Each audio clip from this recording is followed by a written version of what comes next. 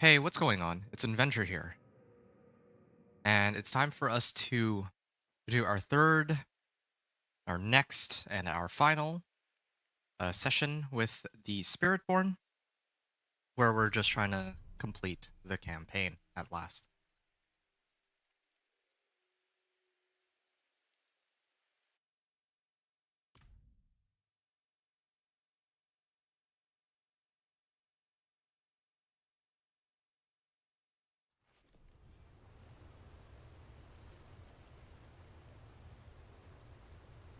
So when we last left off, we actually got kicked out of the game in the middle of the cutscene for reasons unexplained. We're back again, and yeah, I went through the trouble of running all the way to the entrance. I went the wrong direction at first, but we're gonna go back to the Tomb of Akarat, and we're going to.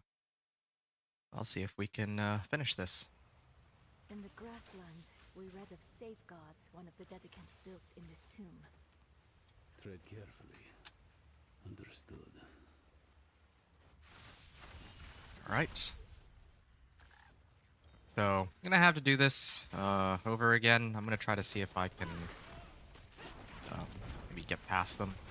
Don't seem to be doing as much damage as before now because the monsters are. Well, I'm level 51, which means that because I'm level 51, the monsters are scaled in such a way where their health is a lot higher than it used to be, like pre-level 50. Oh, do I have to go through this whole area again? Okay, fine. It's okay. But I'm gonna... The floor. Falling away. Are they reaching? Yeah, I'm gonna try to skip past them. Maybe we need to let go One of something second. as well. A sacrifice. The stone. Take it. You know that won't work. It is bound to you. Oh! It actually does instantly kill me. That's kind of interesting.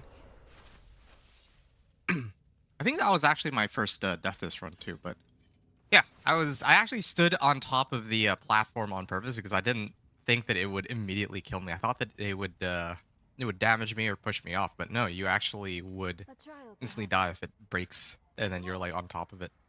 Falling away. Are they reaching? Okay, well or I are can they just letting go? stand here. Maybe we need to let go of something as well. What happens if my I guess my merc would get Take it. You know that won't work. It is bound to you. yeah, I guess my merc would survive I've though. lost everything else. My mother, my arm, myself even. What more do you want from me? The empty space they left. What have you filled it with, Mirel? Okay, yeah, I can vortex him. Oh, Grief. Guilt. Enough. I let it all go. I wonder what happens if I try to put the centipede on a spot that is about to get is about to fall into the ground. No. I feel Cruel.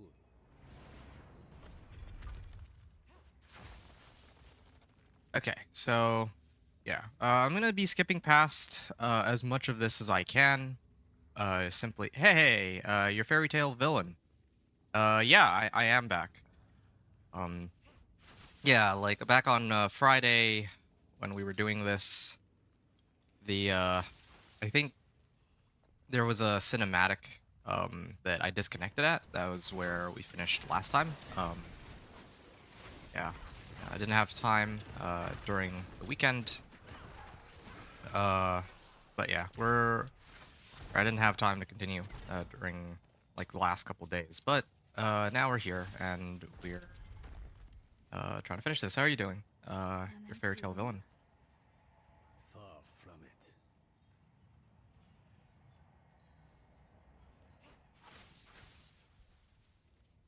That they are. Strength.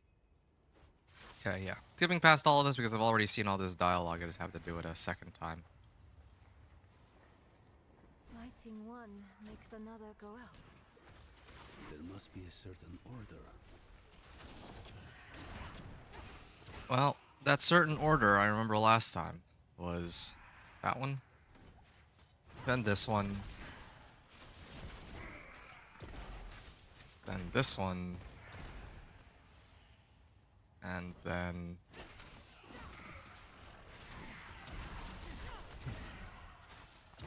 this one. That's what I did. That's what I remember doing last time I did this, but maybe I'm wrong.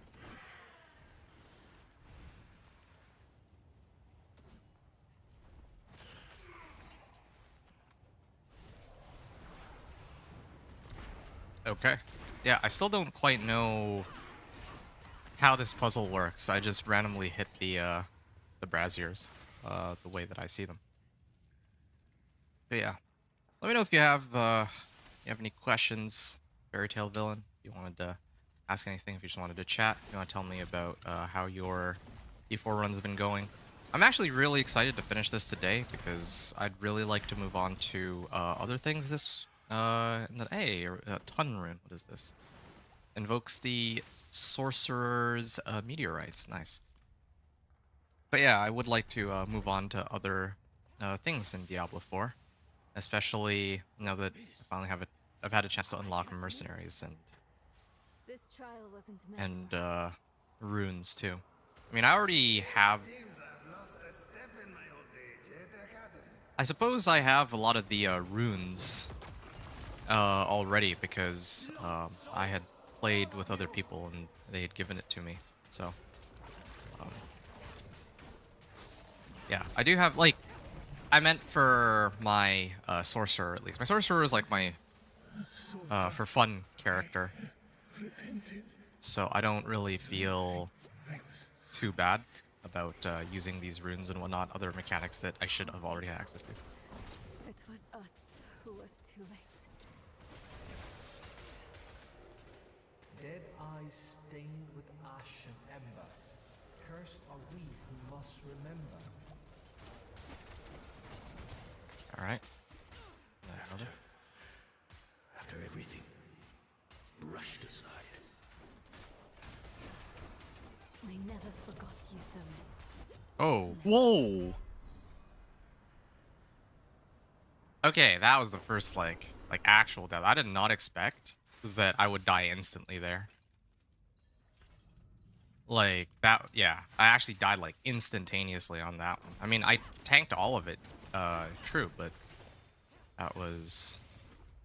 I didn't actually expect that they would do any significant amount of damage at all until it was too late. Okay, well, let's try that again. Let me actually use some of my other skills. I can't move.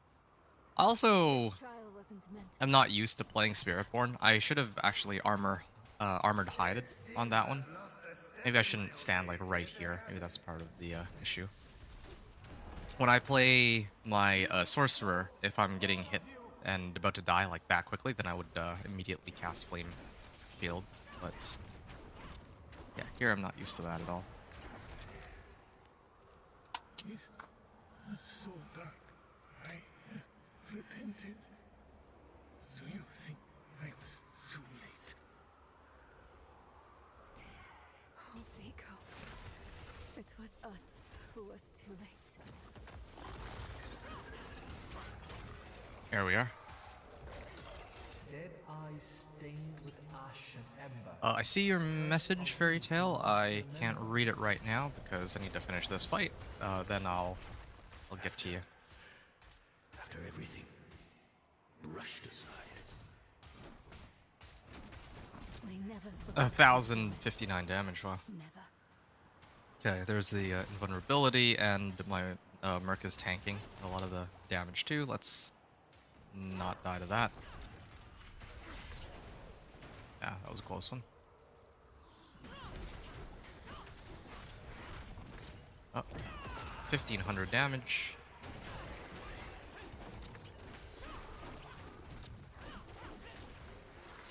Alright, I think we're Those ghosts. done here. Not ghosts, but constructs of the tomb. We knew them once. They Spiritborn helped us Endurance on our way to defeat Lilith, and Glaive. and they all died. Ooh. for it. Where the Dark Wanderer treads, devastation follows. Well, isn't this something? Armored Glaive of Plains Power. This is like a 1.5x damage increase. It's almost double the dexterity too, and like 4 times the health. Like I'd actually be boosting my health, but like from like 300 all the way to 400 just with this alone. And I can't seem to. I guess I can't teleport in this chamber. Yeah, I'm gonna salvage my equipment and then I'm gonna keep continuing with this. But yeah, no, this glaive that I just got is kind of nutty, and it also has a plus damage to elites too. So all in all, this will be a very, very big upgrade, I would imagine. Where's the blacksmith? I remember over here. Good materials here. Probably. I could salvage these two. Oh, this one I can probably use. This one's like a direct upgrade. Yeah, like the difference in power between items at like level 49 and like 51 is so massive. It's like way, way massive. Inner Calm. Let's Inner Calm this one. And I will print it. And I'm also going to replace this with plain damage if they let me. Vulnerable damage is okay too. I think I make them vulnerable, right? So they go. I think this one makes them vulnerable. So this is perfect. And then I can temper this too with Centipede Gorilla Finesse, yeah. Gorilla damage first try, yeah. Okay, this is maybe my go-to weapon for probably the next 3 to 4 levels, I'll bet. Fairy Tale, you were okay, so I'm good having fun with the grind. Okay, I'm really happy to hear that. Currently grinding DC for the cosmetics. Dark Citadel, right, right. Once I'm done, I'll start my barb. You know, I'd actually forgotten that Dark Citadel was a thing and that there's the like for clearing Dark Citadel, you get some sort of mount. So that's cool. Yeah, I hope that you can get all the cosmetics that you need there. Once I'm done, I'll start my barb. Okay. Um, just wondering, do you need any help with getting your barb set up? If you do, I am more than happy to I read of level a you through the gateway pit. at the heart of the tomb. Is this it? Must be. Okay. Alright, and then we have to endure the ritual, and then What's maybe ritual? skip the, You'll see. there. So, yeah, just let me know if you do need help with starting your barb. Can you believe we made it? Okay. I think this is the cinematic that I stopped at last time. You would, Nero. Akarat.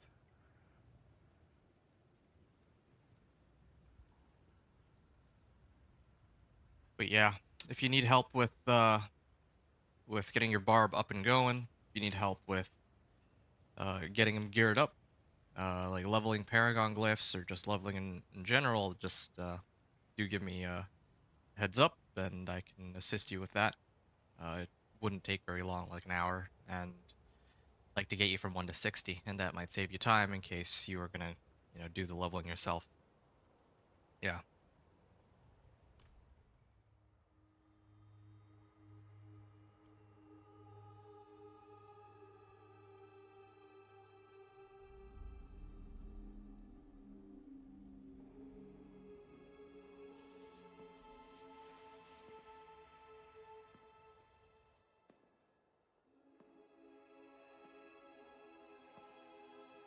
Nice, nice.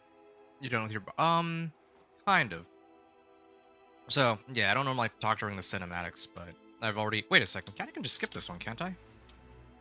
I don't remember if I have seen this one. Like I was in the middle of a cinematic and then it cut out. I think it was this one.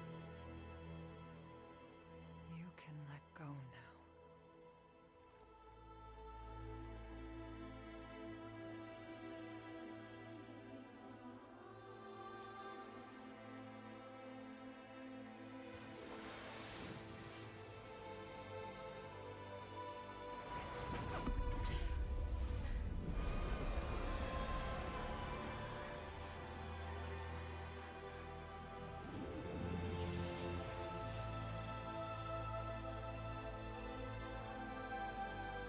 But yeah, you're welcome about if you can still hear me over the cinematic. But yeah, you're welcome for the offer. Um, yeah. Okay, you like the slow grind? That's good to hear. What do you plan to, or how do you plan to level with your barb? Like, what build? And then are you gonna like go through the campaign again? Are you gonna run Hell Tides? Like, how's that gonna work for you? Regarding my barb is I dreamed of this moment for so long. At last, my mind is quiet. my barb My is own. mostly done. I've cleared. This will be a far better warden for that stone than I. I think this was it. Sorry, I'm gonna be quiet on the Thank you for cinematic helping her. because I think this part I didn't see it. Don't.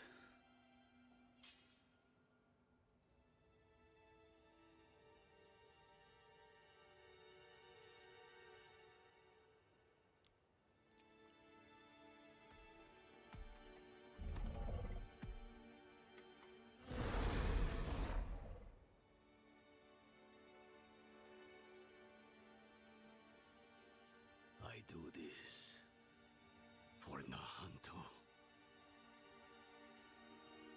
Spirits, forgive me.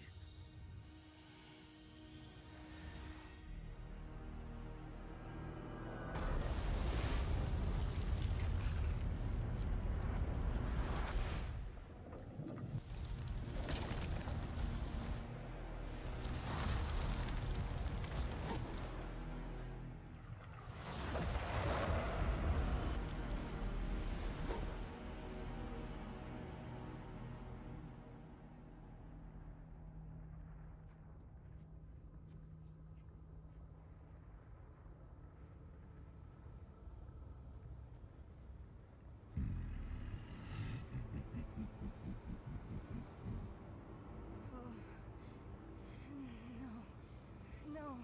Where is it?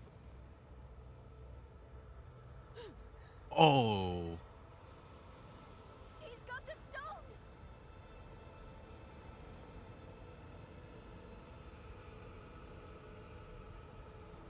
Hero. You deserved better from me.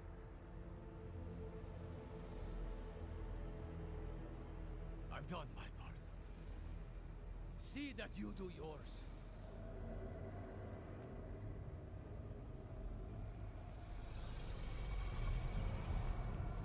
This is not the end I wanted for us. Enough! Damn your games and your lies! Such sweet hatred.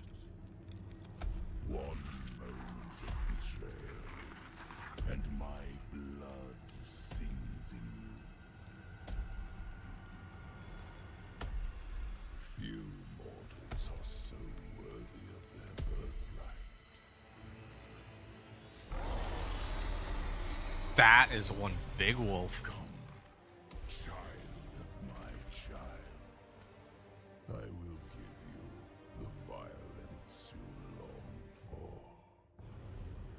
Domain of Mephisto, harbinger of hatred. All right, come on, Mephisto, let's go. Keep them away from Akarat! Right. None Wait. of your attacks are doing anything! I know you're tired, Akarat. We need you just one more time.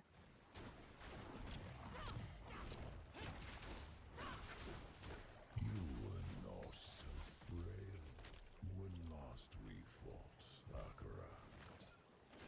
It was a waste to give away your strength to this mortal.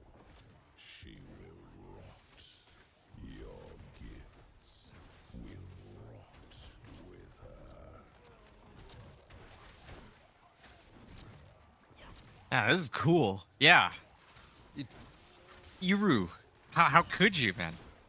The like, Yuru's just taking the stone and running. Like, where's he going with it? Does he like leave with Mephisto now? All my time, death is the first weakness of humans. make us weak, Wolf. It makes us Ooh. matter. You are a given, but we are miracles, each. Oh, he's vulnerable. Akarat is attacking him from within. Mephisto is vulnerable now. Look, a shred of Akarat's essence. Take it. He's sacrificing himself to hurt Ooh, Mephisto. that was a lot of damage, and I'm Find a better vantage. full barrier, full vigor, or unlimited vigor.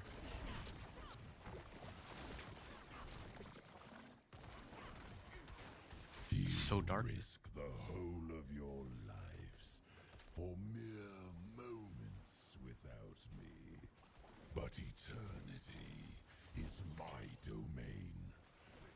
I will rejoin you soon. There's too many! Which will it be, Lion?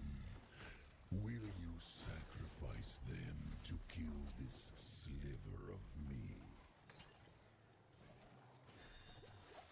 How did she get over there? She said better vantage, but there's like no way to get there. How human of you. Thank you, Akarat.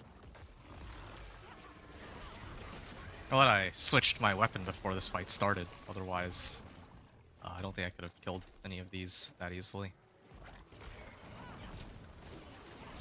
By the way, yeah, villain, regarding my barbarian, I have hit World Tier 4 with it, so I'm probably going to be shelving it at least temporarily. I want to focus on my sorcerer. The Like, seeds of Eru's betrayal was sown by your disregard for his precious spirit realm. You placed your quest above Nahantu, above him. oh yeah, he's got like unlimited life right now. Little effort to sway him to my side. Strike true, Wanderer. Hold nothing back. He will die this time. All right. And I with him. But This is the only way! Honor his sacrifice! Make it count!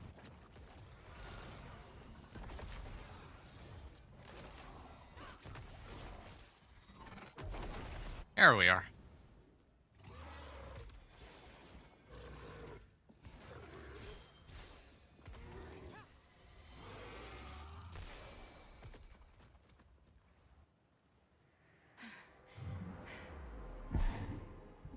Done.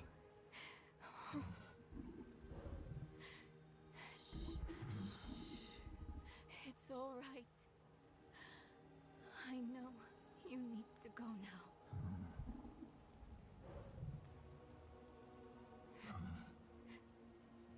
You've done more for me than I could ever imagine. I promise I won't forget. I promise I won't give up. You don't need to look after me anymore.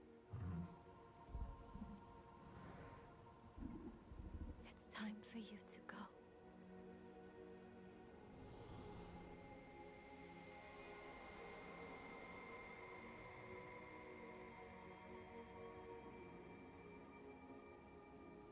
When death first came for me, the embrace of the spirit realm awaited.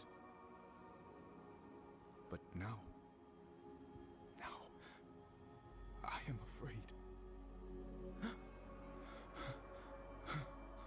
Mephisto's voice has been silenced, but hatred, like fear, persists. Remember this in the days to come. That in the end, Akarat was afraid. Akarat, wait! Will I ever see you again? Yes, Nerab. You will.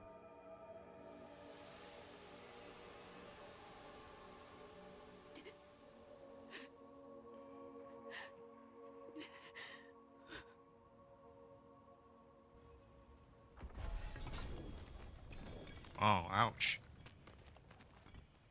Well, that was a really fun fight. Yeah, I'm glad I stayed quiet for that, so I could just kind of listen. That was really cool, all of it. The dialogue, the what I presume is a betrayal from Iru, uh, taking the stone and Akarat's body and just running away with it. I mean, how? I mean, I was gonna say how could he, but yeah, I'd be pretty.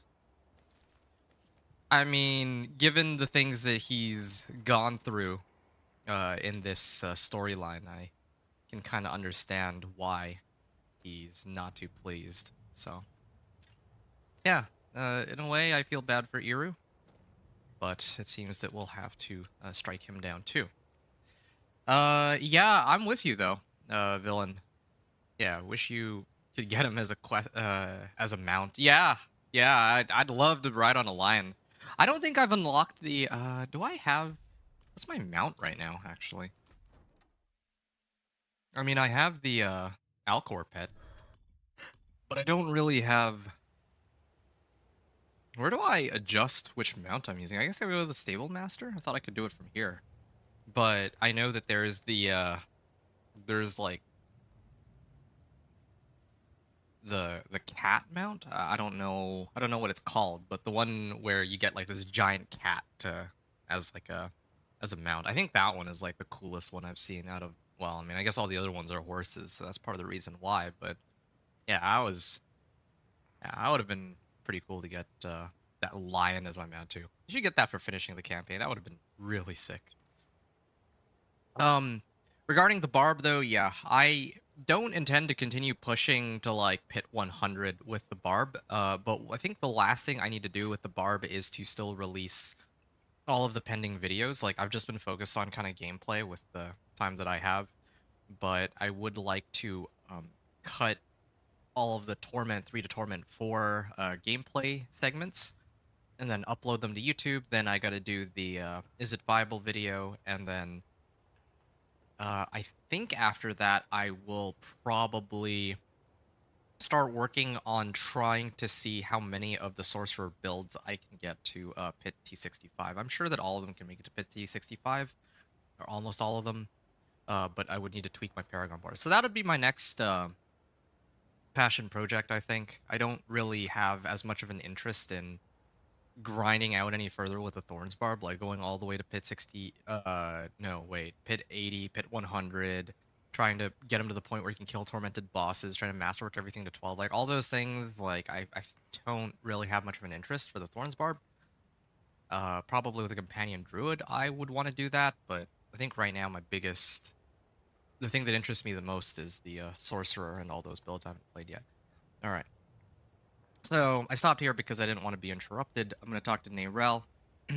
Like, I didn't want to be interrupted, or I didn't want to interrupt the rest of the dialogue that might come since we're at the close to the finale of the game, I guess. All good things. False prophets, fallen saints. Quest 4 out of 7. Speak with Nayrel. Nayrel and I slayed the Harbinger with thanks to the sacrifice of Akarat himself. Iru has disappeared with Akarat's remains and the Soulstone. So, is Akarat truly gone? The spirit is now. Joining with Mephisto made it possible for us to win. But it cost Akarat his immortal soul. It was torn to shreds. I don't think there's anything left of him. He has given enough to Sanctuary. I wish there was something, anything, I could do for him in turn. I find this Akarat to be a bit of an interesting character. Akarat truly gone. But I do admit, though, with all the things that have happened in the past few Diablo games, you would think that Akarat would show himself sooner for the events of Diablo 1, 2, or 3, but whatever. The herald we saw in Hell felt like a puppy compared to that beast. We should have put him down then. The Soulstone was originally tailored for Astaroth. It was never meant to contain a primeval. Oh. Mephisto was getting stronger and stronger inside of it, and the herald with him. It was only a sliver of him. But he is immortal. In a way, you kill the sliver of infinity. Next time, we'll finish the job. All right. And then the big question here, the million-dollar question: what could Mephisto want with Akarat's body? That corpse laid in the spirit realm for over 1,000 years. Who knows how much power it holds now? And Mephisto has puppeted the bodies of enough saints to give me an idea of what he's planning next. Is he gonna take over Akarat's body? We have to stop him, no matter what. Let's find Eru and get some answers. I keep calling him Yuru, but I guess it's Eru. We need to find Eru. I think I know where he might have gone. Reflection's Edge. He's portal to Reflection's Edge. Oh, I got a level up from that.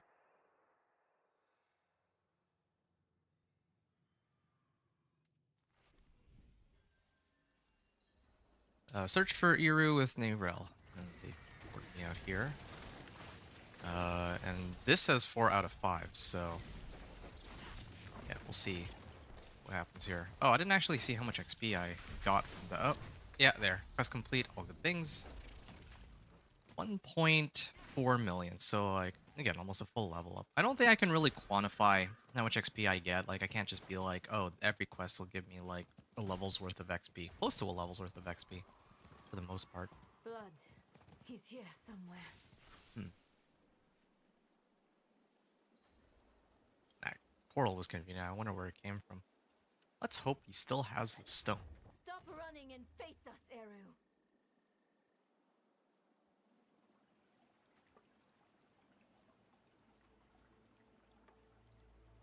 There will be time enough for that, my friend. We aren't friends. You've made that more than clear.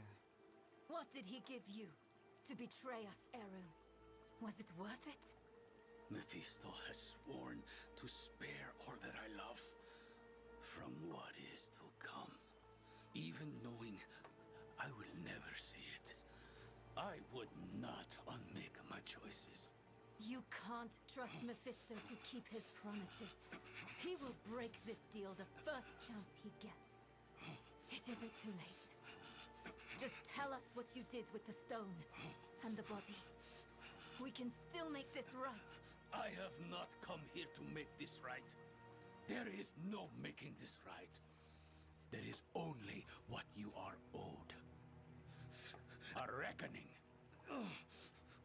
Today, I have chosen to break your trust. And every day I live, I must choose to do it again. And I say to you that I am not that strong. Enough of this. Stop making excuses. Here is what you want, then. Here is your vengeance. Come and take it!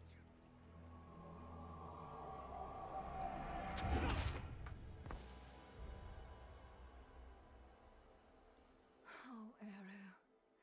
He picked a fight he knew he wouldn't win. Bringing Mephisto into the vault nearly killed him. And when it didn't, he asked us to finish him. To end his pain. You're sure this is the right move? Letting him go? I know how it feels. To carry the guilt of hurting someone. And I know too well what it's like to wrestle with the Lord of Hatred. Eru made the only choice he thought he could. It's infuriating.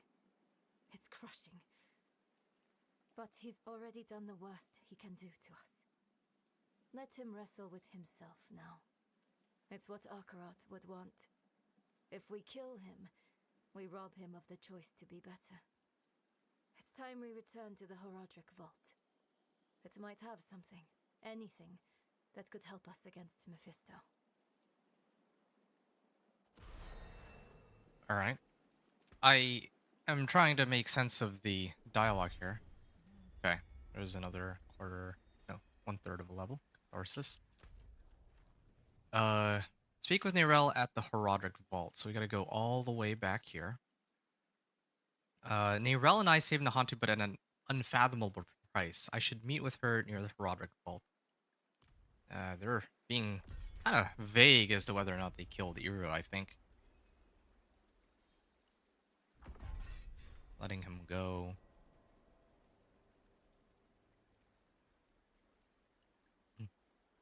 Let him wrestle with himself? Like what, in the spirit realm or like here?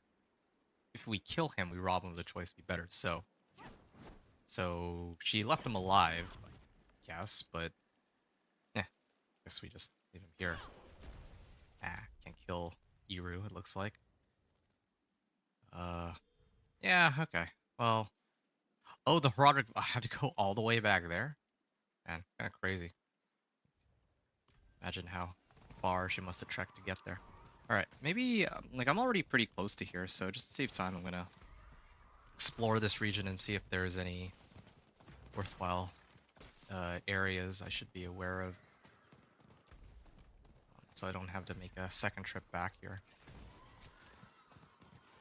Like another city or something. And then there's one more there.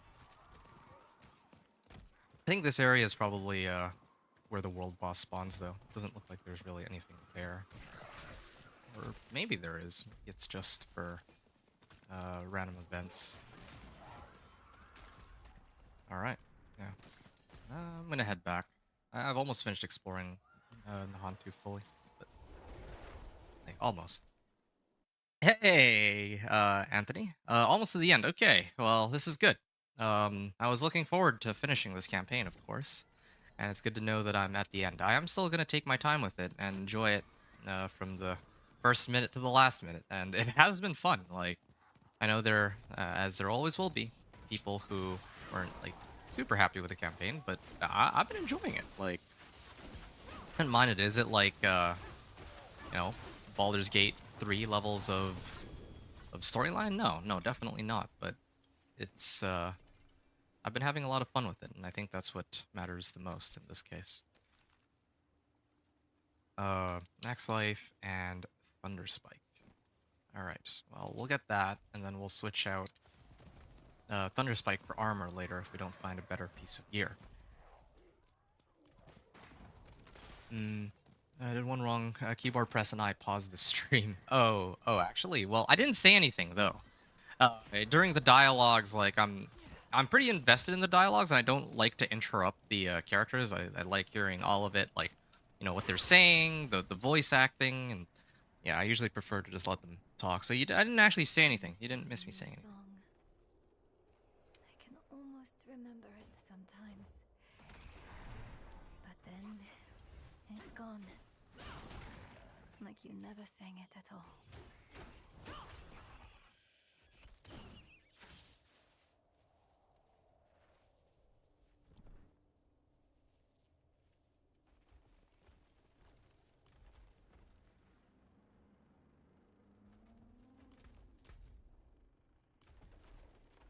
Maybe everything before Mephisto is distant.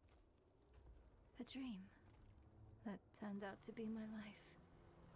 I remember she loved me. And that's enough.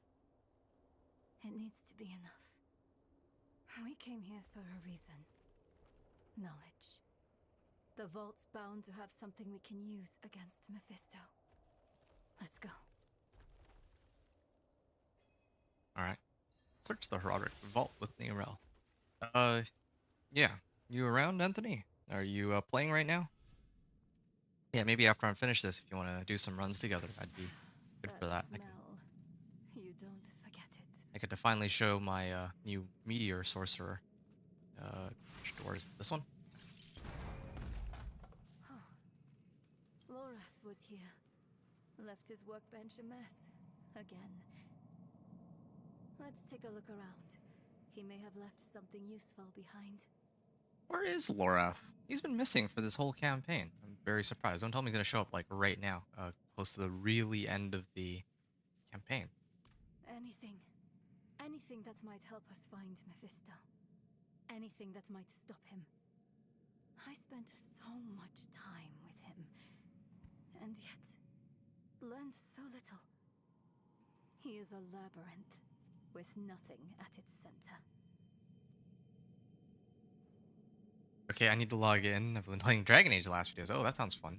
I mean, no pressure, of course. It was just in case you were doing runs of something already. Um, that was mainly why I was offering. But yeah, I mean, you can just do your own stuff. After this, I'll probably just maybe chill a little bit with a Meteor Sorcerer, just show that off. Today I didn't have anything too crazy planned. It was just supposed to be me finishing the Spiritborn. Oh, after I finish the campaign, I also need to hit Torment 1 first with the Spiritborn. So I might actually still be a bit. So yeah, no rush, no pressure. Note to self is I guess this is from Lorath. Must ask Neyrel for that spell to speak with the dead. Can't remember Donan's method for organizing books. Kidding, he wouldn't tell me anyway. Some kind of mnemonic? What in the hells was it?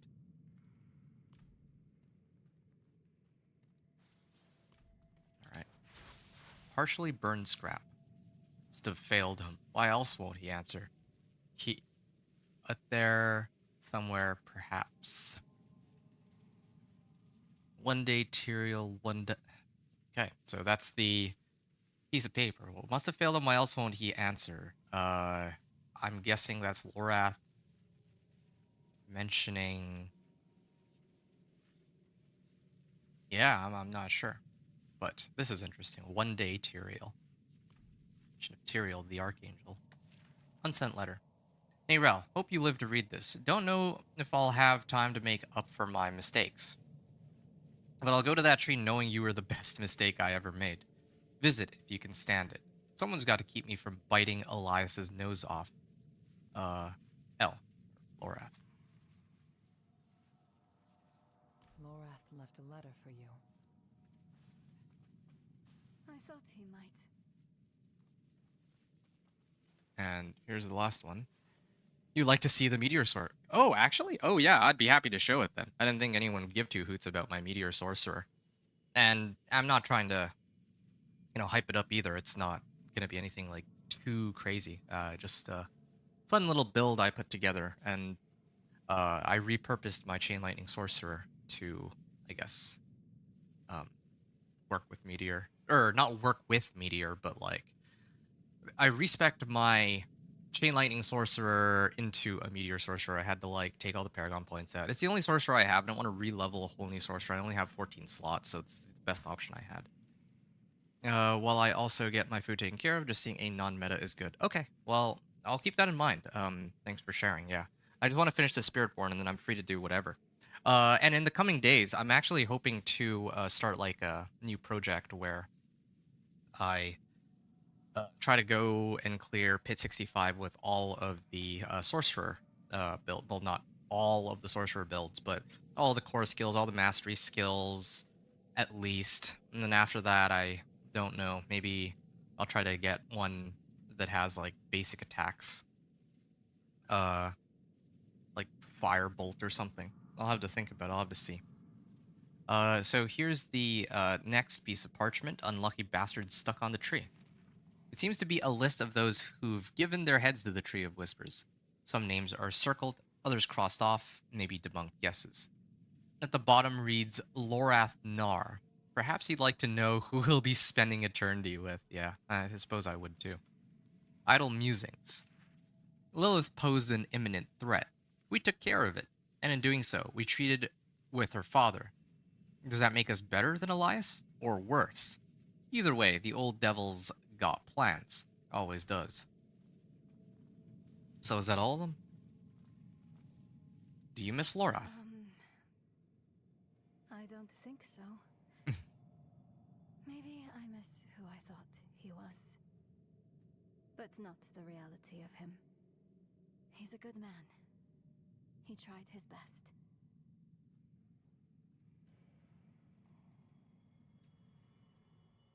I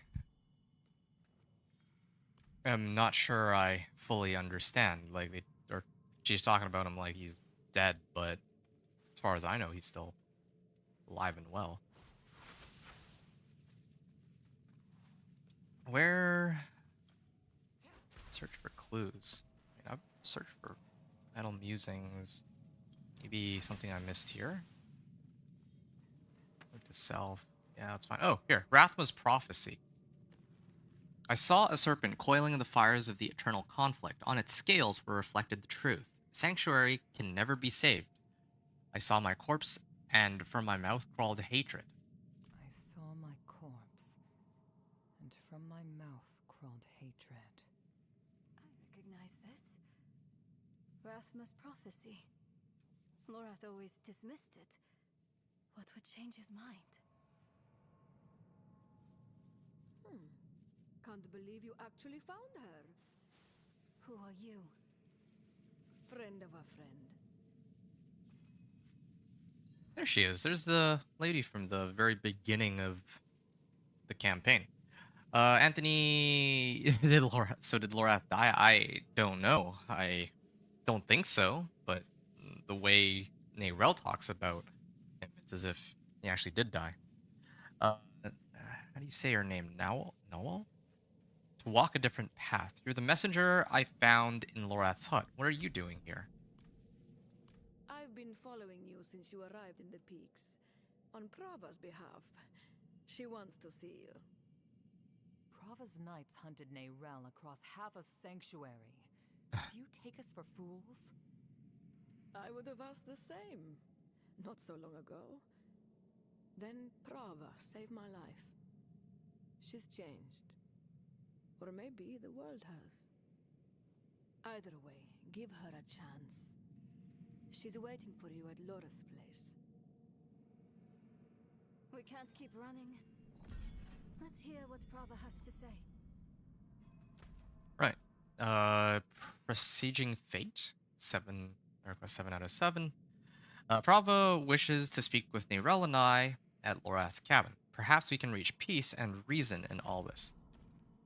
Now, what's interesting to me is that after I complete this, there's still at least 1, 2, 3, 4, 5, 6, 7, I think, or 7 or 8 locations that I can see that are unexplored.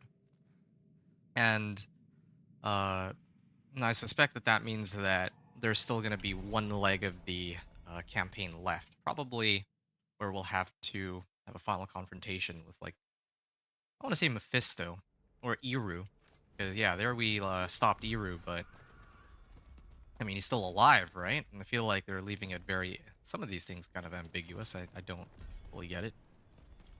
But yeah, I'm thinking that we'll probably have to take at least one more fight against Iru, who's controlled by Mephisto. I think that would just make the most sense. I mean, he did make off with the body and the soul stone.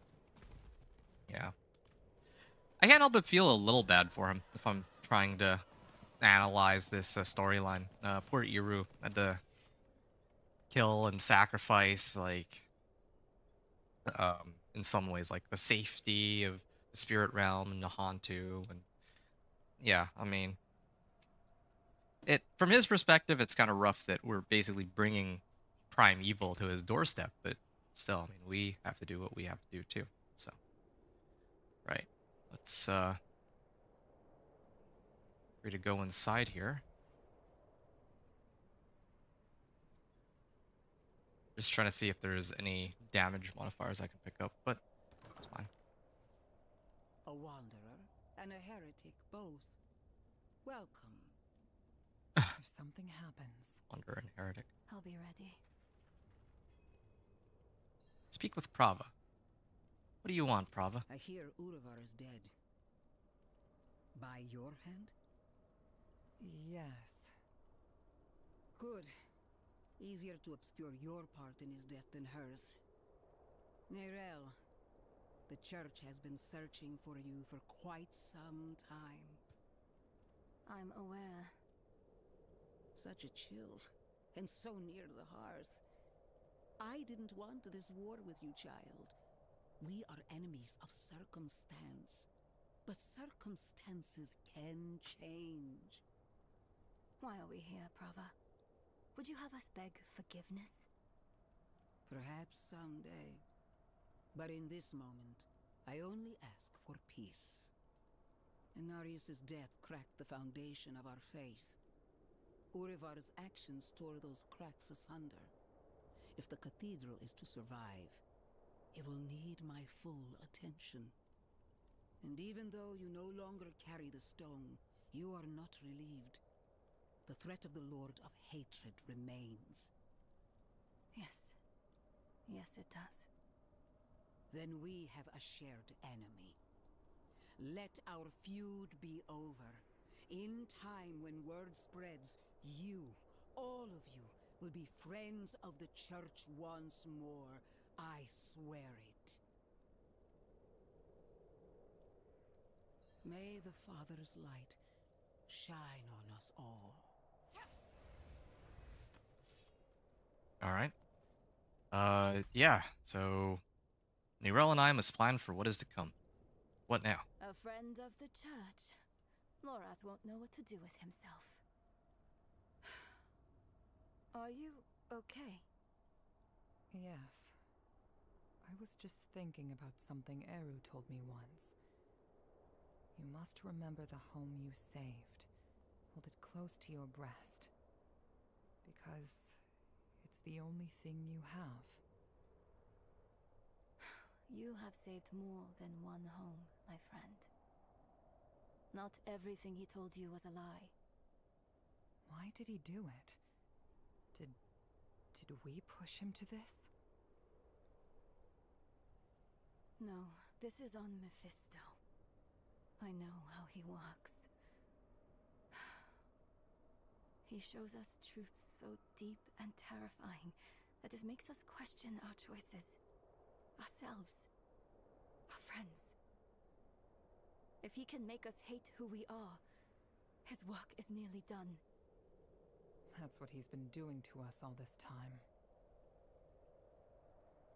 But it didn't work on you. And because of that, I am free of the stone. And we are standing here together, ready to face whatever comes next. Nirel, promise me something. Anything. When we find Mephisto, you let me be the one to kill him.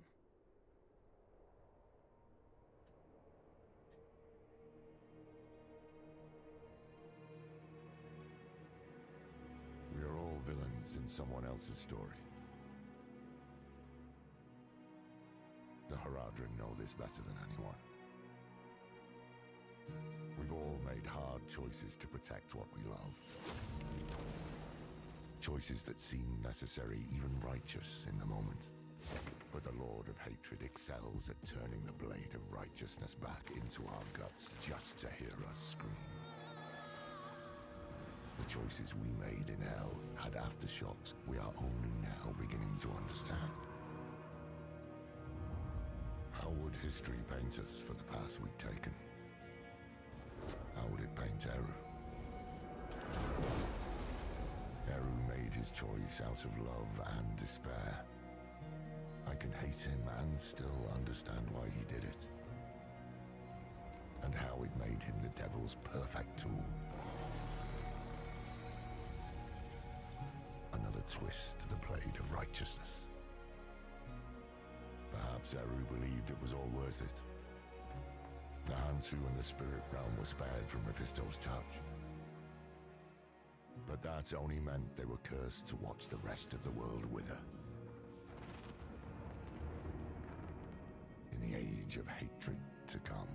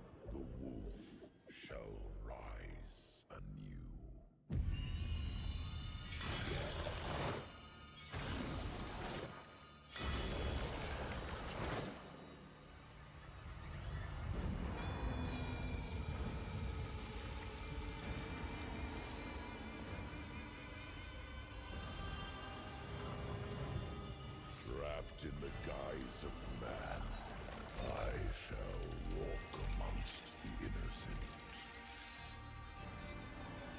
And there will be no salvation in the light.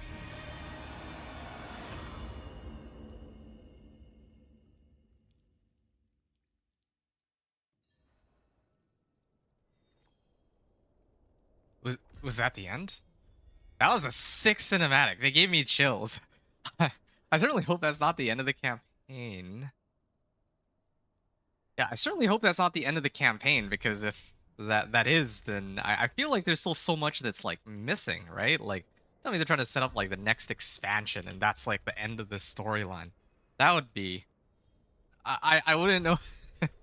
It's like, that was a complete the Vessel of Hatred campaign. That was it. That was the end of it. Really gonna just leave us on another cliffhanger. I've come all the way from Kurust to find you. Okay. Needs of a champion. What is it you want? And rewards garb of baleful intent appearance. Ooh. Courier from Nahantu has arrived outside of Lorath's windswept cabin. I should speak with her. Alright, Galleon. Herald of Ormus. What is it you want? Sent by Ormus. He asks that you visit him. He has need of your skills. I'm gonna assume this is Dark Citadel.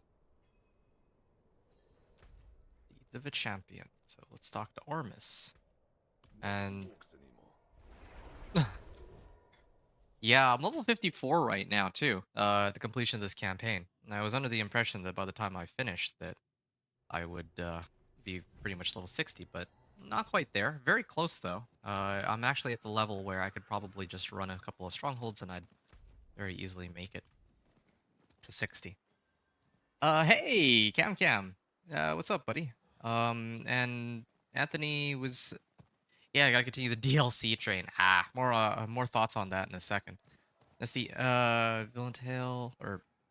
Fairy Tale. Was, yep, that's the end of this expansion. Apparently, and I see somebody here, so I suppose it probably is. Mercy Undying. Iru made a deal with Mephisto. He betrayed Akarat to save Nahantu. Disgraceful. Eru has made a terrible mistake. A mistake Ormus understands, but a mistake nonetheless. If he ever returns to us, he will be punished. He deserves death. He deserves to make amends. It's what Akarat would want for him. And then there's, I think this is Maka's ashes. Poor Maka. What do you need from me, Ormus? Ormus sees you. He sees all the good you have done, and that you are desperate to pursue the Lord of Hatred. But Mephisto's plans have yet to be revealed.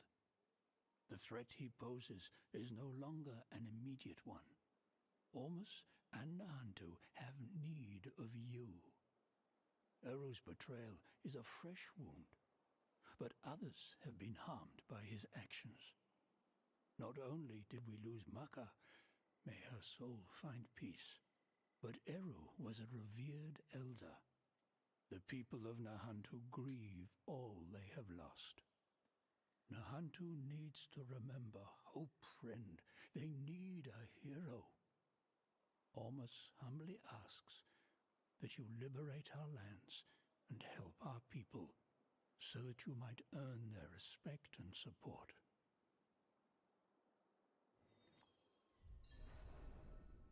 Nice. Stronghold discovered. Kitchuk. Oh, conquer the... Okay. Okay, so objective here for Deeds of a Champion. Conquer the Stronghold Kitchuk. Complete the quest line Tenets of Depravity.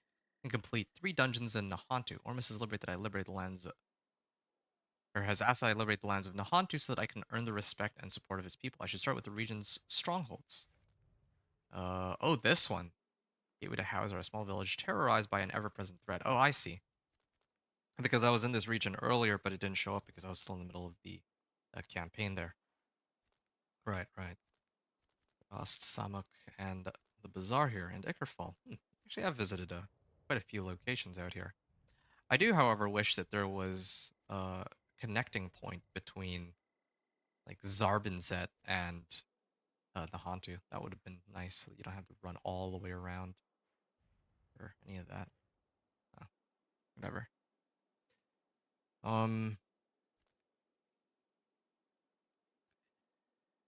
Yeah, so I think at this point,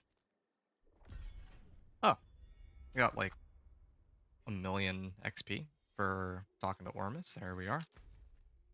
I mean, the campaign. Oh, this is still technically part of the campaign, but I mean, now that we're at the, I guess the end of our little journey here, I'm gonna kind of share my thoughts while I make my run over to Kitchuk and I start doing these, yes, missions that they are giving me to do.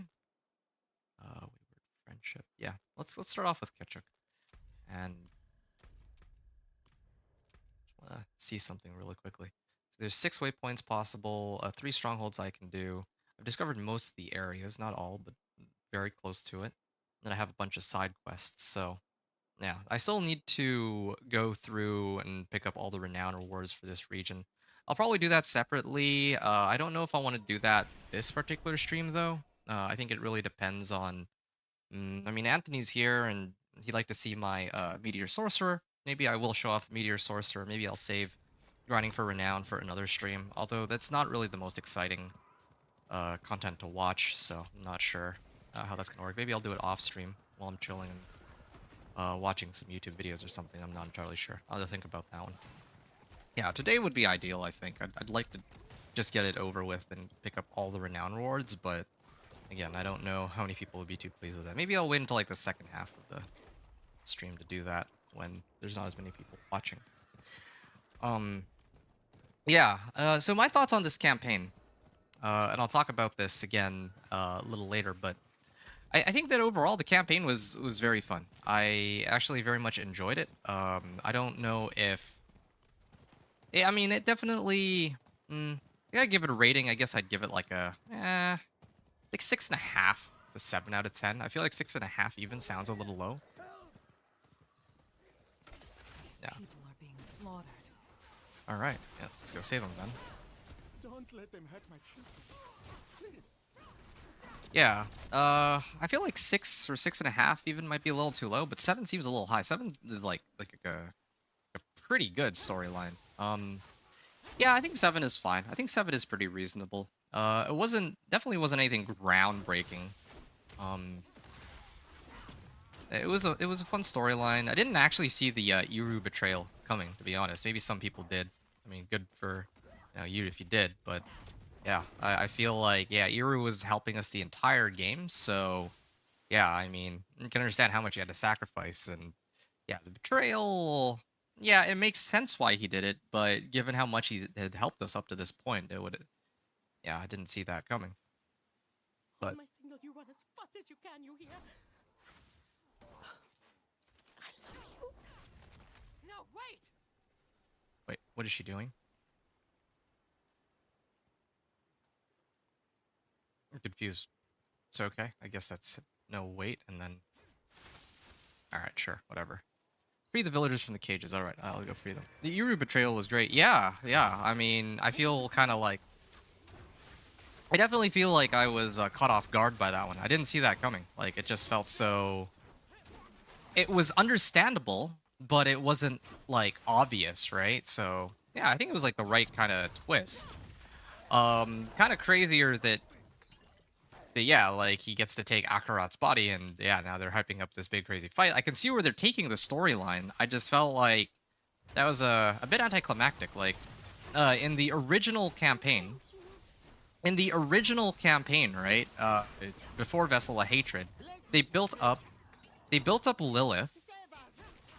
They built up Lilith for like 5 or 6 acts, and then in the final act, you actually get to fight her, right? Like, actually fight her. And prior to that fight, all of the characters get a chance to shine, like, or not necessarily shine, but you get to see all the characters. Prava, Inarius, Neyrel, and even Donan, right? And so the natural conclusion, like, everyone kind of meets up at the final spot. You get to fight the big bad. Not killing me when they had the chance. The big bad, and that's Are you going? Don't leave me. Wait, what is happening here? Why do I have these random 2 followers just that are tied to me? Well, whatever. Yeah, so in the original storyline, like, yeah, all of the major characters showed up in the last parts of the storyline of the, like, last act.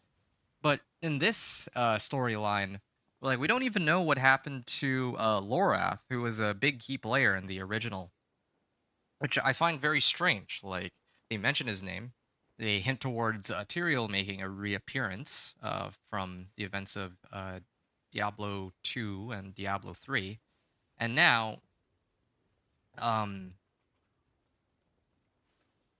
well, yeah, like Eru's fate is left a little ambiguous, and they could have at least like taken him to Kurast or something. No, nothing like that. Very Not done yet. I can still fight. Oh, I see. So we get some people from this region to help us as we go through it. Okay, that's cool. But yeah, I guess my 2 biggest complaints easily is some of the characters are missing, and the last fight was a cool last fight. I did get chills from the cinematics that they provided, and uh yeah, the dialogue was fun, and yeah, the fight itself was good, but it felt like a major boss battle rather than like a final boss fight, you know? When I had to fight Lilith at the end of the original campaign, now that was a tough fight. Like, that was a fight that was worth going through the entire storyline for. And then at the really end, yeah, like, it was a challenging fight. It had 2 phases. It was um very like a fight that actually matched the intensity of like everything that was built up. But this time with this storyline, it felt very abrupt. Like, I wasn't expecting that. Oh, yeah, we managed to get Akarat's body, and now, um, oh, what's that? You betrayed us. Oh, and now we have to fight like the Herald of Mephisto, and that's the end of the campaign pretty much. It did feel very abrupt. I think that's my complaint with it. So it was short and sweet in a way. I think that was only like 10 to 12 hours for me that I had spent on this, kind of going through it very slowly, listening to every piece of dialogue and the voice acting for it. But overall, I think that, yeah, like some of the boss fights were very anticlimactic, for lack of better words. Especially like, yeah, at the end of the second act, we had to like kill Uravar. And be honest, yeah, given how much I hated that guy, it felt very it wasn't even like a fight which involved like a ton of mechanics. It just felt like I was fighting another knight, like a really big knight penitent. That's what that fight was. So yeah, I think overall that those would be my 2 main complaints for it. Survivors. We need to regroup. Count the dead. Reunite with the survivors? What is this even? Okay. I'm level 54 right now, right? This should bring me to close to 56.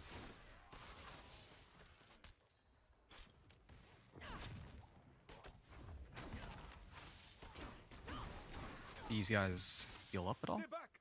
They're hiding in the caves. Kitchik from the Lakuni. Sure. Yeah, but the stronghold's kind of cool though. I'll give it that. Yeah, so those are my 2 cents on the campaign. The gameplay was pretty fun though, going through the progression. I love the amount of XP we get from it. But again, I just don't see that that's something that they're going to keep next season.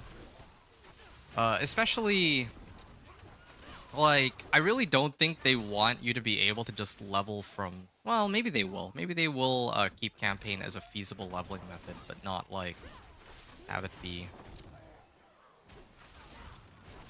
too much XP. I think they might tone it down a bit. I think I talked about this. But I think one of the other things is the pit.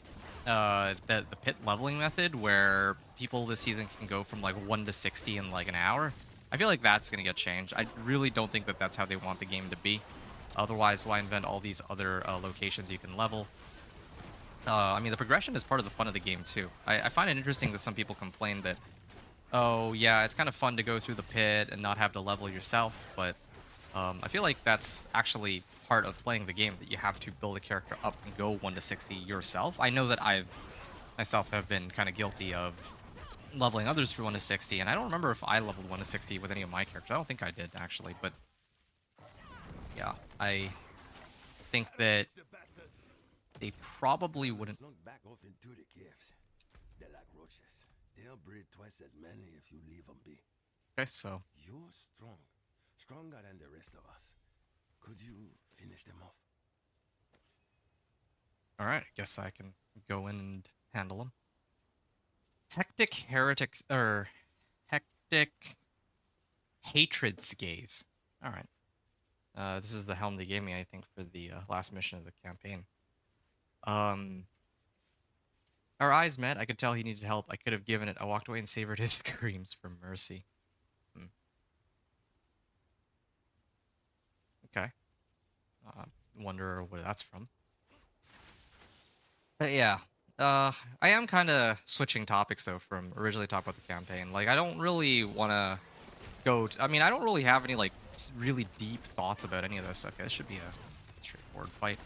I don't really have any like deep thoughts about the campaign. Like, I don't really take these like Diablo 4's storyline super seriously. I just want like a somewhat acceptable storyline. There's definitely some questionable things here and there, and it's accepted for, you know, I want to say like mindless fun.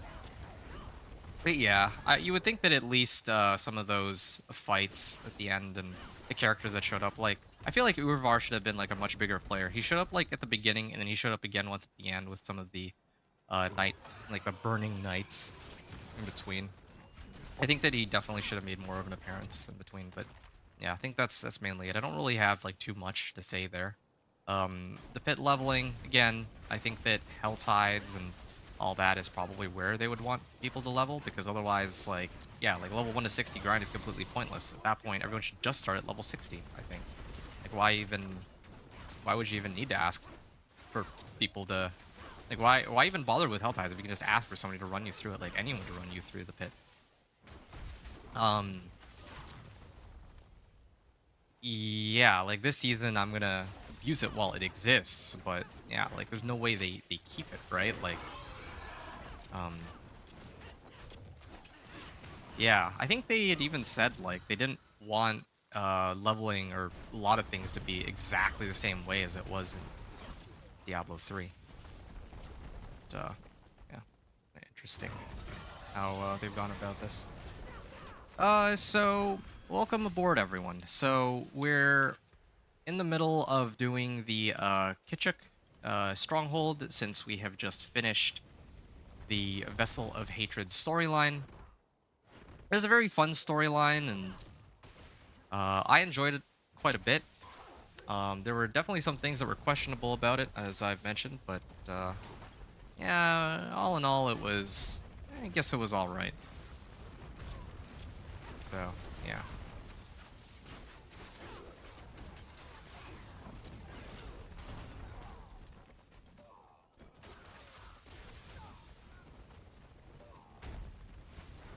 Escape the cave and find Ketsi?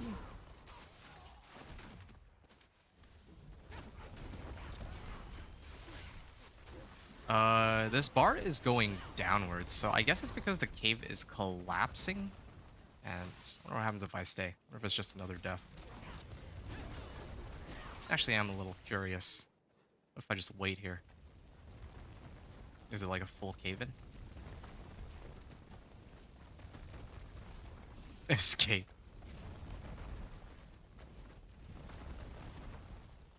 So. Okay, yeah, it doesn't even instantly kill me. It knocks me down, but yeah. Alright. Slay the Dweller in the Dark. Oh, he was like 1 health. Find and talk to Pizza. Pizza? Quiet. Where have the survivors gone? Pizza? It hurts. Oh, okay. And Help us! seems to be a ritual going on here. Kerma Blood Bargain.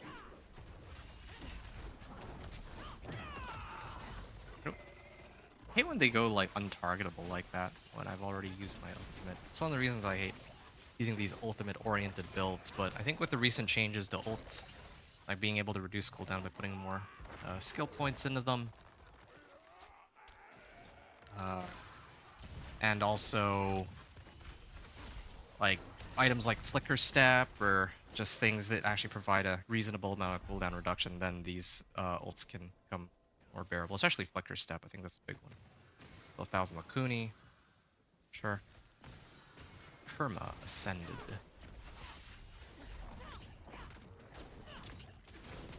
And there we are.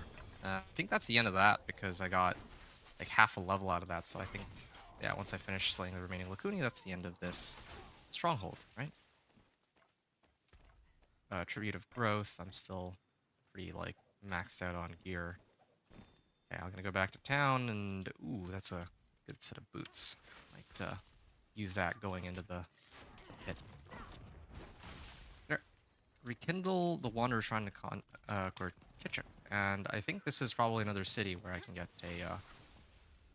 a waypoint here, right? That would just make the most sense, I think. Given the way this region is... Yeah, there it is. Given the way this region is laid out, it would make sense that they would have some sort of waypoint here. Caves of Kotokui. 1% increased armor and 3 thorns per 1% missing life. Okay. And I'm just going to explore this area really quickly. So we finished one of these. I got to do questline Tenets of Depravity, and then I got to complete 3 dungeons. I guess I could do that really quickly. I don't really know which dungeons I really need to do, though. That's like the main thing I'm a little curious about. Alright. Kitchik itself gave me a sizable amount of XP, too. Alright, and yeah, now that I'm here, I can read through this.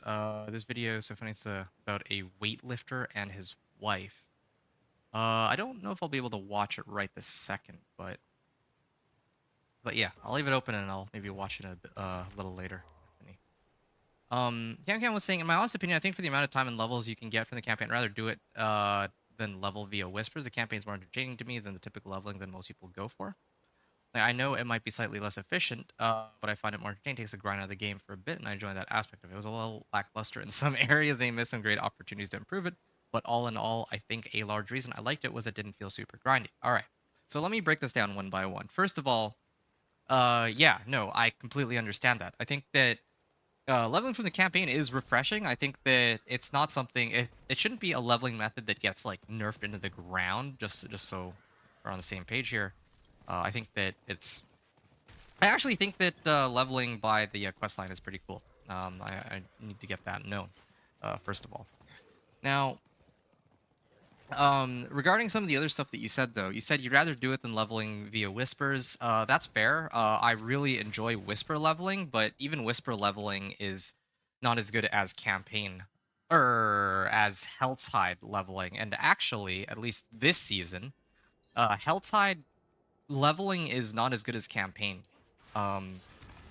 Yeah, like if you're leveling solo, as far as I know, the quickest way to do it without outside assistance, like either by caches or getting help from other people by running through like the pit, the best way to level is actually to go through the campaign. Funny enough, because you said that it might be slightly less efficient, but the only thing it's slightly less efficient at right now is in comparison to methods that require either a second character or a second player. So like me running you through the pit or you grabbing like whisper caches from a different character. But when you're talking about like leveling via whispers, I assume you mean like actually going through with, like in my case, I would be going through with my Spiritborn right now and going through the whispers one by one. Like that kind of leveling is actually fairly slow compared to other ones out there. So I do need to clear that up. And also perhaps clarify what I meant when I said whisper leveling, because I know that one of the methods people discover to level is you can get a bunch of caches on like a different character, and then you can just bring them over to a side character and just mass level them by opening up caches like really, really quickly.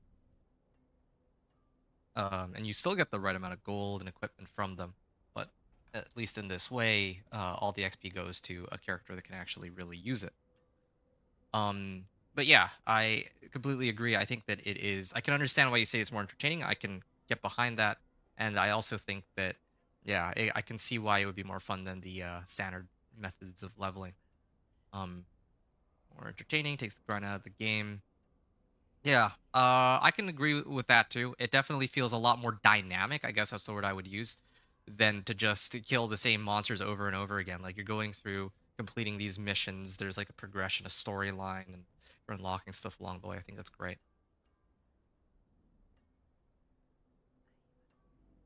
It was a little lackluster in some areas, and they missed some great opportunities to improve it. Yeah, yeah, definitely the campaign itself, like using the campaign as a leveling method is good. It's great actually. It's currently the best solo leveling method as far as I know. But in terms of the campaign itself, yeah, the campaign definitely could have used some work. So on that we can agree. I think that it was like not bad, but it definitely wasn't like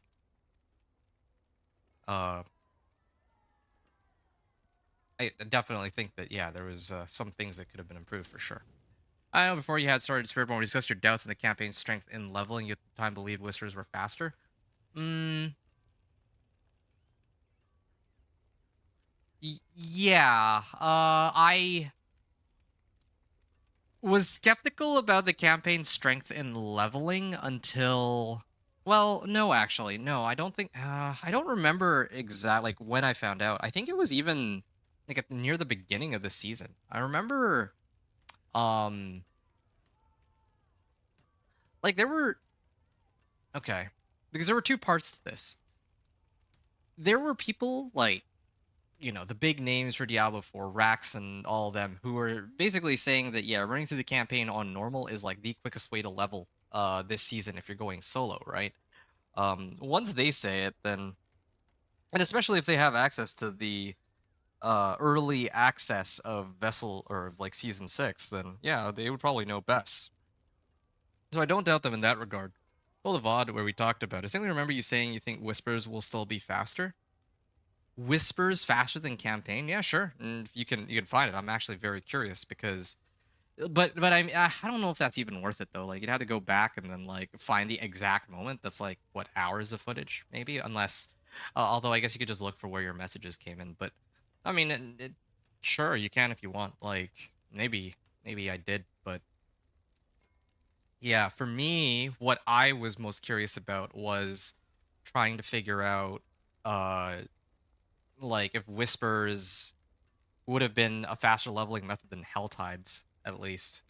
Against campaigns, no comparison, but against Helltides, I kind of wonder about Helltides because I know that, some people don't have access to Vessel of Hatred campaign. That was kind of what I was hinging on with some of my research at the time, but then, well, at some point I just, I realized that there's not really that many people who don't own Vessel of Hatred, it seems.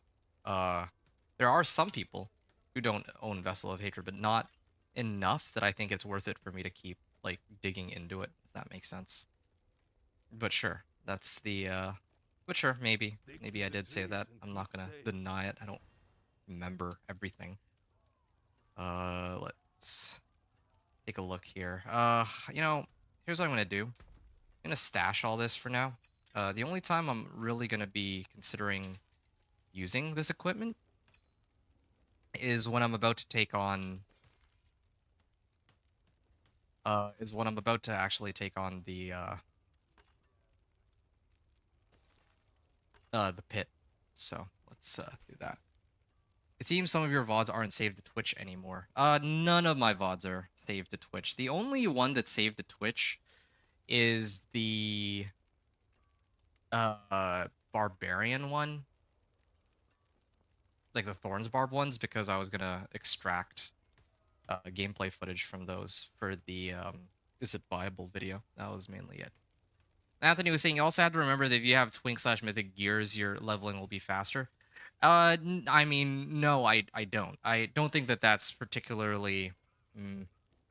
I don't think that's particularly interesting information. Like, yeah, okay, wow, yeah, surprise, surprise. If you have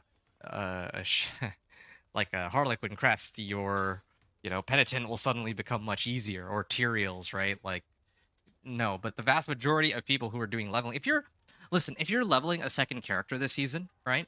Then odds are you're probably like, if you have like Tyrael's and everything else, like, you know, um then at that point you're very well off. I think that for me it's about like going with your like first character with no outside assistance.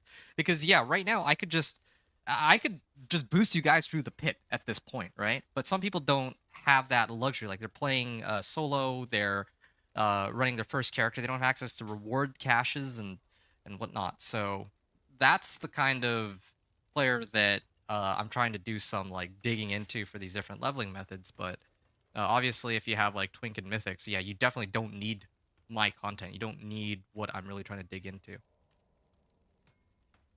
And yeah, Cam Cam's got a good point there. Yeah, we typically don't do Twink gear for the sake of new player content. Exactly. And in fact, I was trying to take it one step further by not doing the Vessel of Hatred stuff. That was the whole premise behind me comparing Hell Tides as a leveling method to Tree of Whispers and all that. So, yeah.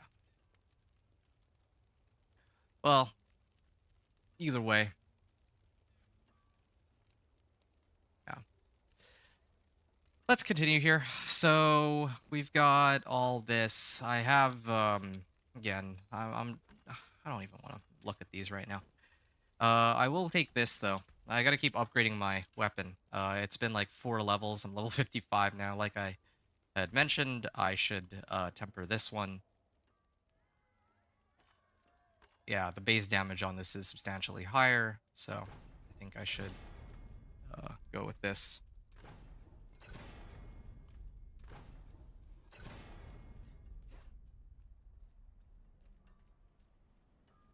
And my life is at 552, so maybe we can actually roll it to something even higher with any luck here. Hey, 186, nice. So, yeah, we're gonna lose out on a bit of additive damage, but I think that is totally fine. We're gonna go Inner Calm here. This piece is a dark responsibility.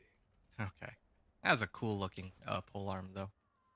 Yeah, so let's salvage this, and I guess we are gonna go through these dungeons and trying to go through them bit by bit.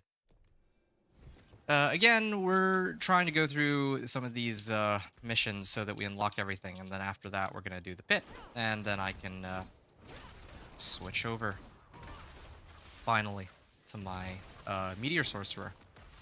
Which again, it's not amazing, but it is off meta, so we can have a little bit of fun with that. Impressive, unfortunately. Ooh. That was overpowered for like 2,000 damage there. I have Inner Calm on this, right? What I should have done is I actually should have tempered damage on my gear, like my gloves and my rings, since I wasn't really planning to sub them out anyway. Yeah. So that's another thing to keep in mind. There's tons of, yeah, like, I think for me, like, new player content, as Cam had put it, was actually quite accurate as for what I'm aiming for here. Like, yeah, if you have somebody who is already gonna, like, have access to all this stuff, then... And even, like, Paragon points, too. That was another thing, right? Like, if it's your second character, then you're probably, you know, at least at Paragon, you know, maybe even, like, 100. Paragon 100 is not difficult to get to. You'll get there within like a day after you make it to the pit. And then pit 100 to 200 takes quite a bit longer than pit Paragon 200 to 250 is tougher than that. And then finally 250 onward is like a huge slog. Apparently, based on the chart that somebody provided, apparently Paragon 1 to 250 is only a tenth of the journey. And I actually kind of like that system because for the people who are like true min-maxers, they have the option to go all the way to like Paragon 300 if they really want to like get the best possible characters. But for people such as what I presumed would be you people in chat and myself, we're not really gonna grind that hard. Like maybe we'd be interested in pit 100, but we can do that. well, okay, fine, maybe not even pit 100. Let's say pit 80. You know, we could probably push towards pit 80 while having, without having every single Paragon point. Like, we'll probably unlock, like, 80% or almost 90% of the very important nodes just by playing through the game. And then by the time we might be done for the season, again, we might not be there. We might not be at... Okay, they're quarterstaff. Yeah, we might not be at like Paragon 300, but yeah, we have access to all of the multiplicative legendary nodes, and we have all the glyph slots, etc. Yeah. The people who aren't new players likely won't be after this kind of content for education. They would likely be here for entertainment. Yeah, that's a good point too from Can Cameo. But yeah, I think for me, like, part of the reason why I ever wanted to make this kind of content was specifically for newer players. I think like the biggest goal for me was I wanted to make the transition for players from like the start, you know, World Tier 1 and World Tier 2, which is what I consider to be the start of the game. Okay, not counting the campaign, like the actual like multiplayer aspect, I suppose, whatever you want to call it, like post-campaign, I guess. I wanted to make that more accessible to people, to explain, like, this is kind of what my goal is, right? By kind of like showing or explaining. Good. I found a promising ore deposit and could use some help mining it. Wait, what? Okay, hold on. This is kind of strange. I'll talk about that in a second, but yeah. I was under the impression that, yeah, there would be people who'd be watching my content and they would be the ones who are looking for help with, you know, putting a character together because they're struggling, because they might have trouble getting into World Tier 3, World Tier 4. They might be starting, like, completely fresh and they have no idea how to go about that because, yeah, if it's a second character, then even something like this, here, I can go seize the journey, right? Look at this. Look at all these caches I have yet to claim. Like, yeah, just go claim all these reward caches, and boom, your level 1 character will be ready to get up and running in no time. So, okay, well, here's a fun little paradox here. I have Rahir right here as my mercenary. Then when I run in here, he disappears, I suppose, because yeah, this is an event that's tied to Rahir, the mercenary. Kind of funny how they added an event in like that.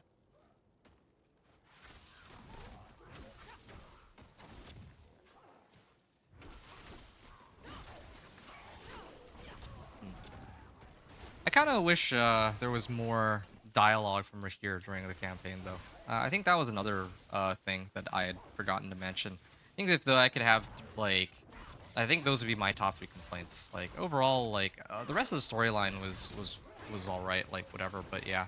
Like, they brought in all these, like, cool characters, particularly Rahir in the, you know, as part of the mercenary. Like, you start off the campaign with mercenaries. And then I thought that there would be more of, like, a storyline associated with Rahir, too. He seemed like a really fun character. And then he chimed in at different parts, but, yeah, I think that having him around, it would have been nice to have him, say more dialogue rather than him just being, like, a... Impressive. That's a good size. Like a nameless NPC after the first half of the game. This place is a little safe. He's a sorcerer. He just has a no animation teleport. Yeah. Hey, 6 bale marks. Nice. Wait. Yeah, I see it. There's a Rahir here and there's a Rahir there. And he's using a different shield, too, than the one that my Rahir is using. Oh, ain't that something. Well, alright. Let's keep going. Down this way, maybe.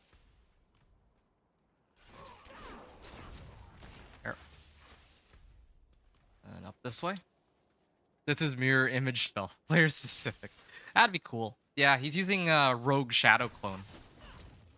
Yeah, that's his ultimate, except it's permanent because he got one of the talents for it.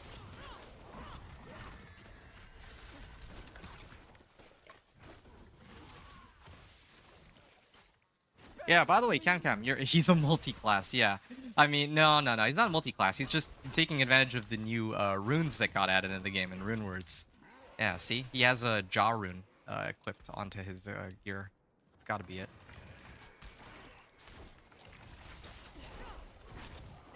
All right, cool. Yes, rewards, yes. Okay, this is a healing well that I guess is not cursed because I cannot hit it. And as far as I know, there's only... Oh, here's the Beastmaster. Oh, I vortexed and he just jumped. Yeah, I've already triggered the well and the shrine and the event. I don't believe there's... Oh, there's a resplendent chest, I guess, that... If there's a resplendent chest, then yeah, that's the other event that I can find in a dungeon. But otherwise, yeah, this is... I think I've done all the events here, so I can complete this dungeon and be done with this. There we are. See, that's the kind of dialogue that I think is kind of fun, kind of cool. Right. Unique quarterstaff, Rod of Capellicae. I think this is the really popular Spiritborn one. I have one, but it's not 750 item power, so I'll probably have to switch it out by the time I finished all this. I'm gonna go back to Kurast Bazaar here, talk to Ormist, and then maybe try and get some more missions. My name then got distracted. What's up? Oh, right. Yeah, I was gonna ask, so as usual, you have your next stream tomorrow, right? I wanted to attend more of your streams last week, but like I think I streamed like Monday and Tuesday and Friday, but then on Wednesday and Thursday I wasn't free. And Friday I also was preoccupied in the evening, so I couldn't attend. Not even to lurk, unfortunately. But if you are streaming tomorrow, I can probably go and check that out. So, yeah, I can at least leave you a lurk. Or who knows, maybe I will. Maybe I can actually, like, hang out for a change. But I'm not sure what my, what tomorrow will be like. So, we'll have to see. No worries, fam. Real life comes first. Yeah, for sure. But still, I do like attending your streams, and it's like, I think I mentioned, like, it's a nice change of pace because I stream like at least, well, no, okay, this week and last week I haven't been streaming as much, right? But like at the beginning of this season I was streaming like 30 hour 40 hours in the first 2 weeks of the season, something like that. All right, here, so there's a new storyline. Tenets of Depravity, Sacrament of the Faithless. His wounds look serious. What happened? He crawled in, barely alive. He says, The damned burned knights. They butcher. The horror. Didn't we already took down Urivar? Faith's torch. Their camp in 7 stones.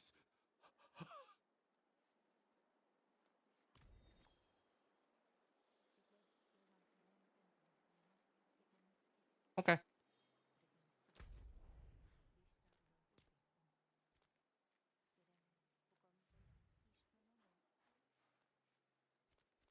Well, it's just kind of cool. So I can head north of Samak now.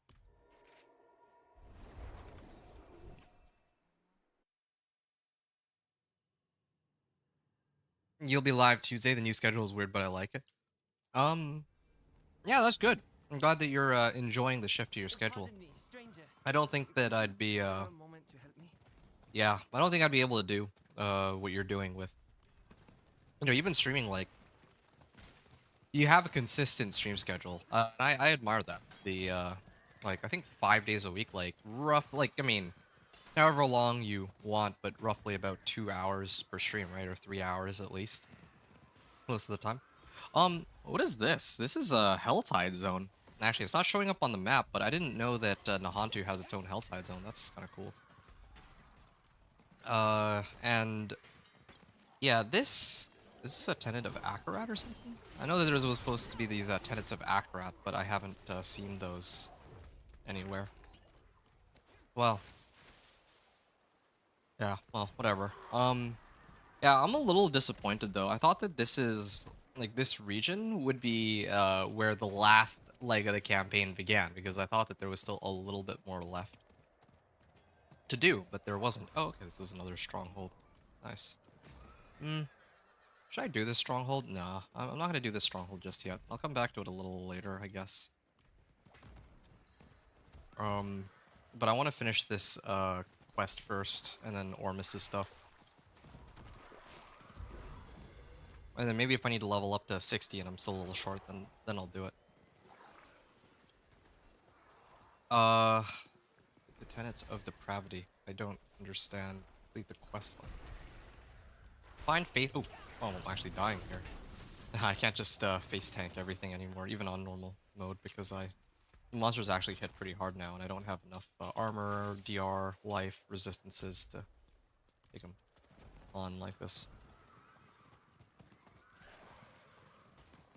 I would speak with Here! you, wanderer. There, finally. We found what we were looking for. Tree, and then there's more unexplored region. Probably go back there, just so I can see all of Nahantu. I'm actually pretty close to unlocking these two rewards, but I definitely want to push all the way to the last Paragon points and max Obels, but especially the Paragon points. That'll just help. It makes such a massive difference. Like, I remember when I used to push for World Tier 3 without the spare Paragon points or without the spare skill points, and yeah, it took a lot longer, like way longer.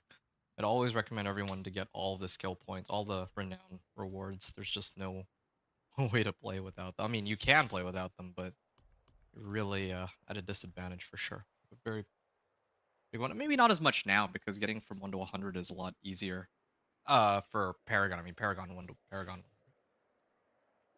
You try to shoot for 4+ hours. It depends on if the stream is going well.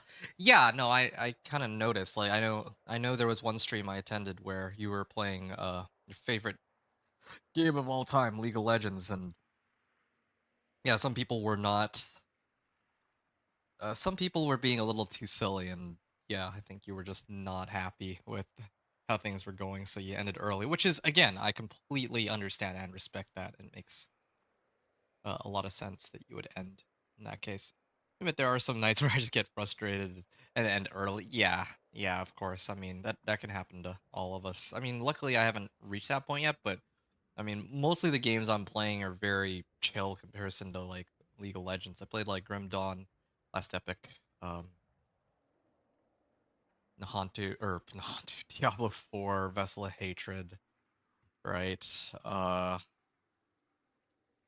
to remember. Yeah, oh yeah, Next Defiant. I think I might have done Next Defiant stream. That was a long time ago though. But yeah, those are the main games that I play. And none of them are particularly like stress or rage inducing. I'm not playing ranked like you are. Nothing at stakes for me. So I don't really have as much to get frustrated about, at least at the moment. But in the future, that'll probably change. And then he said Raxley D1 for the first time yesterday. That's pretty cool. I didn't know it was his first time. I was actually there very briefly for that stream. I did see that he was putting up a vote for which game he should play. I didn't realize people had selected Diablo 1. Priest Dmitri? And what's going on here? The knights here suffer from a horrible vice. They call it the sacrament. Many seek confinement when their control slips. I've been imprisoned for speaking out against the practice. It's as I said, Dmitri. You've turned your back on your brethren.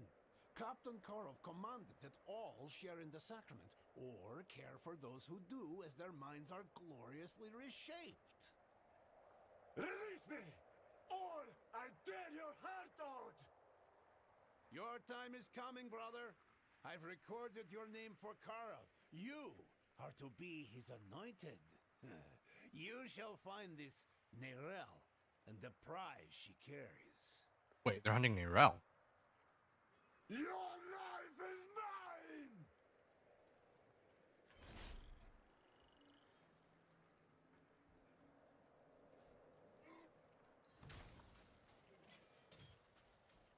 mine! Okay. I don't know why they left this Berserk Burn Knight in there with his weapon, but alright. Sure. Okay, Tenets of Depravity, Sacrament of the Faiths. What did we just witness? Please, time is short. On that table is a report of what's happened here. You must take it to my superiors in Gayakur and tell them what you witnessed. They'll know what to do. The souls here, they can be saved. Light be with you.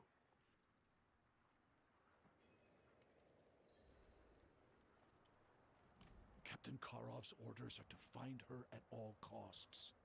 They think she has a great evil about her, one only the church is fit to deal with. Karov was handpicked for this task, but coming here was a mistake. The sacrament consumed him, and what it regurgitated is truly revolting.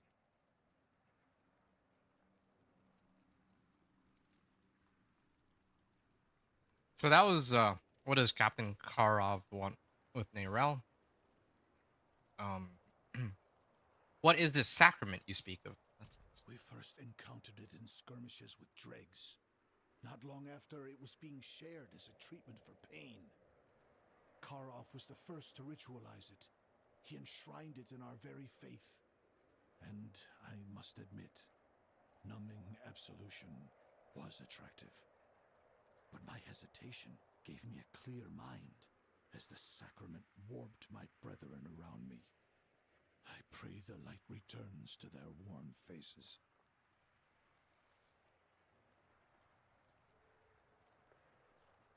Who is that man who just left? Serving as Karov's scribe has earned him several titles, but most knights call him the Scribbler. Long ago, he was a reputable poet, tasked by the Cathedral of Light to record the heroism of the knights. He quickly fell under Captain Karov's sway, and has never left his side. That's a cool backstory. Want me to try and free you? Please don't start trouble. What I've asked of you is more important than my immediate safety. I'll be free once the Inquisitor arrives. I trust in her convictions and expect fair judgment over this camp.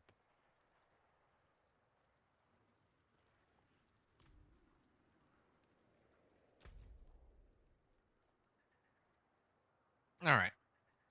Objective: obtain the account of Captain Karov's madness. I must take the document outlining the madness of Captain Karov to the church in Gyakul.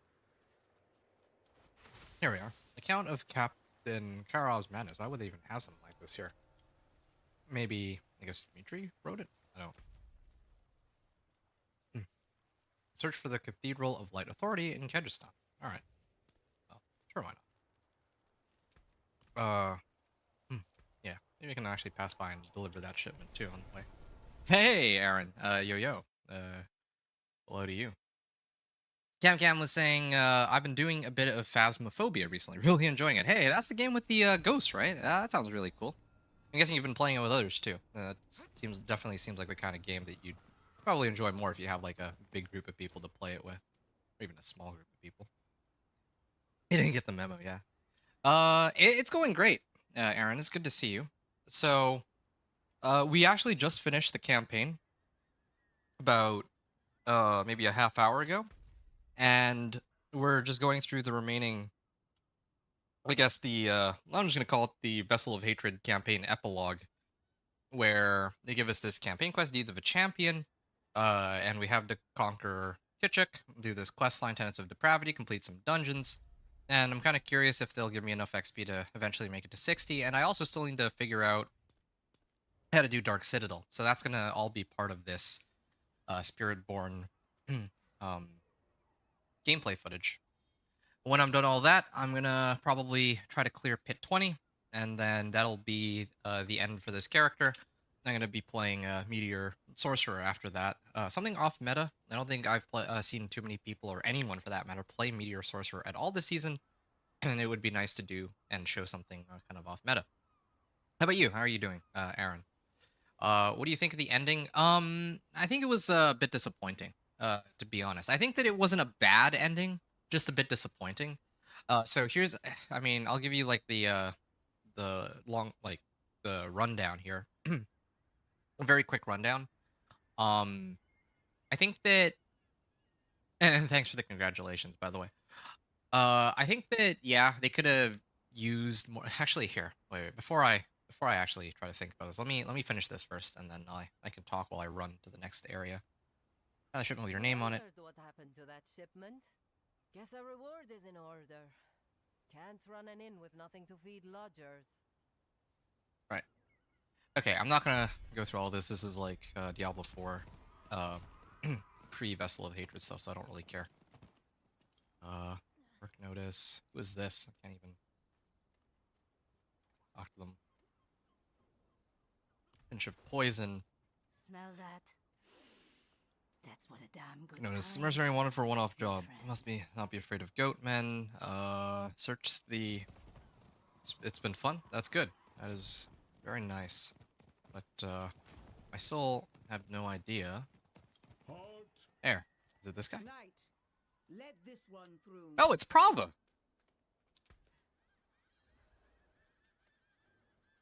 I bear a message from What a Dimitri. surprise it is to see you under these circumstances.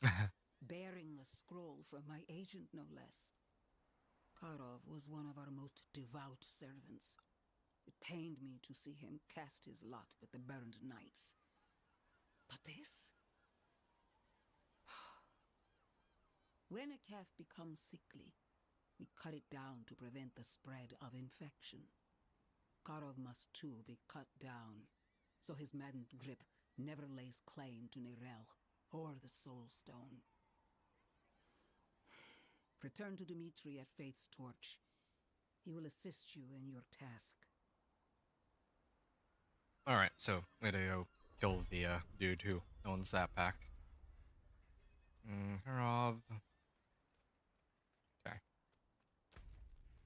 Right, so yeah, we gonna go back to talk to that guy. I guess Samek. It's kind of annoying that I have to all the way over. It's kind of funny.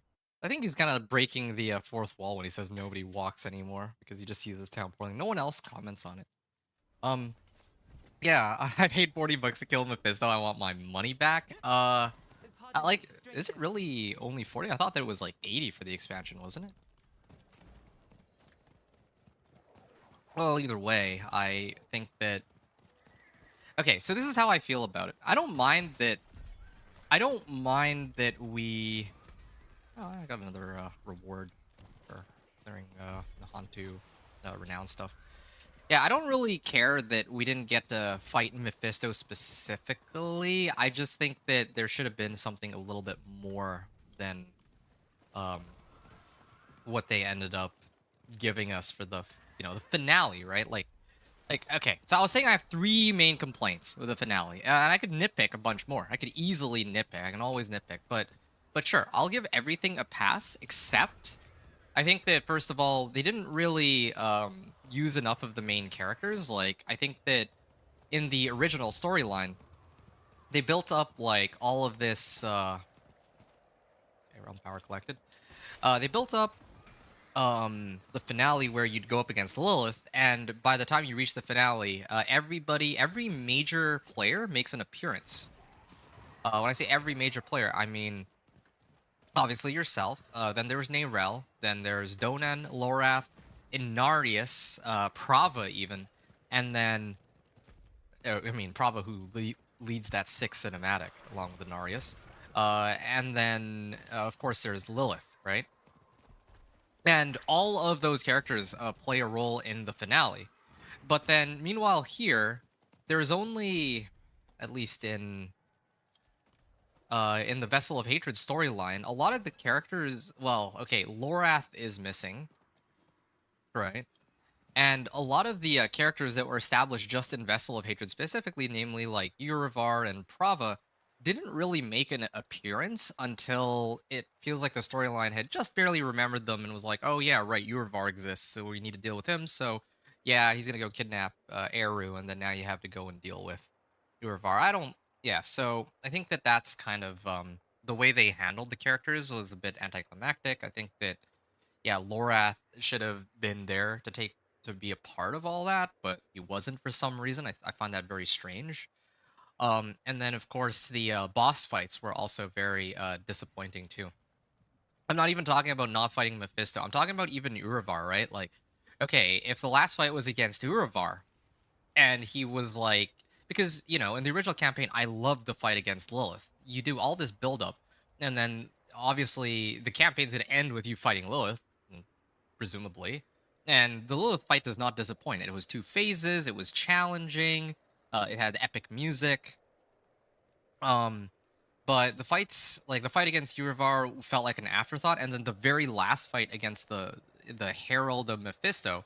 Yeah, I don't mind it. It wasn't going up against Mephisto. I think that the setting, it was beautiful. Like it gave me chills, like being a part of that fight because of all the aesthetics behind it. But I also feel like it was not really all that. It wasn't as epic, you know, like the music and yeah. Where is Lorath exactly? They leave it kind of ambiguous, even though he should have been a major player in my opinion. And then his only real role, if you could call it that, was that in the Herodric Vault, there's a couple of scrolls where he mentions Tyrael. So they're obviously trying to hype up the next expansion. But this expansion should have been like, if it's standing by itself, should have been better. So those would probably be my main complaints. Yeah. I think there was one other complaint. Oh yeah, right. And they didn't really use the mercenaries as much as I was hoping they would, right? Like when you start off the campaign, you're picking up the mercenaries, and then after that, they just become sidelined. Maybe that is their job, but I would have loved to see more dialogue from Rahir or the other Iron Wolves, or not Iron Wolves, the other mercenaries from the Den. That's yeah. So those would be my three complaints. Missing characters, anticlimactic, and yeah, I think that the mercenaries just became sidelined. I would have loved to see more dialogue, any dialogue from Rahir as we go through some of the key missions in the campaign, and that just didn't happen. So yeah, it's been fun. uh, yeah, you heard it here first, folks. Inventor is a nitpicker. I am nitpicky. Yeah, I can nitpick, but I've also learned that you know, you can nitpick almost at everything, but sometimes it's actually just more fun to like just enjoy the story for what it is. In the case of Diablo 4, I feel like it's one of those cases. It's definitely not like a AAA story like Baldur's Gate, right? If I want like a great story, I'll play Baldur's Gate. But here I'm just here to mostly kill monsters, and the campaign for me is like, oh, okay, it's adequate. It's not like it's not like goofy or like completely out of left field kind of thing. No, it's fun, and I like that, and I enjoy it, and because of that, yeah, I'm willing to give certain things a pass. But I can't help but be disappointed. I finished the last fight, and I was like, "That's it." Again, I didn't even want to fight Mephisto necessarily. I thought that the final fight would have been against like Eru after he betrayed us. Imagine the final fight is Mephisto took over Eru, and then you have to kill him. Then the stakes are way higher. I guess they want to bring back Eru, but yeah, if Eru, it turns out, is like harboring feelings of hatred, and then because of that, Mephisto is able to possess him, um, once the stone is destroyed, that would have been way more epic. And then you have to kill Eru, and it's way more emotional because you have to go through the whole vessel of hatred, and he's the one helping you, and then he like kills, Abulan, who's like an old friend, and all that, and then like what? At the really end, you have to kill him to save Neyrel and perhaps Sanctuary even. Yeah, that's like can you imagine? That would have been like a very tragic tale. That would have been, yeah, and then you hate Mephisto even more, right? Well, that's the kind of storyline I think that would have been really cool to end on, rather than, oh, okay, well, okay, Akarat's dead. I felt nothing towards Akarat. Um, they leave Eru's fate, kind of also ambiguous again. Like, yeah, I'm even willing to give that a pass. It's kind of strange that they don't like capture him, take him back to Kuras, where he should face judgment.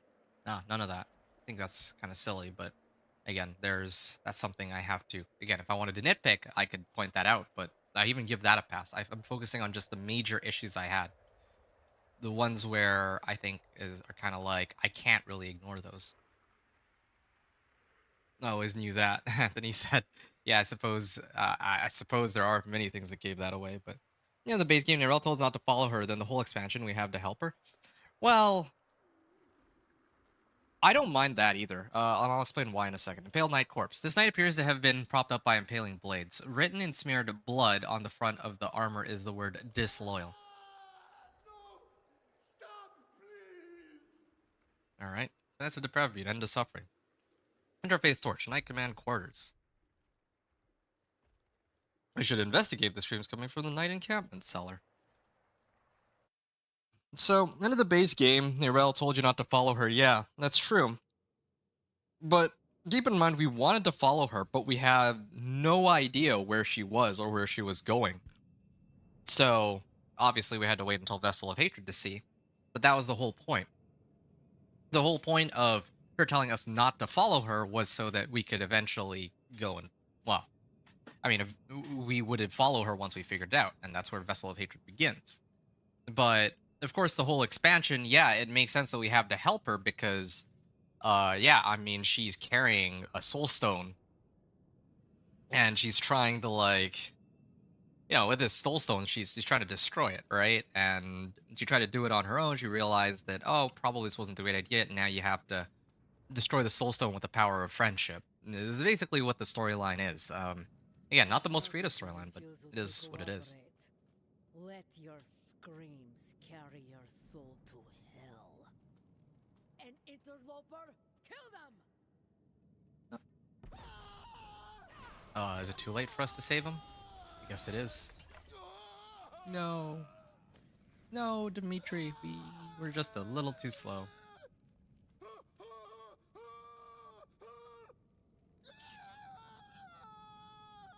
Okay, it's a little bit much. I just waiting for the dialogue to finish so I can talk with him. I want to sit and listen to him scream for ages. Request for Order Victor of the Gallows. I've imprisoned those who grow too violent but more shirk their duties. What they fail to understand is Karov will have their loyalty. The sacrament may absolve us of pain. Those without loyalty will find their feet never touch ground again. Alright. So, now, Priest Dimitri, we must find Karov to stop this insanity. Find Marzin at the Seared Revelation camp. He knows the way to Karov.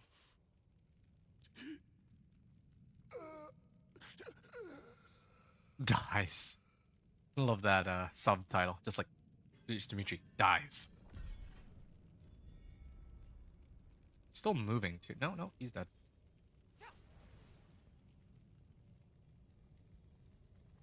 Alright.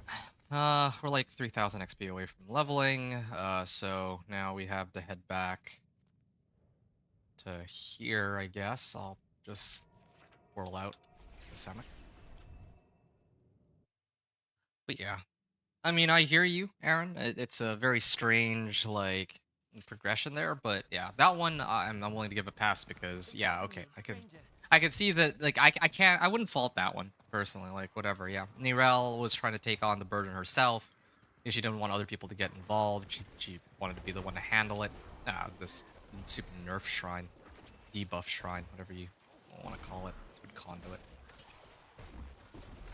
You should just remove this shrine, really, now that it's so weak. At least you can use it to teleport. But, yeah. And our expansion is built on the whole idea that you're trying to help her take out Mephisto for good. It does make a lot of sense.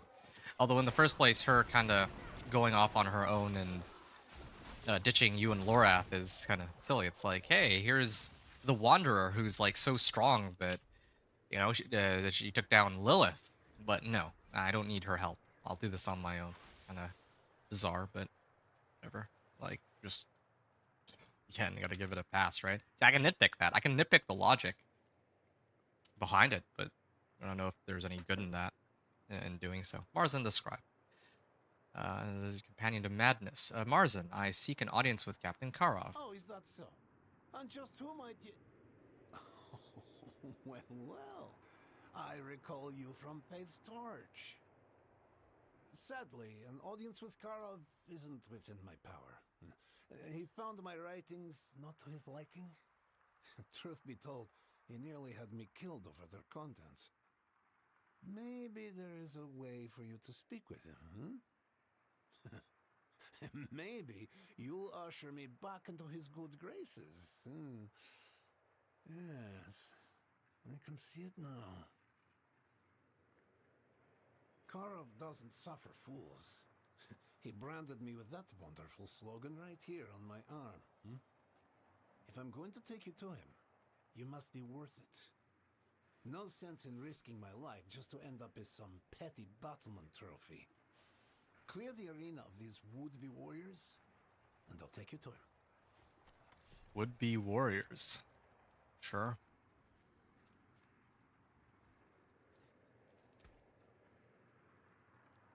You bastard Back in rabble! his good graces. This one seeks an audience with Karov. See that they don't. Good luck, friend. Alright. Dregs, sure. Ha! Foolish dregs. Set the Colossus free. See how they do with that.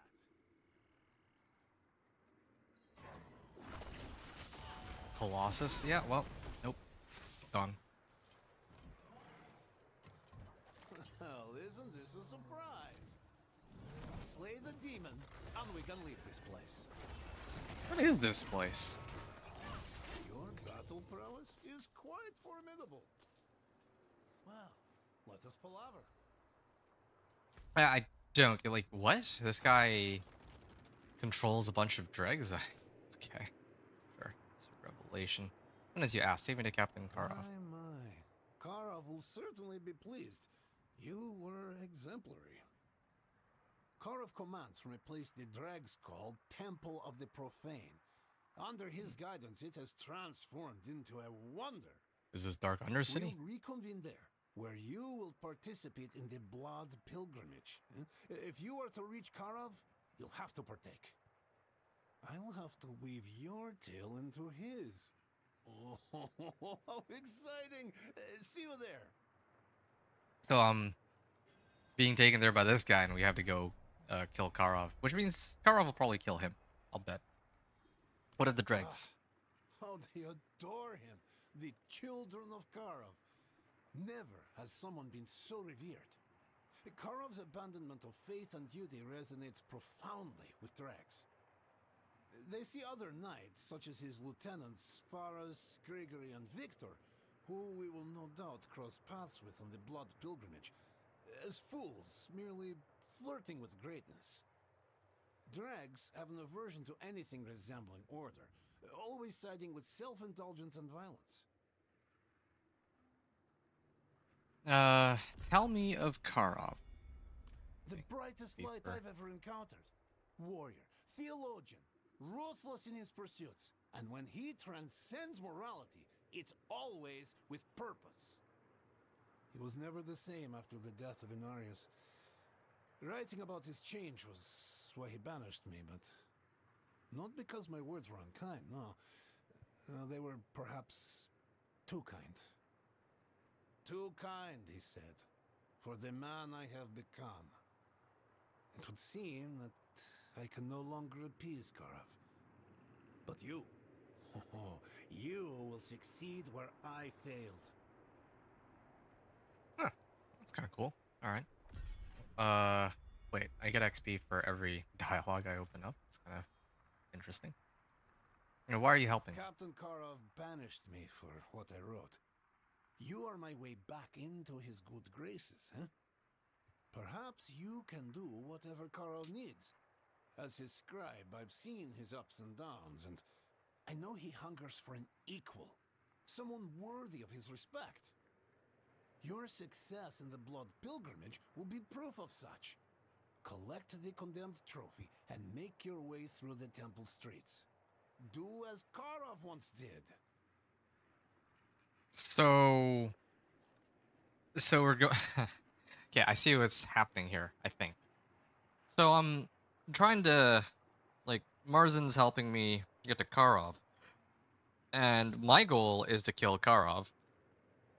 Marzan, I guess, doesn't know that, but probably what's gonna happen is when we get to him, I'll be like, "Hey, yeah, I'm here to kill you," and then Marzan will be like, "What?" And then Karov will say something like, "Hey, finally, I can pay for what my for when I failed Inarius, so come and kill me if you can." I'll bet it'll be something like that. So that's my bet anyway. Search for the entrance to the Temple of the Profane. Well, yeah, I mean, there's like a small little arm here. Temple of the Profane, sure. Jarlaxla is being hunted? What does that mean? Is that the name of a player? Tenets of Depravity, Scion of Blasphemies. Scribe has offered to lead me to an audience with Captain Karov. I should speak with him to find out what dangers lurk inside the Temple of the Profane. Alright. Before we go further, know this. To pass through the temple streets, you'll need to partake in the blood pilgrimage. The rules are quite simple, really. The temple gates require a condemned trophy to pass through.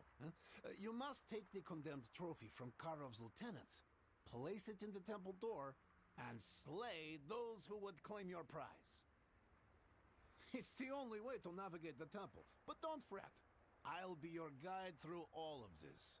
Remember, you need me.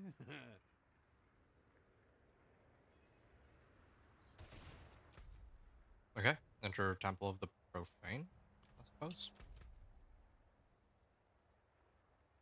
I've discovered most of the regions, but I see that I haven't explored here.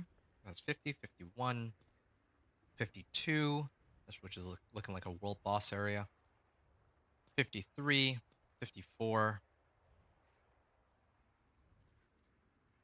Yeah, I don't know. This doesn't actually add up all the way to 57 areas, but 58 areas, but I guess we'll find out the rest soon. I didn't realize he actually had more dialogue. Oops. Let me head back really quickly. North of the den? Oh, is there... North of the den. Right, right. There is one here too. Yeah, thanks for that. There's 2 regions here that I haven't explored, and yeah, this is a good eye. Oh, he already went in. I see. Okay, well, I guess I don't get to read that dialogue. Whatever. Seek out Faris for their condemned trophy. We have begun the blood pilgrimage. Seek out Karov's lieutenants. They possess the condemned trophy we need to navigate the temple streets.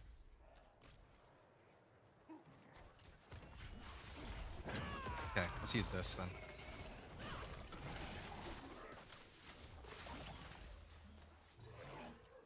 Okay. The sacrament.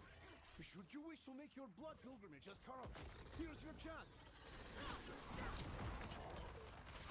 The sacrament? Yeah, I guess you really are good at spawning Fog of War. I mean, I was like okay at it back when I was doing the renowned stuff in the original game, but wasn't amazing at it. It took me a couple tries sometimes. I'd be like looking through the map a few times. It's like, yeah, alright, yeah, there's the Fog of War. Finally, found it. But in this case, yeah, I was just gonna wait until I actually explore all the obvious spots and then take a good look through Nahantu. But yeah, you have apparently better eyes than I in this case. Seek out Faris for their condemned trophy. Yeah. How many games I played that have Fog of War colored the same as the rest of the map? Gotten really good at it. Yeah, I believe you. Flesh removal is often the final pain of existence, leaving a What are those? Slay the non-believer.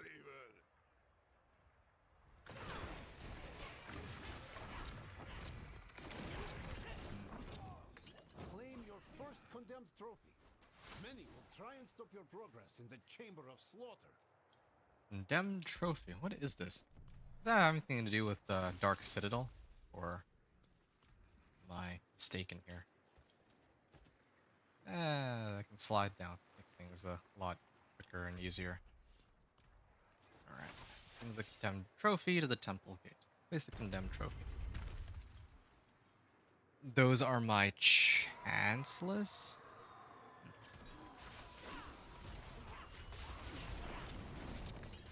Ah, there's a crit overpower.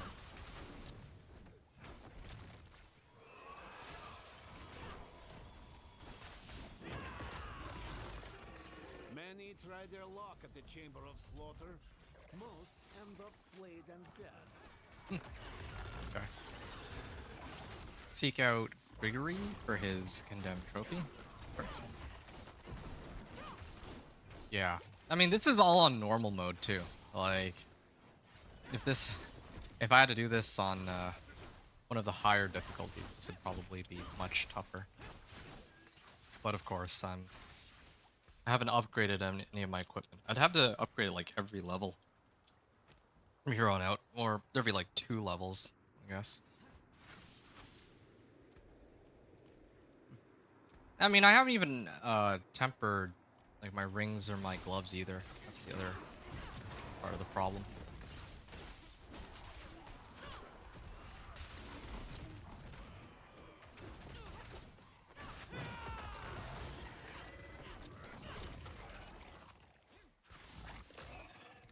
Gregory the Drinker has the next condemned trophy. A gift from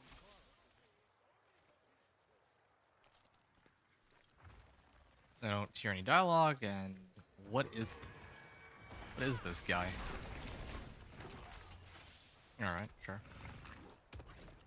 Next condemned closer gate. to Karov we go, the more ire you'll draw. The Chamber of Carnage fells the best warriors, but I believe in you. Oh, I have to go all the way back there. Alright. Can I? Oh, I can't soar past that. That would have been nice. Run all the way back. Yes, and my character does feel quite slow. Yeah, I definitely want to... Okay. I think the next... Well, I don't know if I'll do it next stream. I'm kind of done with leveling for the next bit, but one of the things I would like to do is to try to see how quickly I can go through the campaign and like what level I am when I finish, and just ignore everything on the way, just as a leveling method. Because I think if I just did all the campaign stuff, I could probably go like 1 to 40, maybe even like close to 1 to 50. Then I could probably just run like all the strongholds from 50 to 60. So, yeah, that's something I want to try, but I think one of the reasons I'm a bit reluctant to do that is because I'll have to do that again next season when they inevitably do rework for... Condemned trophy rests with Victor. Many find their end here. We'll see his handiwork when we pass his halls. Alright. Drinker. I don't know what Gregory the Drinker's role is there. I don't understand because... in the case of the first guy, he was like a flesh flare dude, but this one, not quite sure what he was gonna do. A Nurrune. Invoke the rogue's countering concealment, gaining dodge chance, movement speed, unstoppable, and stealth. Okay. Yeah, right. But...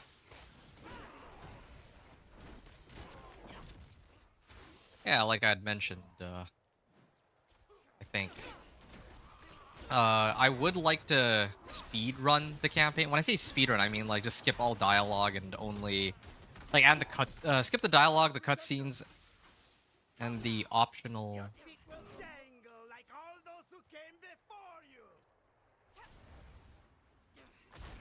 All right, Slay Victor.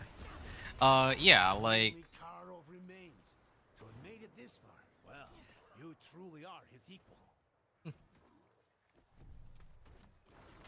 So we get to do him some sort of favor. Let's find out what the favor is. But before I go in, just so I don't get interrupted again, every time I take like 3 steps, I get interrupted by the game.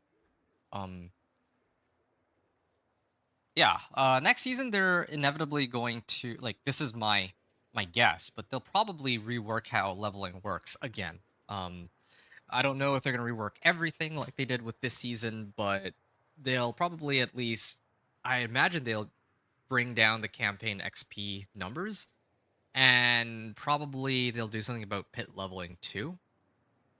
If they do that, then I think me trying to go and speedrun the campaign would be more relevant. Like right now, I could do that, make a new character, speedrun the campaign, and see how well that works. But if I do that, then, well,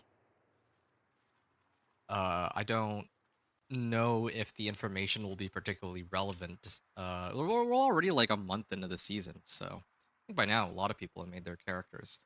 And so if I'm gonna go through the storyline again, it should be like next season when like people will have to make new characters again. That's what I'm thinking, at least. But that's something I'll have to think about. Maybe I do want to make another character. I already have one of each class, and my intention is to switch my classes as I see, or switch builds as I see fit with each of the classes. That's what I did with my sorcerer from Chain Lightning to Meteor.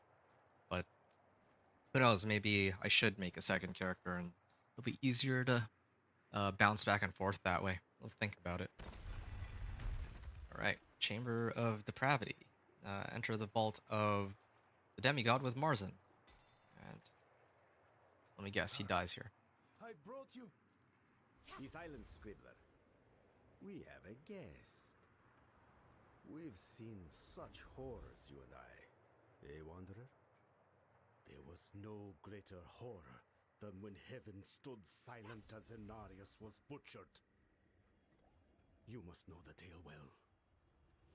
How could they abandon him, I cried. How dare they abandon us?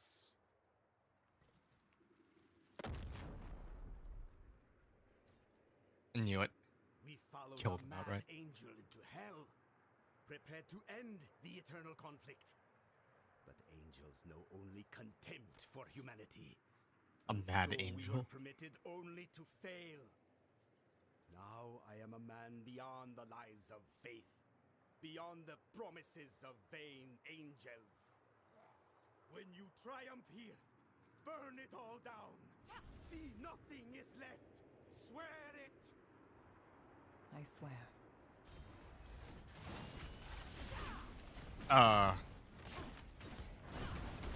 Okay, so I'm gonna assume that my original guess was right, that, yeah, he dies, like this guy, and then, yeah, we're the only one who can kill Karov, and I'm surprised that my burn it all down. Yeah, Madness Subdued. Was that the end of it? Kinda wanted to see what the, storyline had to say for that one, but, sure. A captive stone of bristling vengeance. Okay, this is another big ring. Eagle finesse. Let's get rid of these. Don't need these. Let's grab this. We can get rid of this boar spear. I don't know where I got that from. And weathered breeches. All right. We're gonna return back to Kurost here. I'm gonna salvage all my stuff, and then I think there's 2 more dungeons we need to do. Then we can return back to Ormus and see what kind of rewards he's offering up here.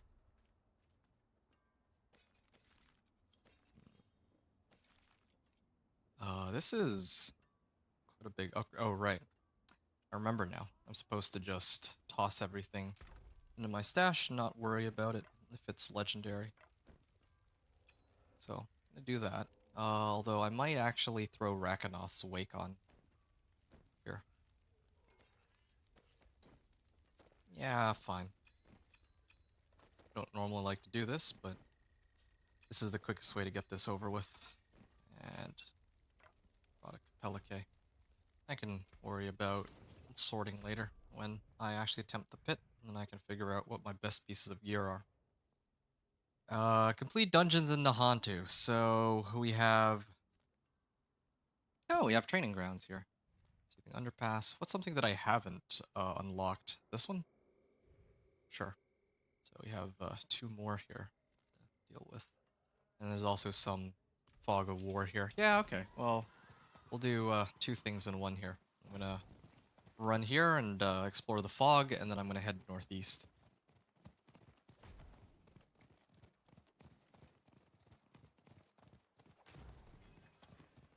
Myths of Depravity. I wonder what Prava would say to that if I go to visit her. Hantu Renown, area discovered. I think I've explored all of this, right? It's not like a 2-parter. And then... Incarnate skill. I don't know what an incarnate skill is. And I also realized that all of these... Interesting that all of the dungeons here are unlocking Spiritborn specific aspects. I suppose it does make the most amount of sense that in Nahantu, the Spiritborn aspects is like the expansion class gets its aspects here, but like where else would you get them, I guess? I think that they really should do rework for the dungeons, though. I think what would be cooler, instead of dungeons giving you a fixed role, would be if you could like choose one of several aspects at the end of it or something. I think that right now they're not particularly interesting, like one dungeon for one aspect. Yeah, you could do more with those dungeons. Maybe allow you to run it with other people or something. Well, I guess that's what Party Finder is for now. What is this location? Is this for Dark Citadel later? I'm not sure. Well, at least I explored it. U1 58. Yeah, might as well. I'm like, yeah, it's like right beside me. Alright, let's just go there then. I'll maybe explore the rest of it later. But since I figured I was so close, I might as well just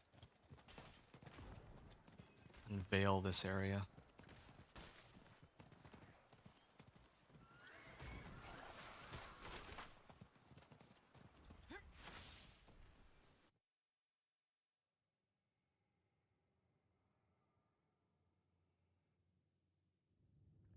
What are my resistances at now anyway, now that I've thrown on Rakanoths? Wow, plus 24% all resistances, so I'm at 63 plus on everything. It's pretty amazing. And then my rings are still like garbage tier.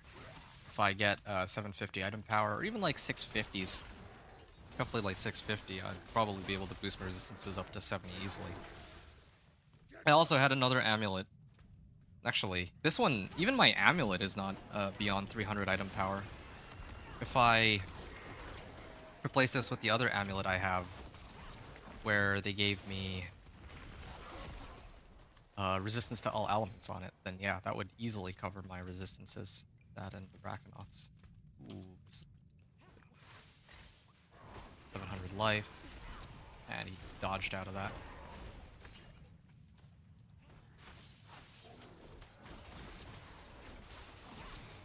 And explore hallowed stones and slave Vesicator. Well, okay, there's a path here. We'll deal with that later.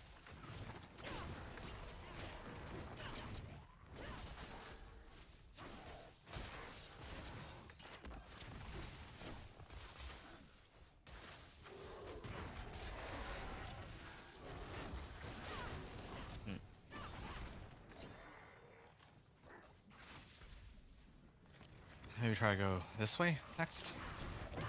Or maybe I'll just put up the Centipede and let him... Yeah, okay, yeah, my Centipede's got this.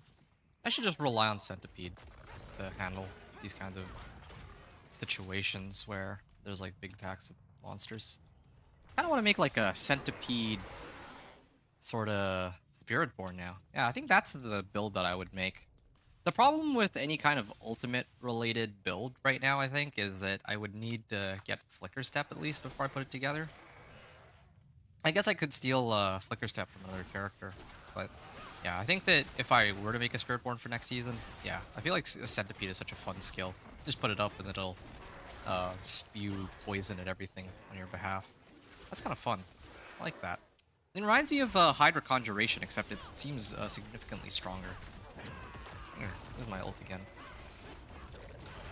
Yeah, and in fact, that's another build I was like thinking about for Sorcerer, but I don't think it would work. I don't know if it would be able to take on a Pit 65, a Deep Freeze Sorcerer. I think that could be a really fun one. Perma Deep Freeze? Like Deep Freeze and then Fire Shield? Yeah, I could do it. Deep Freeze, Fire Shield, and then Evade. Something like that. I'll have to think about that one. That sounds like a really fun build. Permanent invulnerability, because she has 2 immunes, right? And then you can't... I think the cooldown for these skills only starts when you get off of the immunity. But if you're getting immune from something else, yeah. I didn't even think about this before, but yeah. Maybe I could try to make a build with Fire, or Flame Shield, and Deep Freeze, and then I could just be permanently invulnerable. Nah, that sounds really fun. Something really cheesy and really fun. I just need to see if I can make it have enough damage. I'd probably need to combo that with basic attacks. And like Hectic Aspect to reset cooldowns. I think we got the beginnings of a really cheesy build going on there. You went Centipede build. Oh, I don't remember if it was in the Keystone or not, but it comes with an Execute. Yeah, it absolutely does. And there are items passive after the shorten the cooldown to Centipede. Oh, okay. Yeah, that's actually good information for me because I don't know enough about Spiritborn, as I'm sure you're aware. And yeah, I mean, I imagine that a Centipede build could be possible. It's just a question of like how hard they nerf Spiritborn and its many builds next season, like, I don't think they would touch Centipede. I don't really see anyone really talking about Centipede, but Centipede is cool. Like, this thing emerges from the ground and just starts spewing poison and everything. I like that. I actually like that aesthetic. Yeah, so that's cool. The other one I think I'd mentioned was Thorns, but I had already played a Thorns build, so it's not so much that I'm not interested in making a Thorns Spiritborn, but just I don't want to make another Thorns-based Spiritborn, or another Thorns-based character. That's mainly why. Oh, wait, there's a goblin here. If I remember correctly, I was able to keep Centipede out almost permanently with enough enemies around. I see. Yeah, I don't know. I feel like there's a lot of ways to build a Spiritborn, none of which are necessarily wrong, at least for getting through the game. Obviously, if you want to like push for like Pit 150, there's probably only specific builds that would allow you to do that, but if you're not abusing bugs, or not even abusing well, okay, I say abusing bugs because, yeah, even by the admission of the people who run Diablo 4, some of these, like, the damage output is significantly higher than intended because of bugs that exist, right? So I'm not just saying this as, like, I'm trying to insult the class or people that are playing it, but yeah, I think that, yeah, like, next season when a lot of the bugs for existing skills are fixed, maybe they might, maybe more people will actually run cool skills, or, well, other cool skills like Centipede, or they might try and run Thorns or something, right? Yeah, the class itself looks like even if they do fix it, it looks like it's still going to be ridiculously strong, so I have high hopes that they'll still be relevant in the future. Ooh, that is a nice helm. I'll actually throw that on now, even. I don't even need to think this one through. That's already a direct upgrade. Here's another one. Stands for Vortex to get an extra hit, yeah. I think that they also need to scale item power on weapons better. Like, I think that the gap from level 54 to 60 is just way too high. It's just a weird progression. And then, of course, everyone's just gonna... Well, maybe not everyone, but yeah, like, I don't know why I would want to struggle through with anything other than... I don't know why I'd want to struggle through any other form of leveling other than Strongholds. Because, yeah, Strongholds is like a free pass from 50 to 60 in an hour. You really can't top that for leveling quickly. Oh, this one. Yeah, this is amazing. This is actually so good that I probably just switch now. I don't even need to, well, no, I need to re-imprint though. That's the problem here. Okay, I'm gonna get out of here. Go back to Kurust and then do one more dungeon. And hopefully after the one dungeon, I still have another 2 strongholds to do. That should probably get me to 60 and I'll probably completed the storyline. Maybe Dark Citadel will be on the table too. Yeah, I'll salvage all here.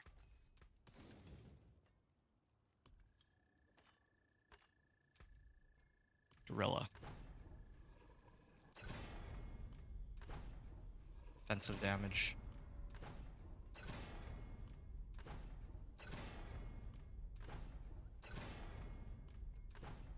Yeah, okay, fine. Okay. Ah, this one. Why not? For sword to deal double damage. Nice. That's another cool skill too, I think. Dex, armor. I'll double the rest of these. Okay, that's the last of my spots, so I'll sort out the rest in a little bit. Yeah, complete dungeons in Nahan too. Maybe we'll look for the last one down here. You went full poison Spiritborn. It's fun. Full poison Spiritborn. Yeah, I can get behind that. That sounds really cool, actually. Full poison Spiritborn. I like the sound of that. Yeah.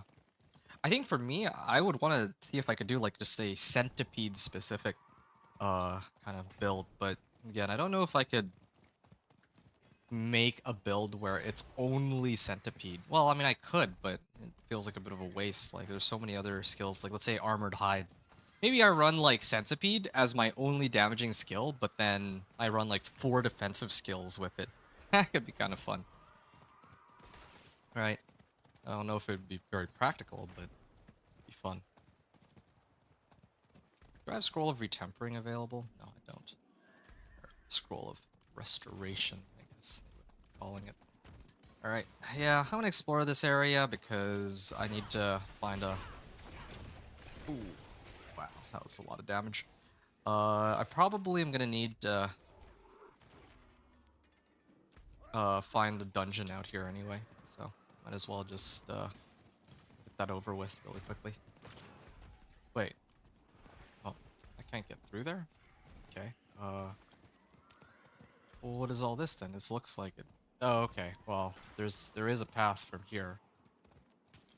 It looks of things. Discovering Nahantu.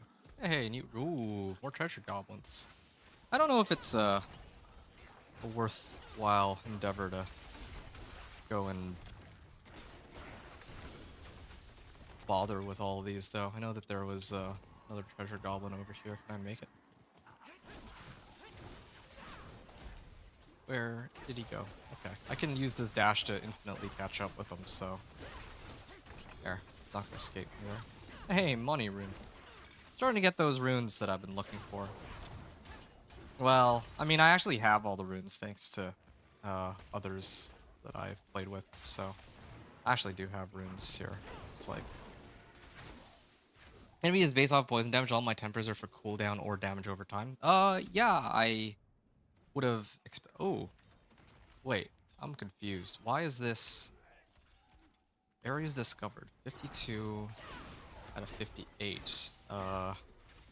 This is like a region that's covered in fog. I wonder if there's a way to... Oh, did I miss it?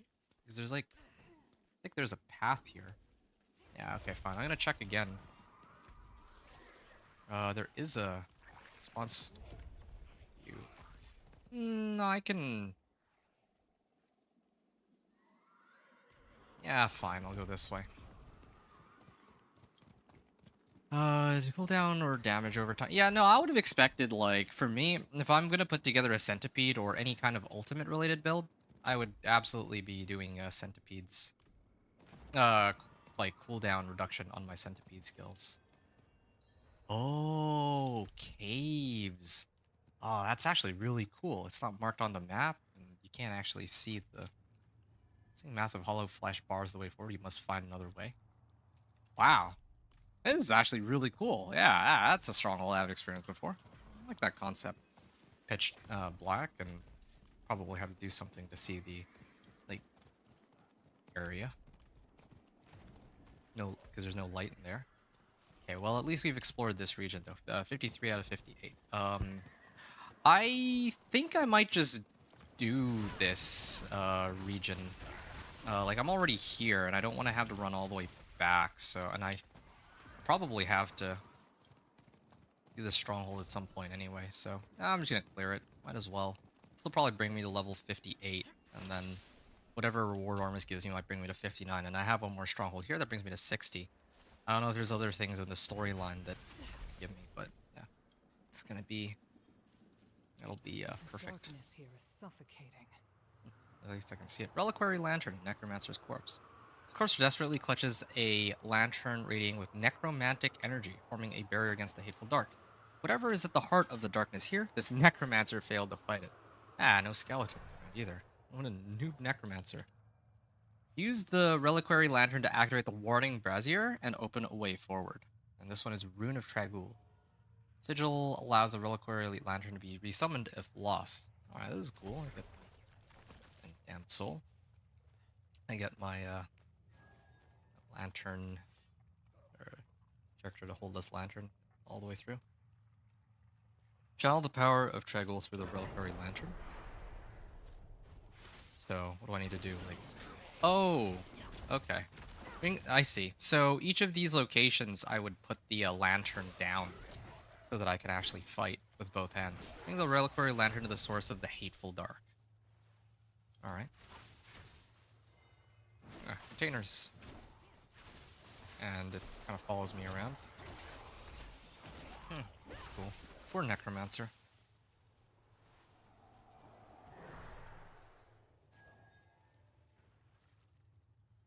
Skittering Darkness.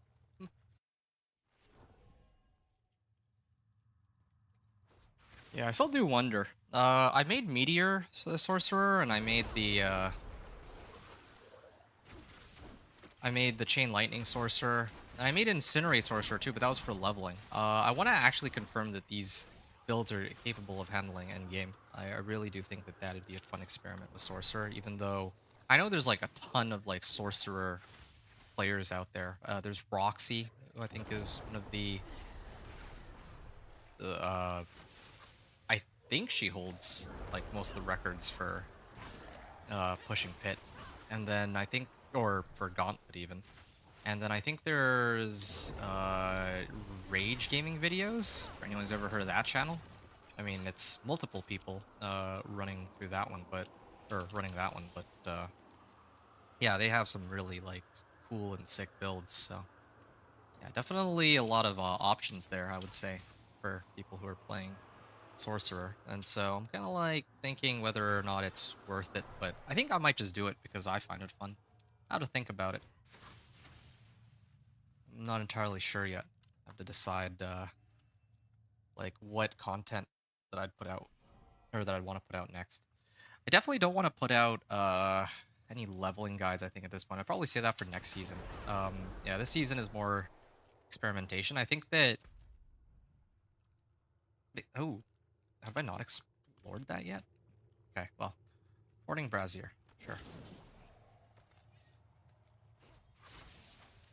Yeah, because I know that a lot of, like, when the game first launched, right, like, there were a lot of people who did guides for the game, like, a lot. And then eventually, at some point, some of them kind of teetered off to do other things. But at this point, like, yeah, even though there's not as many people playing the game as before, a lot of the information from, like, the very beginning of the game, like when it first launched, is kind of outdated because, you know, even things like upgrading equipment or like Hell Tides. Like, Hell Tides work completely differently. They're not even like once every couple hours anymore. You can do Hell Tides whenever, and you can use them as a leveling method too. And you can get Forgotten Souls anywhere. So I don't even need to tell people that, oh, you got Forgotten Souls from running Hell Tides. That's definitely not how it works anymore. You're not being gatekept on that. And all the things are accessible forever now. Aside from Hell Tides, like upgrading gear, now there's Masterworking and Tempering. The vast majority of guides that existed from like the first couple seasons don't, well, I mean, all of them don't mention this, and that's a lot of the stuff that's there. Well, and then now with the release of Vessel of Hatred and all the stat squishing, yeah, I think it's about time to update a lot of these leveling guides to kind of mention stuff about like Masterworking and all. Things about like leveling 1 to 60 and going pre-Torment to Torment 4. Like all those things. Yeah, I feel like there's a lot of information that people could use for leveling guides that I would like to, I think, investigate in the future for next season. It'd be fun. Oh, that is a really good quarterstaff. Dex, max life, and damage. That's what I was looking for.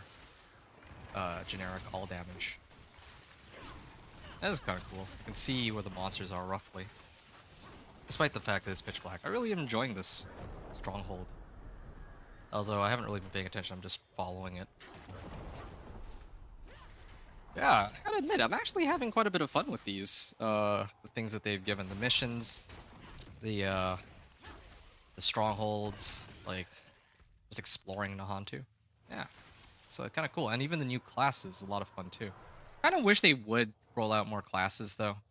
But I guess part of the problem with rolling out new classes is, like, I think that if they rolled out too many new classes, then it might lose a bit of its allure, right? Like, they have a new class every season. Eventually, there's also having to balance each of the classes too, but that's a separate discussion. I think that probably what would end up happening... What would end up happening is that, yeah, hey, there's another new broken class coming out. Like, alright. and then people might try it for a few days and be done with it. But here with Spiritborn, it's like it's actually new class. Like this is the first time they release a new class, so it's still fresh and exciting for people. That's my hunch, but that's not. It's not like a hard theory. It's just a guess. A hard theory is in like not one that I can really like back up with facts and evidence. Just an initial guess. What I'm thinking. Right. Bring the reliquary lantern to the source of the hateful dark. Is it still... Where? Jump. Rune of Traggle. Right. And I guess I would put... Interesting that Wrathful's Ire, so I can use this. I can just... Like, does this do damage? I think this does damage, right? Here. Nah, it doesn't. Yeah, it does like a little bit of damage. I thought that, yeah, it reminds me of, like the animation on it reminds me of Necromancer's Bone Storm. Oh, I have to go all the way there? Oh, I didn't even realize. Whoops, I've been going like the wrong way the whole time. But, let's see if we go through here. It's fine.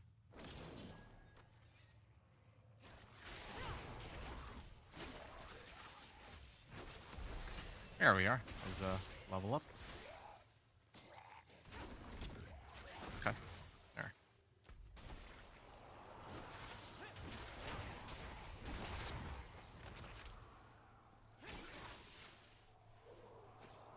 And that Necromancer really just died right at the entrance.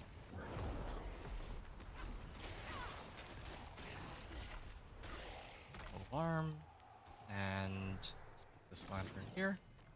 Elder Quarterstaff. Oh, this is a big quarterstaff. Hey, there's a boss here. And this is perfect for my centipede.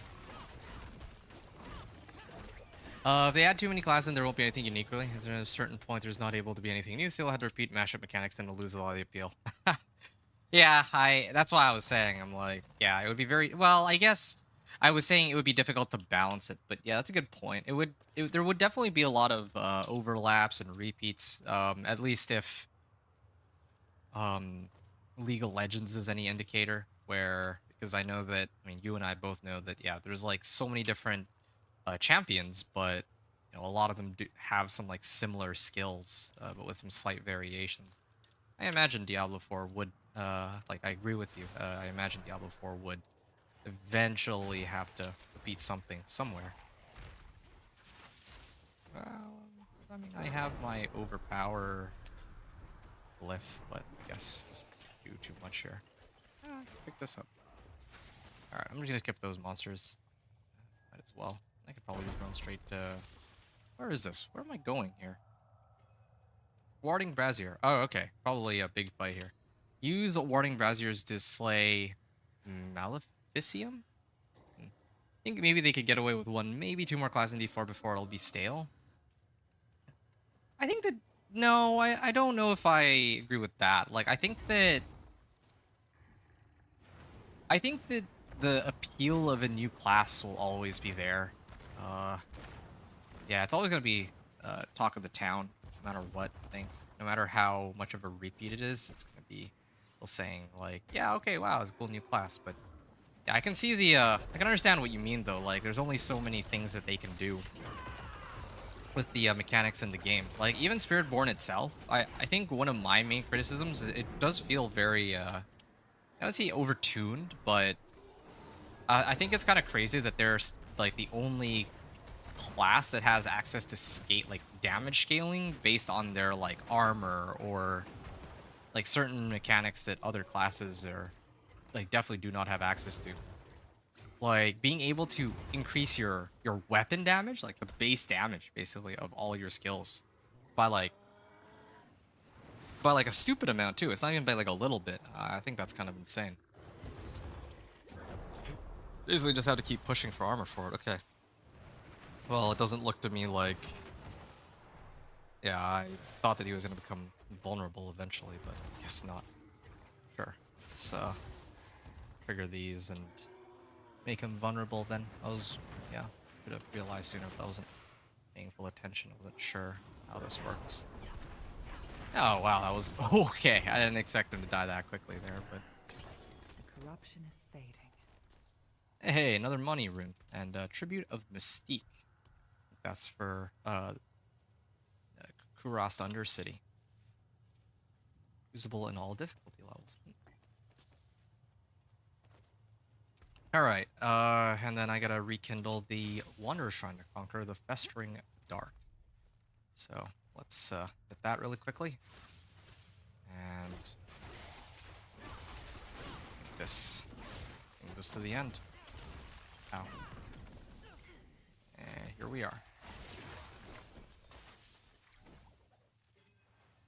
The items disappeared just as I picked up the last one. Alright, level 57. Hey, and now we can actually see exactly what this area is about. Interesting that there is a random waypoint here. And some NPCs who resettled this cave. Yet there's still monsters here, too. But that's fine. At least we have all the waypoints now. We're very close to our next skill point. That's actually quite exciting. Once I finish the last dungeon, or this next dungeon, I think that'll be... I'll have my skill points unlocked for everybody, so I can finally use those for my companion druid too. Quite the challenge, eh? Alright. I'm gonna go into this dungeon.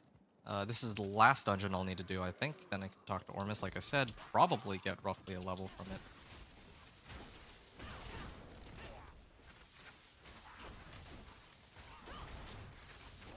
There. Hey, another rare quarterstaff. Or legendary quarterstaff here. Quarterstaff, ring, and... okay, we can sift through our stuff. Okay, let's head over here.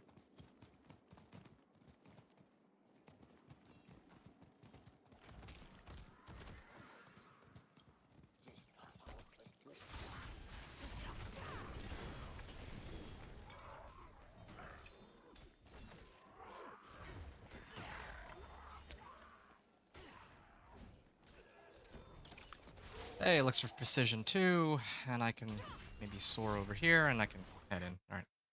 Alright. Okay, so... I'm with the new class being exciting, but the more they make new classes, the less the old classes will be played. Yeah, also kind of true. Again, seen this with League of Legends. At a certain point, the new classes will basically be the old classes just rework, and it'll start being extremely repetitive. You're right. I mean, I'm with you on that. I think that there needs to be kind of a limit on how many classes they put. I think once per expansion, maybe even, you know, 1 or 2 for expansion is fine up to a certain point. I don't know what their plan for the future is with like the next expansion and all. They'll start feeling like they're only adding new classes to make more money, and people won't enjoy the game as a whole as much. Yeah, I can definitely see the game going that direction if they were to add too many classes. That is true. Simply, if they were to give us too many classes, it would kill the game faster than if they would just give us a bigger map or new season mechanics. I agree. I think that, yeah, new season mechanics would be fun. I still miss Season of Blood a lot. Like, they've definitely done a lot of things to make the game better as a whole over the last several seasons. But I think that... I do think that the fact that they haven't brought back a new season mechanic since, like, Season 3 with Essential Construct, it's funny because people were complaining that, oh, the Construct is all we get this season, and then they proceeded to follow that up with no seasonal mechanic the season after, and they called it Season of Loot Reborn. Again, I stand by the idea that this was probably a marketing scheme or like a PR scheme where they were just thinking that, hey, you know, we don't want people to be too upset that there's a like no new season mechanic, so we'll just tell them that, hey, yeah, you know, this is a season where we want to test out all the new changes first before we do any kind of season mechanics. bet it's like some sort of PR stunt. Not fully a PR stunt, but that's probably part of it, just so that people wouldn't be too upset. That's my hunch. I think if they dropped one new class every like 2 to 3 expansions, it would be okay. I also think that every few seasons, they should have a little way to kill off a class and have it non-usable in a season to allow it internal to keep the game fresh.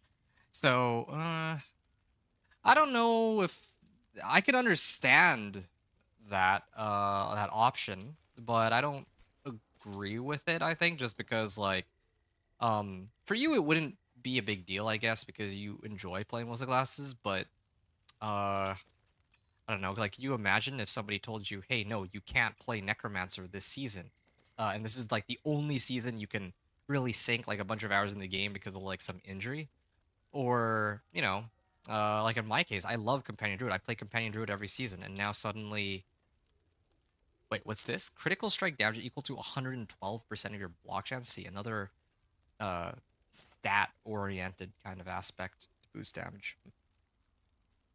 But yeah, like, can you imagine that, or, well, I can't imagine somebody telling me that next season, hey, yeah, druids have been completely disabled. Because, you know, like, I love playing Companion Druid every season. So, I wouldn't be too happy about that either. I can understand the reasoning behind it, but I just don't think that that would be the way to go. Lose that problem, another season subset like Hardcore where you can play the old classes. Alright. I guess I get it. Like, for the lore of the season, yeah, I mean, I can understand it, but yeah, I feel like I'd be hard-pressed to imagine that people would actually be okay with that, though. I think it would be more, or most people would find it more fun if they could just play whatever class they want for the season. Yeah, that's my guess as to how people would feel, but yeah, who knows? Maybe people would be happy with it. Yeah, anyway. Okay, we're almost done here. I think I can just get rid of this. That should be sufficient. You take care now. And I have another 3 levels, so again, I'll just ready to get out of here. Yeah, I'm just gonna leave it be. My damage is good enough for now.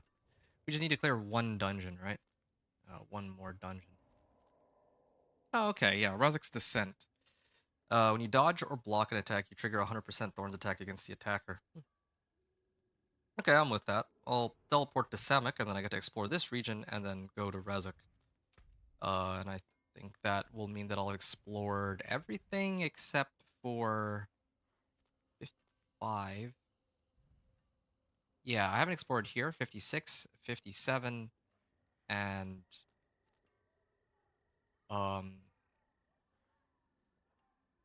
well, I'll figure out the last one later. Maybe you have the eyes for it, but I'm not really gonna fret too much about it yet until I have to explore the last 2 regions. Fly the blue diamond east. Oh, you're a hero.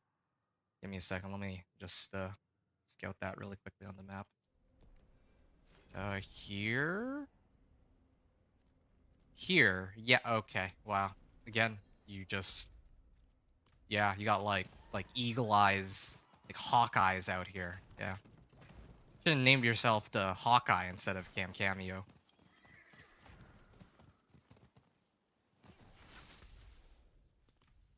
That might have been quite befitting.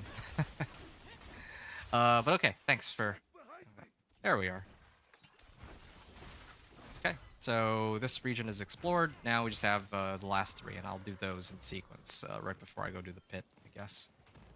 Just so I can say that I've explored all in the Hantu, and then I'll probably do the strongholds. And on my own time, maybe I'll do the Tenets of Akarat. I think that's a fair compromise. And the other dungeons, I think that's a fair compromise. Razak's Descent.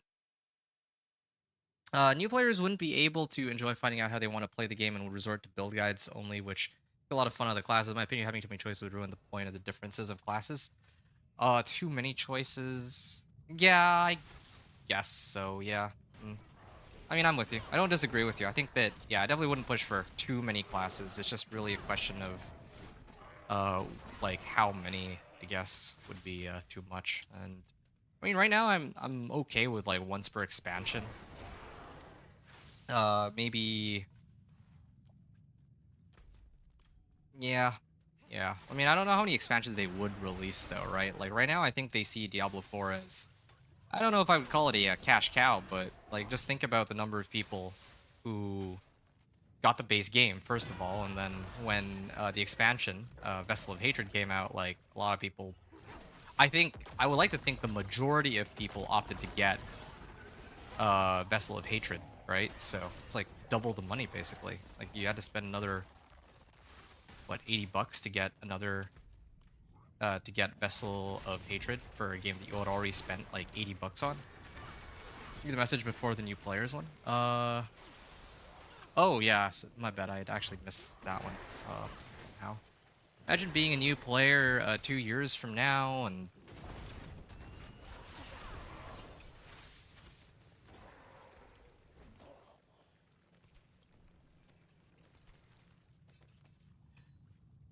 being a new player 2 years from now, and wait, yeah, new player 2 years from now, you have to choose between 60 classes, and most of them share mechanics. Well, that's that's why I said like once per season is fine. 2 years from now, if they're releasing an expansion once a year, that means like a new class once a year.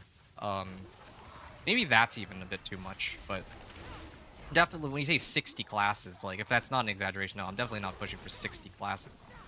Like 2 years from now. 40 for the expansion base. Yeah. Expansion base. Oh, is it really 40? That's funny. I didn't bother to really look at the base price because I just went and got the Ultimate Edition. I wasn't gonna be playing without. Actually, speaking of, I think it's this is probably a good time for me to do this. First of all, let me get my pet. Oh, I do have a pet. Weird. I think it's about time I can finally put this on. Wings of the Damned. Yeah, confirm look. Yeah, see? I spent 80 bucks to get this. Is it worth it? Absolutely not. I'll get grilled for it by the, I won't even say purists. I don't have a good name for them, but just like I don't even want to call them YouTube trolls. Like, the more I have to, ooh, resplendent chest. I've had discussions with some people on my YouTube comments. Some people who are not like, I wouldn't say like bot accounts, but it's just they're like Clanless Thrasher. Okay, I guess I'm not in the right area. Yeah, no, there's definitely people who, buy into the whole like Diablo 4 bad, and that's all they really want to say about the game. Or, well, yeah, like, they'll talk down the game, they'll talk down perhaps on people that play it. Yeah, okay, fine, I'll save this. Yeah, in those cases, yeah, like, they can say what they want about me spending like 80 bucks on the game base and another 80 bucks on the expansion, but I've had fun with it. Like, got my money's worth out of it. Like, can't expect every game to be like super amazing, and whatever games that people think are good, there's always going to be those kind of people who are going to hate on them anyway. Probably same people who gonna be some people who are gonna go out there and say, yeah, I think Baldur's Gate 3 is like super overrated, even though it's like a well-designed game and everything, and most people love it, and the goodwill that went behind the game too.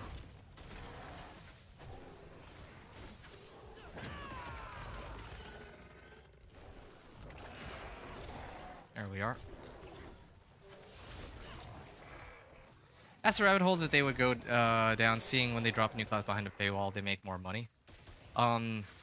Yeah, that's, well, I mean, that's kind of what I would expect, though. I'm not looking at it from their perspective, where for that it would be beneficial for them to roll out more expansions and get more classes. I mean, I think this is fairly obvious. I don't think anyone would disagree with that. But in terms of like as a player, I do agree with the points you've made. Like, if you're like a brand new player and you see like there's like 7 or 8 new classes in like 5 years, yeah, that's a bit overwhelming and not necessarily good for a number of reasons.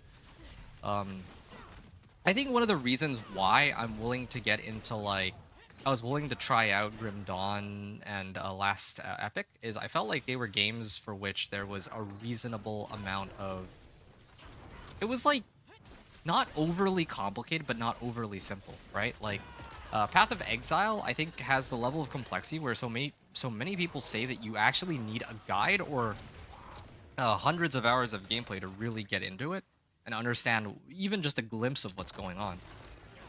I simply don't want a game like that. I like my complexity. I like, you know, theory crafting these classes, but I don't want my theory crafted class to be like, I don't want to have to spend hundreds of hours crafting it, like putting it together, like thinking about it, and then actually farming the items for it. No, I don't want to play Excel spreadsheet simulator.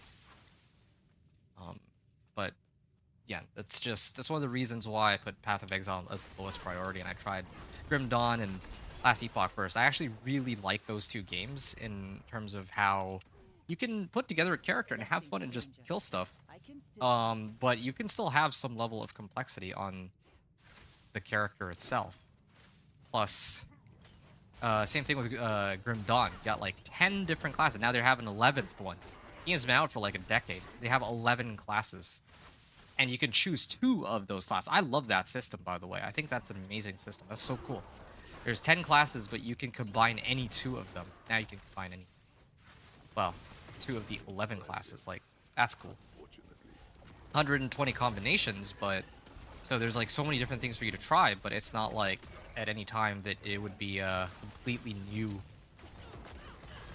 Where you have to like relearn everything and it's like super overwhelming. No, they give you just enough to work with that you won't get too lost. Blizzard has a history of adding more paywalls and they recognize it works for them. They did it in WoW when it worked until it didn't. Yeah. You know, when you talk about paywalls, the first thing that comes to mind is Auction House in Diablo 3. So, yeah, kind of see how that works. Right.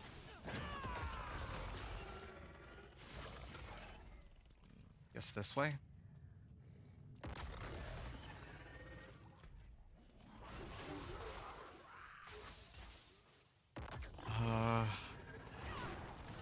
Pull them together.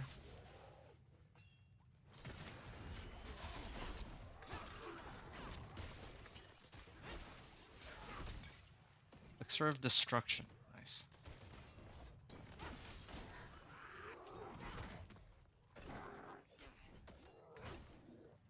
Don't go without me. Don't go without me. Okay, another person joining us here. Okay. PoE is really good. You don't really need a guide or hundreds of hours to get it. It's just a lot of reading that people are usually too lazy to do. Yeah, okay. I mean, it's funny because you would know better than I would because you've played PoE, but you're the first and only person I've met who has said that about PoE. I think most of the people that I've talked to about PoE do point out, like, will immediately make note of the complexity associated with playing that game. And don't get me wrong, I enjoy complexity, right? Like, putting together a lot of these guides and figuring out where to go and all that stuff. I enjoy the theory crafting that goes behind it and figuring out mechanics, but yeah, like I said, there's a certain limit. Like, there needs to be some balance in how much... Some moderation. I'll use the word moderation here. Some moderation in how much of that I actually do. Alright, the last dungeon that I have to do as part of this quest. That was a very long-winded set of missions, but here we are. I can launch my ult here, and then now I can actually start hitting him. Wait. No, that wasn't the end, right? Okay. He just went invulnerable. Of course he did. Kind of a bummer because I wanted my centipede to kill him there. And now, more Phosphorus. This is an interesting boss fight, though. None of the other dungeons I've done have this boss here, so it's a brand new one, I think. Planless Thrasher. In what, like, stages of invulnerable when he gets lower and lower health. Okay. Yeah. Alright, we're good. Okay, speak to Ormus, and we'll see what he says, but if he's done, I'll probably head here, this last fogged area, and then these last two up there. Last run without a guide. It is super complex, but it's not really hard if you know how to read and spend maybe 10 minutes thinking about what you want to do. Okay. Well, something to think about, but yeah, no matter what, like PoE is still gonna be my last priority. I think. I'm enjoying like how easy it is to get like Grim Dawn, Last Epoch. I don't even need to spend 10 seconds to figure out where I need to go with those games. So yeah, as a starting point, I think that's cool with me. Not to say any of these games are better than another, but just in terms of immediate appeal, yeah, I'm gonna stick with what I have right now. Okay, so we have a bunch of items, a bunch of resistance. Well, I'm okay on resistances. I just need to break into World Tier or Torment 1, so just need like better rings. Especially because I have Rakanoths now. Max life movement speed. Carnate skill with you are unhindered, alright. Hey, here's a pole arm. I can re-roll this one, but this one's not that much better than my current one, I feel. This is a good ring. This is a good ring. I can use that one. Dexterity and max life, maybe. I think I got better than that, and I'll salvage all these. Another polearm that's really good, but I mean, it's a nice upgrade, but I don't think it's worth trying to upgrade just yet. Okay. I can talk to Ormus. Let's go talk to him. Understandable, and I don't blame you for wanting less complexity, but I will stand by Path of Exile being a good game. Oh, I don't doubt that. I don't doubt that at all. Again, for the record, I am not at all saying it's a bad game, that even if it's an okay game. I've heard many people say it's a good game to the point where PoE 2 is supposed to be coming out soon too. And a lot of people are very excited for that, understandably.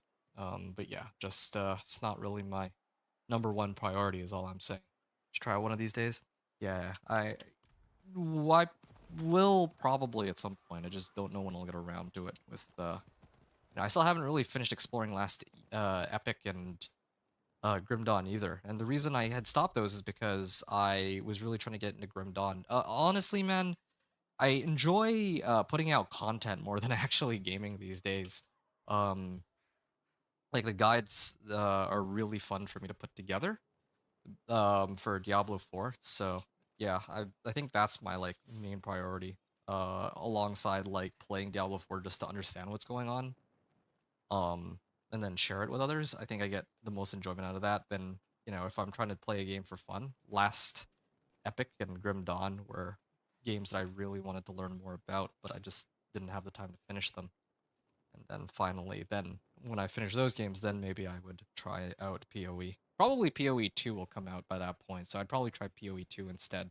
Since PoE 2 would be like fresh, right? Like PoE 2 would be how do I put it?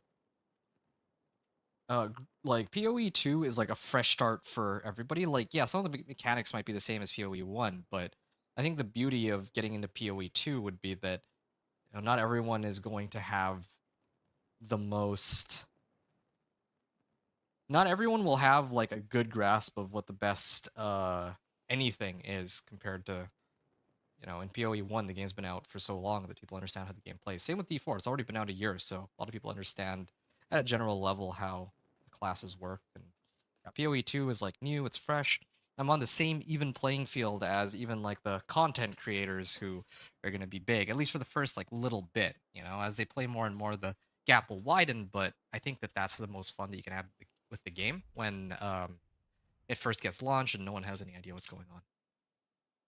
I will say it isn't necessary, but if you want to take the complexity out of it, you can use a build guide. Yeah, I wouldn't. If I'm gonna use a build guide, I just wouldn't play the game. I think is how I feel about it, just generally speaking. Like, what fun would that be?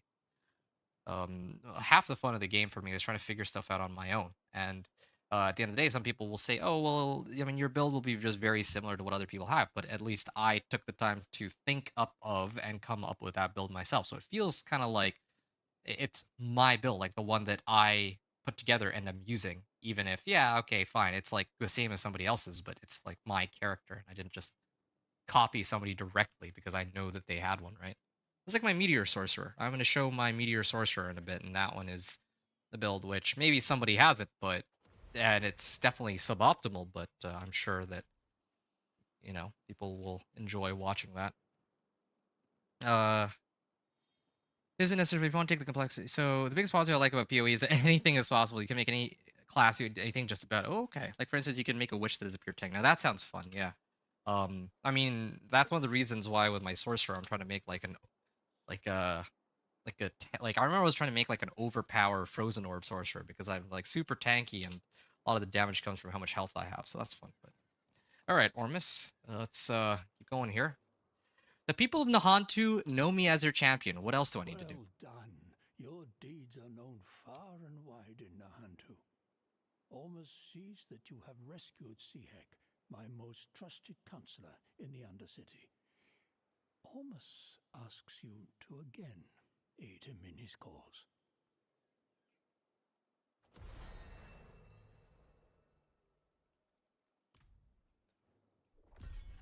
Counselor Sihek. Wait, I just got 2 million XP from that. Oh, okay. Well, I'm going to be over-leveled then.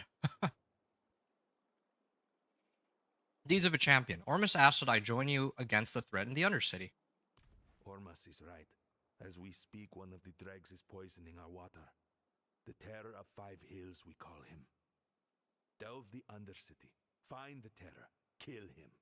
And if you fail, do not let him take you alive.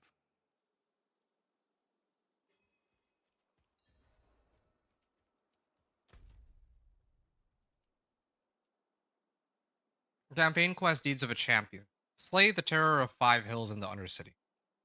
Counselor Sihek has requested that I venture back into Cross Undercity and slay what he called the Terror of 5 Hills. Okay. Now that they've given me 2 million XP, I'm like almost. I can hit level 60 right now. Probably are very close to it. I would just need to claim these. Wait a second. No. Actually, I haven't done the strongholds for these, so I can't actually hit it just yet. But what I can do is I'm probably going to run check here. And I'm going to check something else out. Diablo 4 Deeds of a Champion. I mean, at this point, I think it's fair for me to just take a look at what else is left in the game. Because the main storyline is done, so all this is just a bunch of unlocking stuff. As far as I can tell. Meet Ormus and Kurost, complete activities in Nahantu, gain Grim Favors and participate in Helltide, unlock Torment difficulty. Okay, I think I understand now.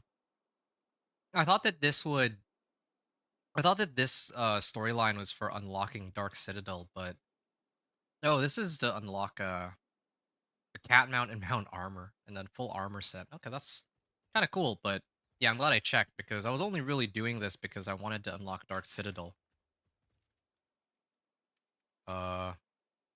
Yeah, how do I unlock Dark Citadel? I'm just gonna take a look.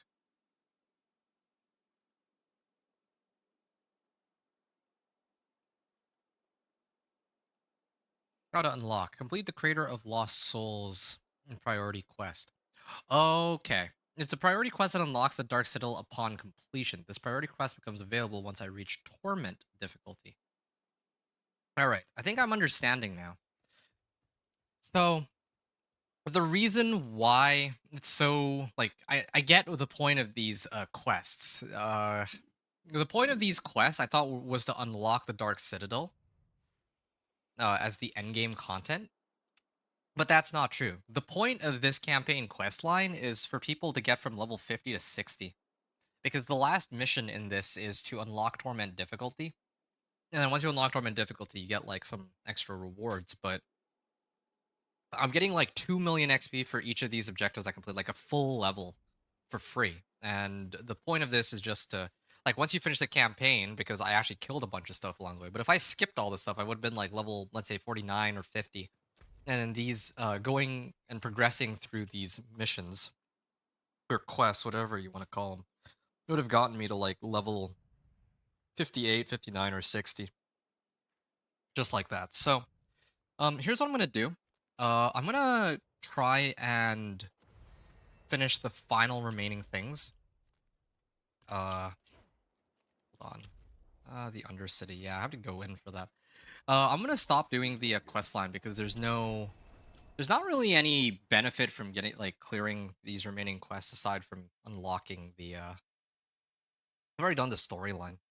I'm just getting XP out of them, and then by the end of it, I got that mount armor. So I think I'm just gonna leave it. I don't think I need to waste my time with that. But there are a couple things I'm gonna do for completion's sake. I'm gonna go here. First of all, I'm just gonna unlock the last couple of regions so that I don't have to look at Fog of War anymore, and so that I get the easy renown stuff. This is the last area, right? I have to go here next, Ickerfall. To the right side, shout out to Cam Cameo for identifying that that fogged area. And finally, after I hit this here,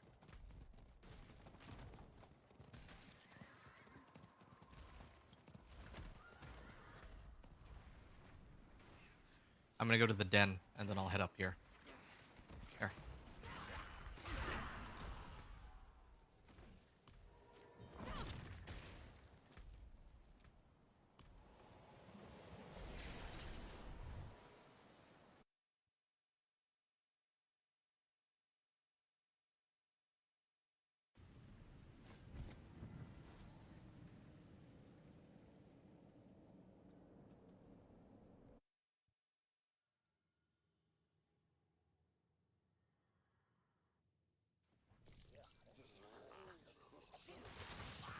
Alright.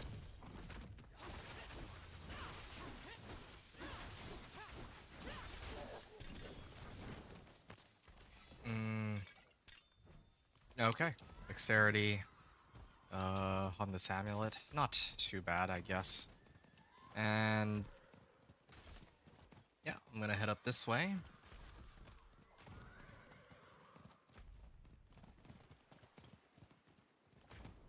And I think this will reveal the last location.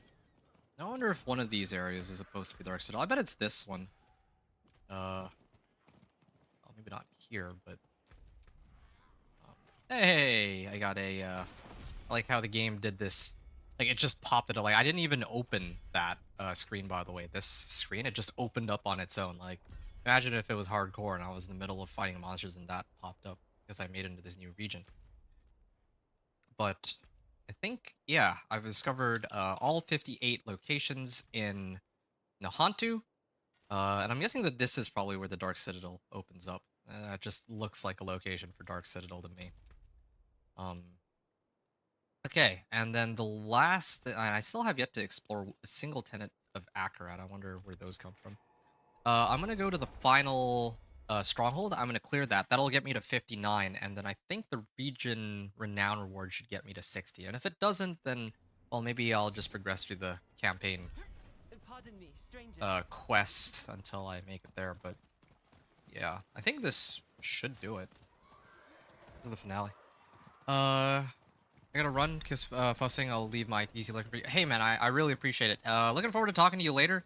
Maybe by the time you get back, I'll be done with this Spiritborn stuff, and then I can move on to the Meteor Sorcerer. I don't know if Anthony's still around. He was looking forward to watching that too. So, yeah, depending on if he's around or not, maybe I'll run that. Maybe I'll investigate the ruins of. Check here. Okay, cool. Yeah, thanks again, Cam. You have a good one, and good luck with your kid. Alright, investigate the ruins of Chakir, so let's run this. Investing a ruined city. What do they want with this place? Investigate what the dregs are doing in Chakir. Something interesting too is these strongholds seem to be a little bit they take a little bit longer to complete than the strongholds in other regions, so that's also a cool note. Lead me again, feed the plants. Also, I kind of wonder if I'll have to redo the quest where I unlock the mercenaries on the other classes, or the other characters that I've been playing. I'm guessing that because it's like a feature unlock, if I do it on one class, or one character, then it's probably unlocked for all the other ones, but since all my characters haven't officially completed the campaign, I don't know if I can just skip it like you can with the original. Yeah. I don't know how that works. I guess if they could. some kind of poison. I need to stop this.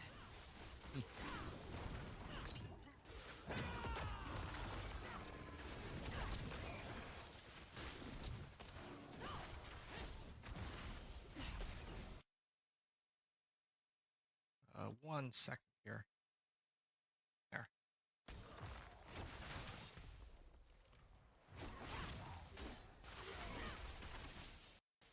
Brewing Cauldron. Oh, right. Gotta destroy the Brewing Cauldron here. And there's gonna be 4 of them. And then there's a boss in the middle. Looks like. Fun stuff. Makes me want to re-level, like, some characters from scratch again, but... It's gonna be fun. Speedrunning through the, campaign and all. You will pay for that in blood. Blood for the brewing.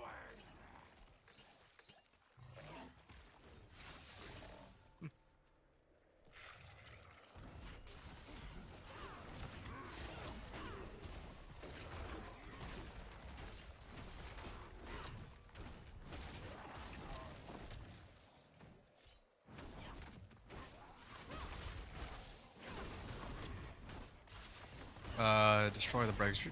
Brewing Cauldron, stop the dregs empowerment ritual. I think there was a boss over here, wasn't there?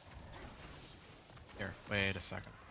Just wanted to scout this really quickly. Okay. I thought I saw a monster was here earlier, but maybe like showed up on my map, but he's not actually quite here yet, or something. There we are. Okay, just that centipede just executed that cauldron. Wow, that was nice. It's actually kind of refreshing to be able to just play the game without having to imprint equipment every couple seconds. To admit, this is actually fun. Leveling like this, especially as a change of pace from what my usual leveling looks like by running like hell tides and other things in the game. Doesn't feel as much of a slog.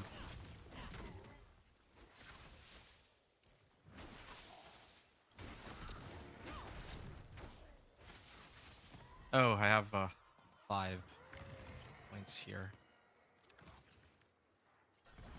At this point, I'm really just tossing points in randomly. Ow. There we are. Life on kill.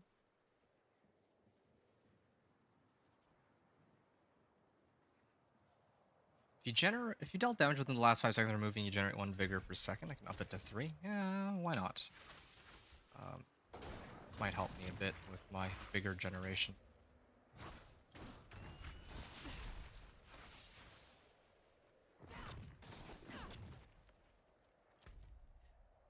Oh, and there's the boss here, looks like.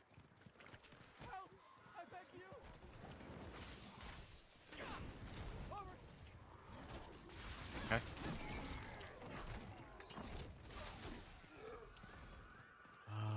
More brewing cauldrons? Or am I mistaken here? I see a boss over there in the middle. Brewing cauldron. Oh, okay.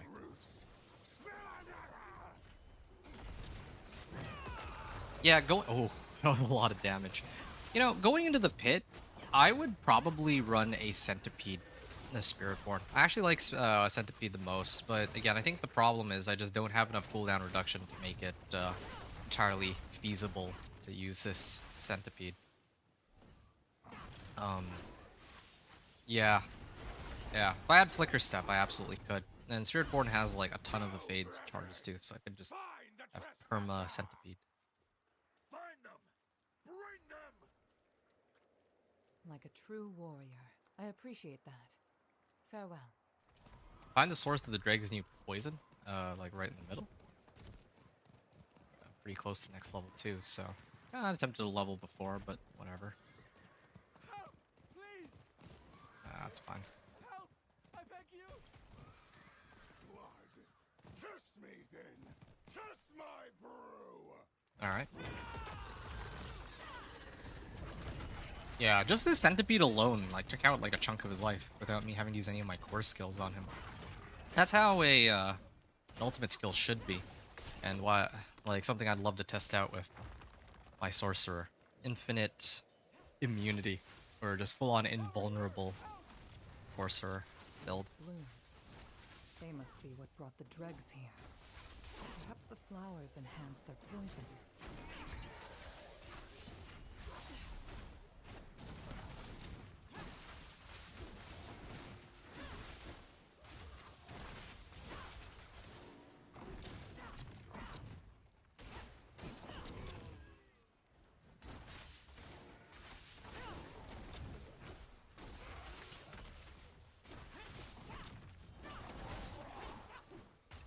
Very close. Face us.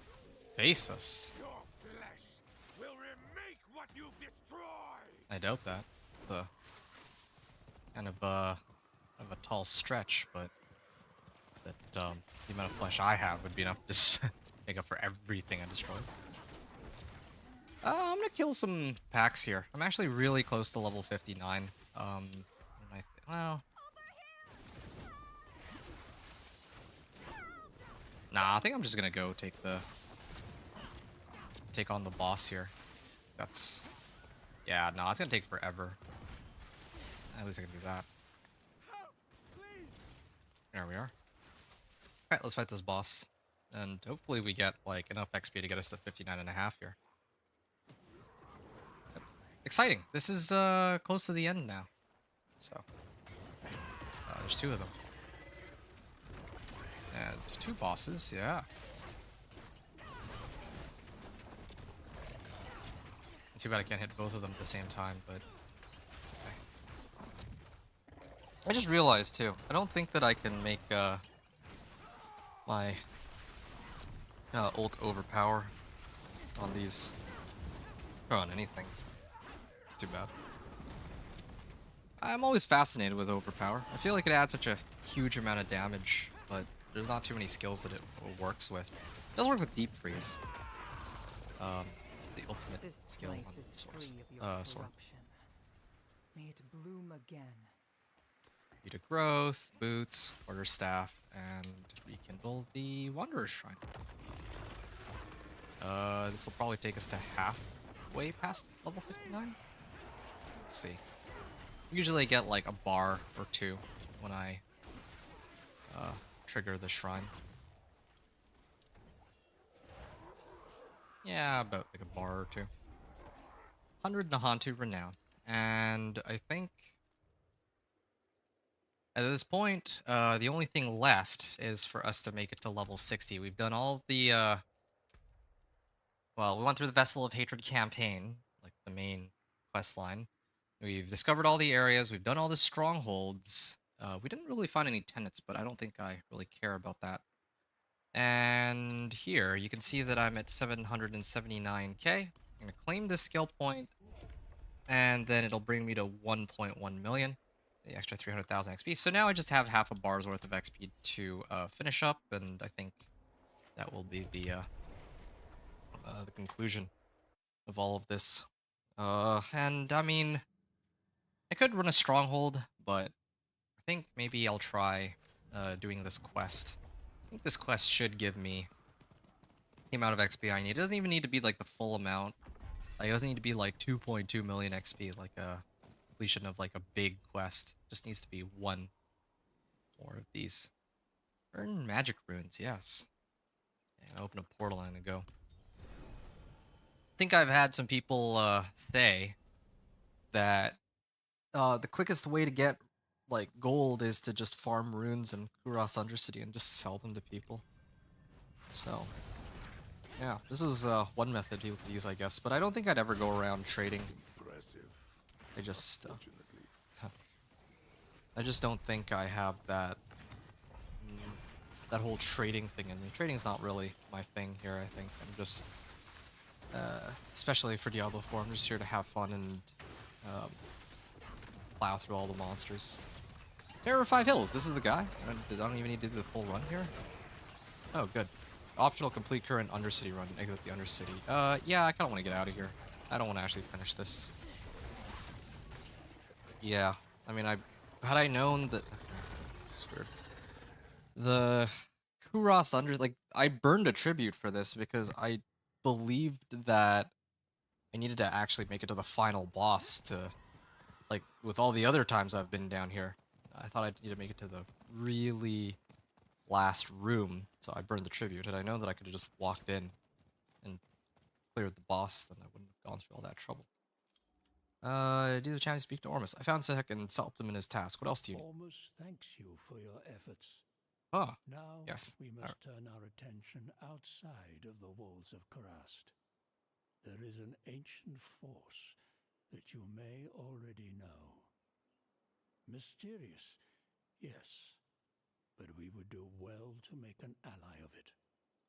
If you are to be prepared for the torments ahead, seek the favor of the Tree of Whispers. Prepared for the torments ahead. Ha.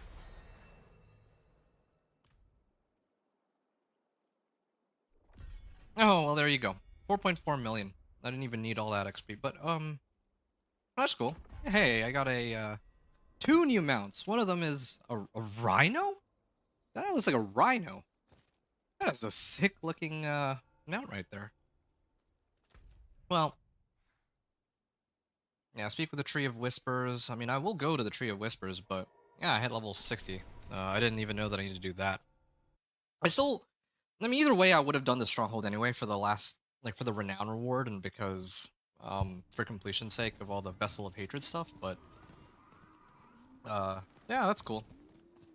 Yeah, if I made a brand new character and went through the campaign, which I'm kind of tempted to experiment with, in the coming days, then I bet I could have made it to level 60 and, probably like 4 or 5 hours tops compared to, I think the quickest run I did running Helltide was Necro at 6 hours, so we'll see if I end up getting around to that. Deeds of a Champion. Nahantu has need of the tree's insight. Ormus has requested that I make an ally of the Tree of Whispers beyond the Rithing Mire in Hawazar. Okay. The spirits of Nahantu once frowned upon our gaze crossing their border, but the Lord of Hatred leaves new allies in his wake.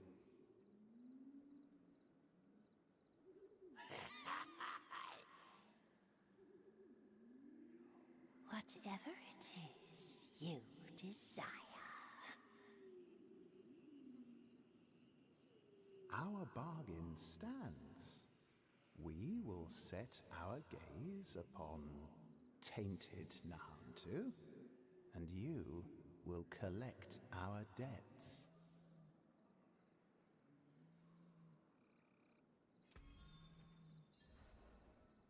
Hooray! Whispers of the Dead, you have unlocked additional Whispers in Nahantu. These Whispers will be added in the rotation with other regions of Sanctuary.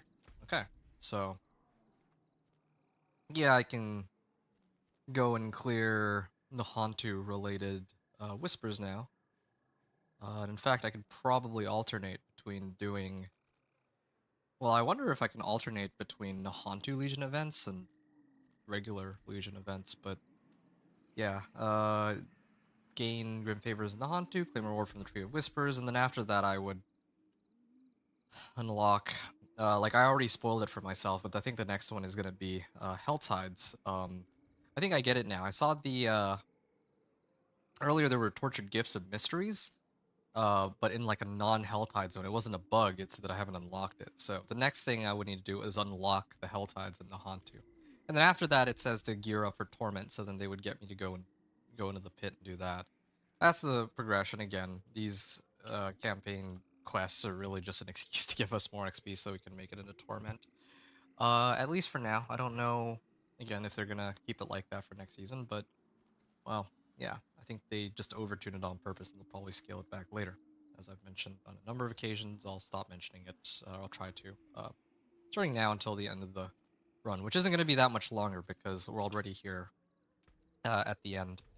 So let's gear up and brace yourselves for the finale. Yeah, I think all that's left now is to gear up my Spiritborn and clear Pit 20. And I have no doubt that this should not be a difficult task at all. Chance for Touch of Dust Forms, re-effect on hit.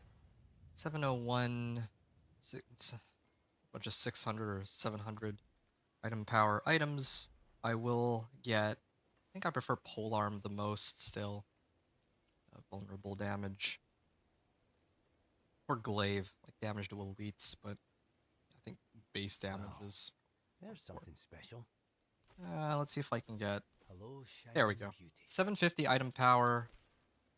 Like legendary polearm, so it rolls 3 modifiers. Right, so let's gear ourselves up. I don't even know if I really need to put that much effort into gearing up. I might even just try to go in with, like... Yeah, I should give it an honest setup. I don't want to... I'll probably be recording this as like my pit 20 clear. I don't want to go in there and then have like half-baked equipment. I don't think that's a very good look for anyone who's going to try to use this as a guideline for, hey, 50% more damage, yeah. For whatever character they, or for if they need help with getting their Spiritborn set up to clear it. Yeah, gotta make sure that I have the right sort of modifiers here. My hammer sings on your return.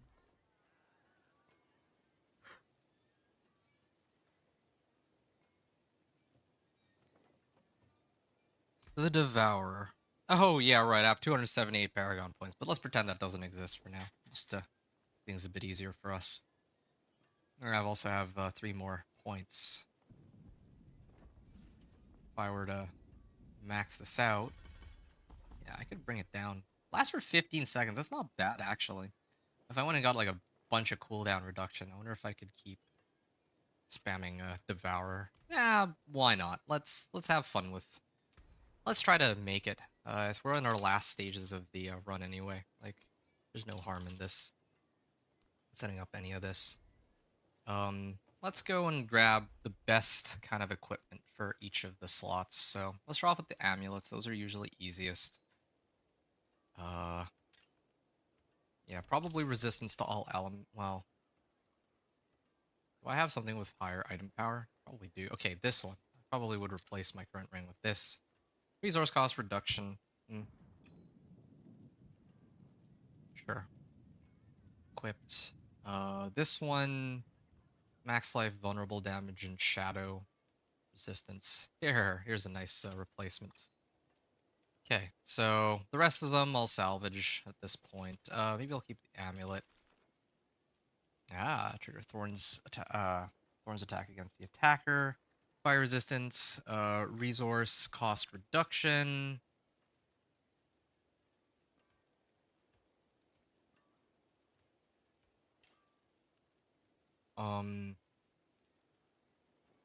Okay, yeah, I'm gonna look at that in a second. I'm gonna salvage these. They've served me well, but it's about time for them to go.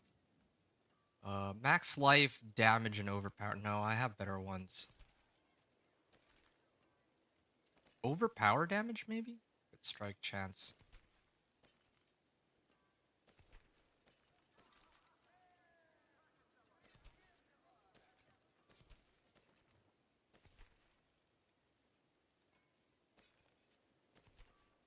And maybe this amulet. I don't know if this amulet would be better, but let's salvage it all first. And I think that I got Aspect of Payback. Now, Aspect of Payback is kind of crazy. Like, I definitely would want to build my... No, wait, no, not Aspect of Payback. This one, actually. It's already imprinted. Casting or Gorilla skill increases your weapon damage by 38% of your armor for 3 seconds. Yeah, this is kind of nutty. Like, I mean, if this works the way I think it does. All my skills, Gorilla skills, because of my Spirit Hull. But even though my armor isn't like super high, like 38% of my armor, let's just say 40% to make things easier. That's like extra 250% base damage on my weapon that has like 466 like minimum damage, right? Like it's like almost like a 50% damage increase just that by itself. So I think that's kind of absurd. And I haven't even like kitted out my armor to cap it out yet. Here's an upgrade to my current one, so we can replace that. Actually, yeah, let me salvage all the weapons. All the other weapons are obsolete now. Yeah, I don't need this anymore. I have one better. This, my current one is better. There isn't one single one among these that's 750 item power, so as well as they've served me, it's now pointless to carry these around. Yeah, I don't think I need Raw of Capella K, but it is unique, so maybe I'll give that one a chance. How shall I guide my Salvage all. Collect all legendary aspects in 7 stones. I don't know what 7 stones is. Boots. I might leave my boots because they give me enough resistances to cap out. Amulet. Yeah, okay, so maximum resource. I only really care about, well, dexterity is nice. If I put on this amulet, I not only gain like extra 6% dex, although it's not even that much dex, but sure. Extra 6% more dexterity, but I also gain like almost 10% more resistance to all elements. So I'd probably use this one. I don't care about lucky hit chance, so I don't think I'd trigger anything with that anyway. Max life. I could use this. I could actually use this, but I do lose 250 armor and 25 all resistances in the pit, so I'm gonna be mindful of that. I was actually eyeballing this amulet because it has a resistance to all elements roll, but if we add up the base resistance to all elements plus the modifier, that's only like 23%, and this is 20%, and it gives max life and dex, and well, yeah, so I think I would be using this one. So my amulet, and both of my rings are good. Just for good measure, I can also proceed to masterwork them. Again, I will stick with Gorilla Finesse. Like, I could use Natural Finesse and I could get way more damage overall, but let's not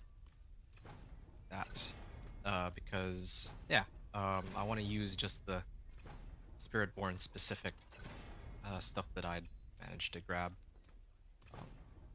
There. Gorilla damage, and let's see here. Gorilla, defensive damage. Gorilla. Yeah, like I'd mentioned, ideally... Oh, okay. Well, they're making things easy for me here. That's good. Saves me a lot of time. Ideally, I would have wanted to get more stuff that has to do with cooldown reduction, but I don't think that'll be possible here. From the looks of things.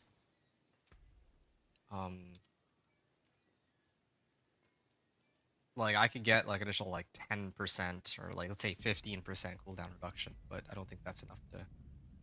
Well, maybe. Maybe it might be. Make this work. I'll think about it.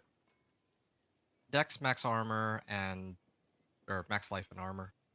Chest armor needs an upgrade. I actually don't think I've adjusted the rest of my gear yet, so let's go and grab...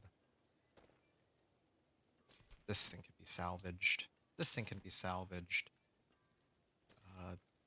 This one can also be salvaged. Ooh, yeah. This one I'd probably keep. This is a pretty big upgrade over my current one. This is Dex, max life, and resistance to all elements. The Dex would definitely help my damage, but I prefer the cooldown reduction and the 24% resistance to all elements on my Rakanot's Wake more. So we'll stick with that. Legendary focus. For a necromancer. Okay, that's a glitch there. So I'm trying to salvage this, mark this for salvage, and it's not letting me. Like, it just automatically marks it as not salvageable. Oh yeah, let's get rid of it so I don't have to keep looking at it. Yeah, I already have the rings that I need, so let me get rid of all the other rings just so that I have less to look at. Attack speed and total armor. I could run this instead of my current amulet too, if I wanted to. Yeah, it's probably going to be the easiest character to kit out overall because... Okay, this is strictly worse than my current amulet. But yeah, it should be pretty easy to figure out overall, because it's not... Most of the equipment is pretty awful, I'd say. Dexterity and max life. We'll salvage it all. I have 406. Okay. I have about 406 obols. What's left, you ask? Do something with those. Yep, we'll salvage this too. Effective apprehension. Oh, yeah, okay. These gloves might be better. Crit strike chance, max life, critical strike damage. Sure. And yeah, I think pretty much done here. The only other possibility is if... No, I think I'm okay. What are my resistances? Yeah, I'll just use an incense and I'm covered on resistances. So now it's an armor issue. Armor issue should be very easy to solve. I'll just need to do this. And I'll just try to roll for max life and armor. I think even that is fine. I don't even need to, I don't even think I need to go much beyond that. Max life, why not? One of these has to roll armor, right? Max life, sure. I could also just walk in with 2,000 armor too. That also works out quite nicely. This one... It was fine. This is already okay by itself. What I could do is I might as well just temper... Do I have... Okay, I definitely have disobedience. Fortify could be helpful too, but whatever. Yeah, Sorecast Vortex as a landing location deals damage. Yeah, it's kind of nice. You have 2 vortexes there, and in that case. The rest of my gear, I think at this point, is worth salvaging. The reason I held on to this... I have block chance? No, I don't even use a quarterstaff, so... Unyielding hits. I pick up unyielding hits on my amulet. Impeccable. Yeah, because that's a pretty big difference once I get my armor up and going. It's unstoppable, you do a ton of extra damage to them. Well, yeah, I don't know if I care about that. They'll be dead before I actually manage to CC them enough that they end up becoming unstoppable. Nah, let's see if I can just throw on Juggernauts. Probably wouldn't have access to Juggernauts at this point, but might as well. Sure. 952 armor. Okay.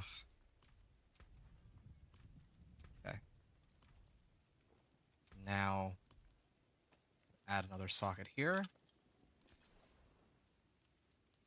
And yeah, get a couple of skulls. At this point, I think I would be able to access this, right? Usually just plain skulls would be enough. Just this by itself has me capped at like 1192. Next with 1500 bonus weapon damage. Unfortunately, I won't be able to get this cap out at 1500 bonus weapon damage, but I don't really think I need that much armor. At least not for Pit 20. I think that's overkill. For Pit 35, though, I absolutely would try to tailor my armor stat to be way higher, and then I'd actually go and get plenty of the other stats, but I think this should be plenty to handle it. Now, the only thing left is which of my skills am I gonna use there, mainly. Reduce your active ultimate cooldown by 2 seconds. 200 offering. Drink a healing potion. Cast evade. Don't really use much evade, so.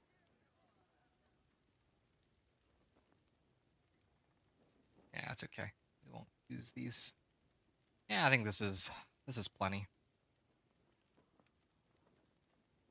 Let me just make sure I have the right aspects now. I think that's all that's left.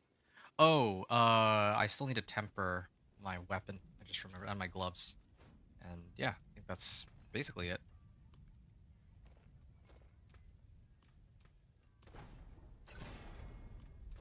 Finesse.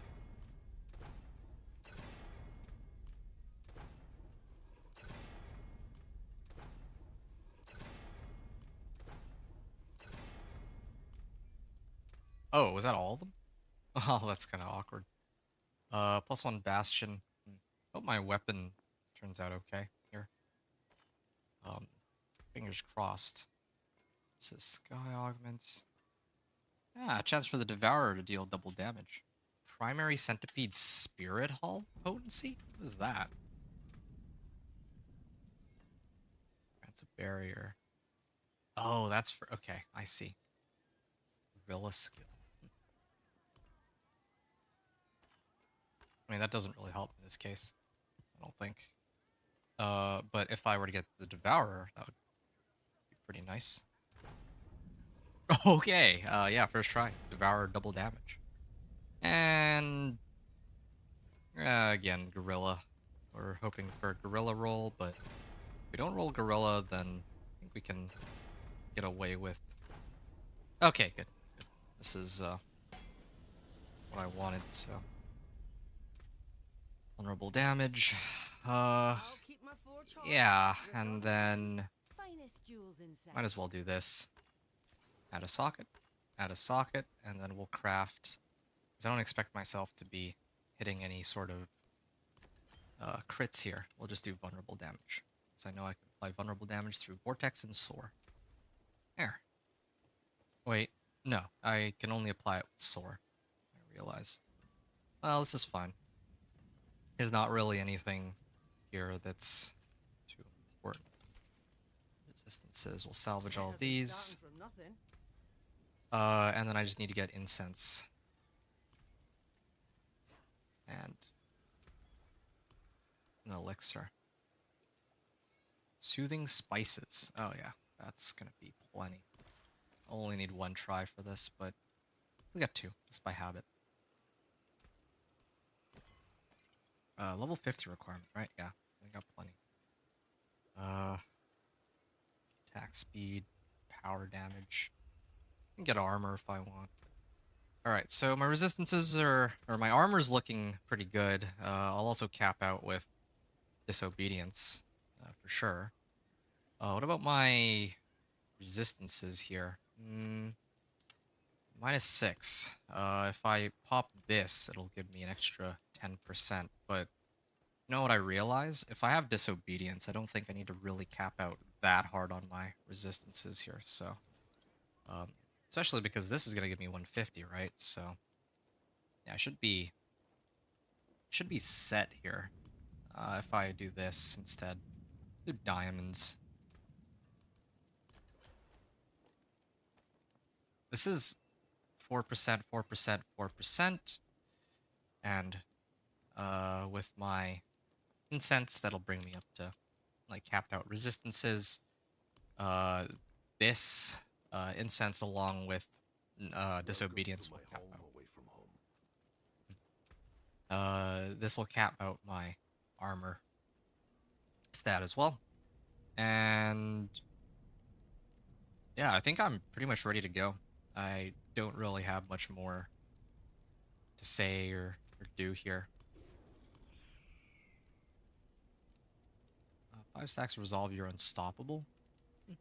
Could work well with Tybalt's.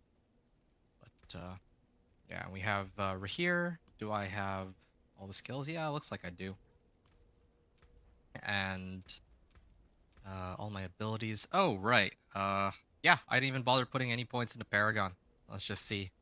I bet I could run this no Paragon and it'll be fine. I might even try and do something a little fun here and just dump points into Devourer. I can even increase the damage on this. Not just reduce the cooldown, but boost the damage on it too. Okay. We finally have 2 extra points that we can toss in.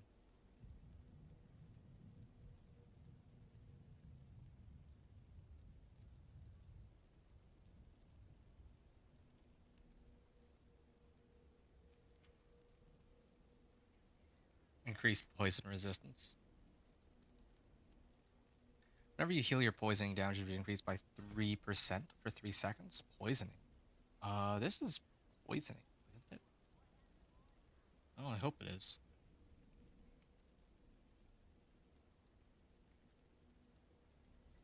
Kill. Increased damage while unhindered or unstoppable. Well, actually, yeah, that could be helpful.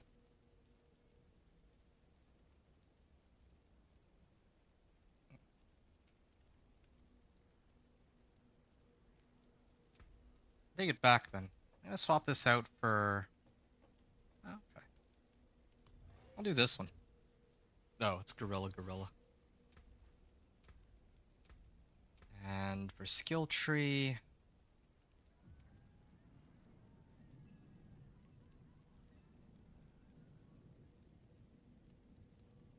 Like that damage. Any other passives I can take off here? I don't need. I was just randomly dumping points, so. Maybe I'll get rid of this. I'll get rid of this. It needs to take less damage. Vulnerable. There. Whenever you heal, your poisoning damage is increased by 9% for 3 seconds. Nice. Alright. Well, I'm gonna go at it then. I see how far we get. I'm sure I'll clear it first try because of. Oh, right. Oh, I'd almost forgot. I knew I was missing something. Okay. I need to. Here, let me. I've already tempered everything, right? Yeah, I need to re-roll for the right modifiers on my gear here. No overpower damage. Yeah, sure, lightning resist. Critical strike chance. I mean, I don't even think my Devourer can overpower, but whatever. Damage or resistance to all elements would be ideal, but okay, well, sure. I can also just get resist or crit strike instead. Well, right. And this is fine. I could roll off crit strike damage for Dex. I think that's better. There we are. Dex. Good. And yeah, aspects. So let's get inner calm. I'm just lazy to set anything else. I mean, all of these are gorilla skills, so pretty much I should actually have unyielding hits on my weapon now that I think about it. And I think that this applies to all of my skills, including my Devourer, so.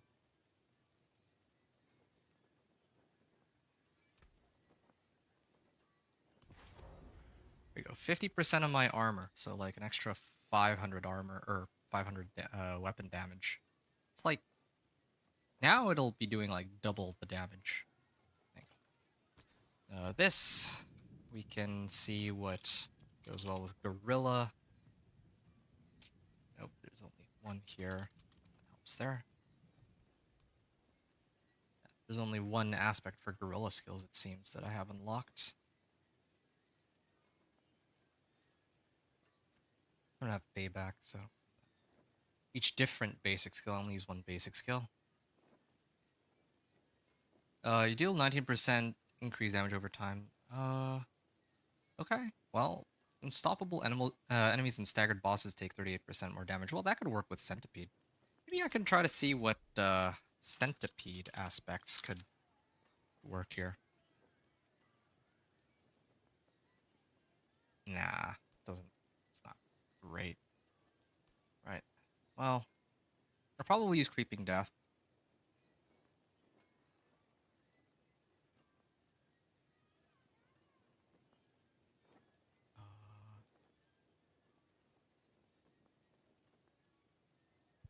Increase critical strike damage to, based on block chance. Assume to resolve. Which ones are my potency skills? Well, not Devourer, and Crushing Hand is core.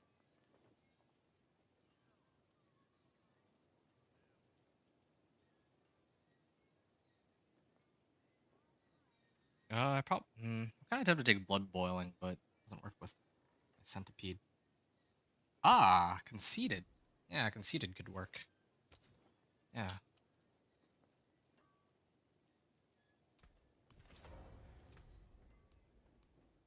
Okay. Aside from conceited, we have edge masters. Yeah, I could do edge masters. And still don't have inner calm. I'm gonna do this. Sublime. Inner calm goes here.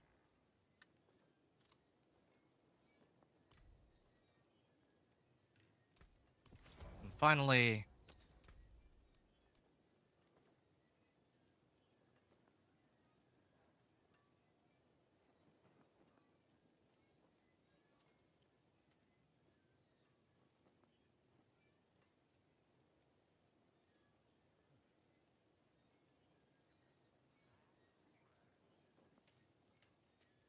protect while you remain within. I don't know how those mystic circles work, so leave that be. Aspect, I think. Creeping death. I'll just do creeping death. Yeah, okay. Centipede. Masterful work. The Devourer. Bright aura. Brighter soul. And too bad I don't have anything else that gives cooldown reduction aside from Rackanauts. Helm I could roll for a cooldown reduction, but I think it's fine. Let's just go and see what we can do with all this. Oh, wait. There's one other thing I should check. 5% increased damage at least for 3 seconds. I should actually be tossing points into these. By 10.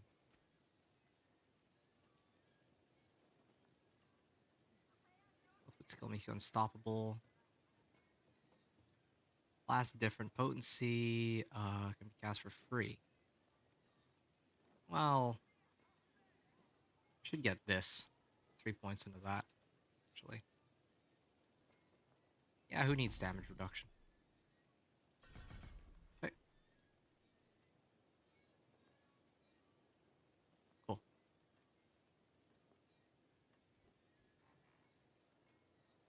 I think I'm gonna go in with this. This should be fine. This is the finale, so I'm gonna take a moment here. Just gonna be right back really quickly. And then we're going to proceed to try and finish this. So yeah, I'll see you all very soon.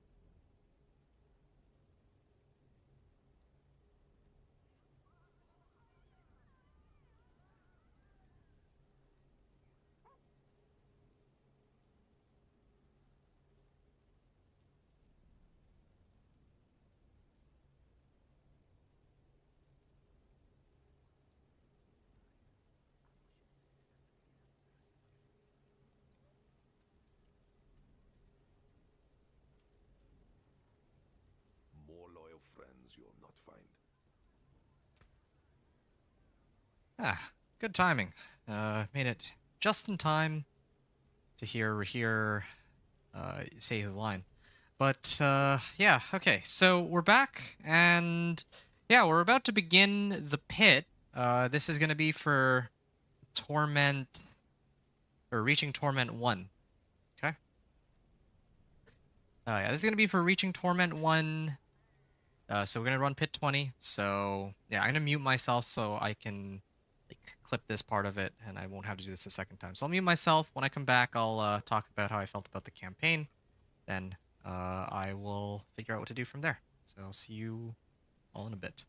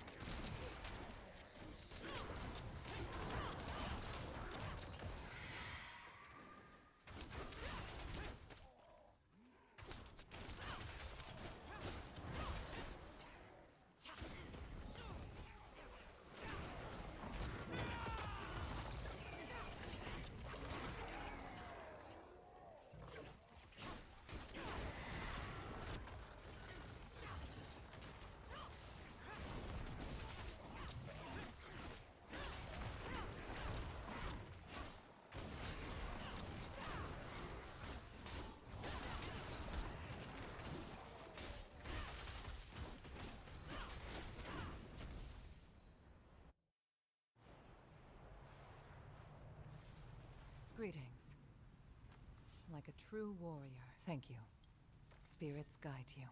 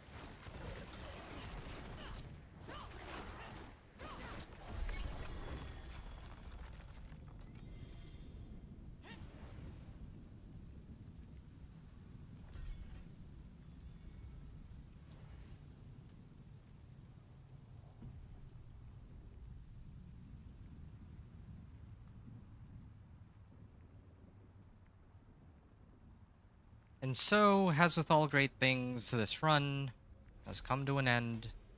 We've cleared the pit, well, particularly pit 20 for the first time with this character.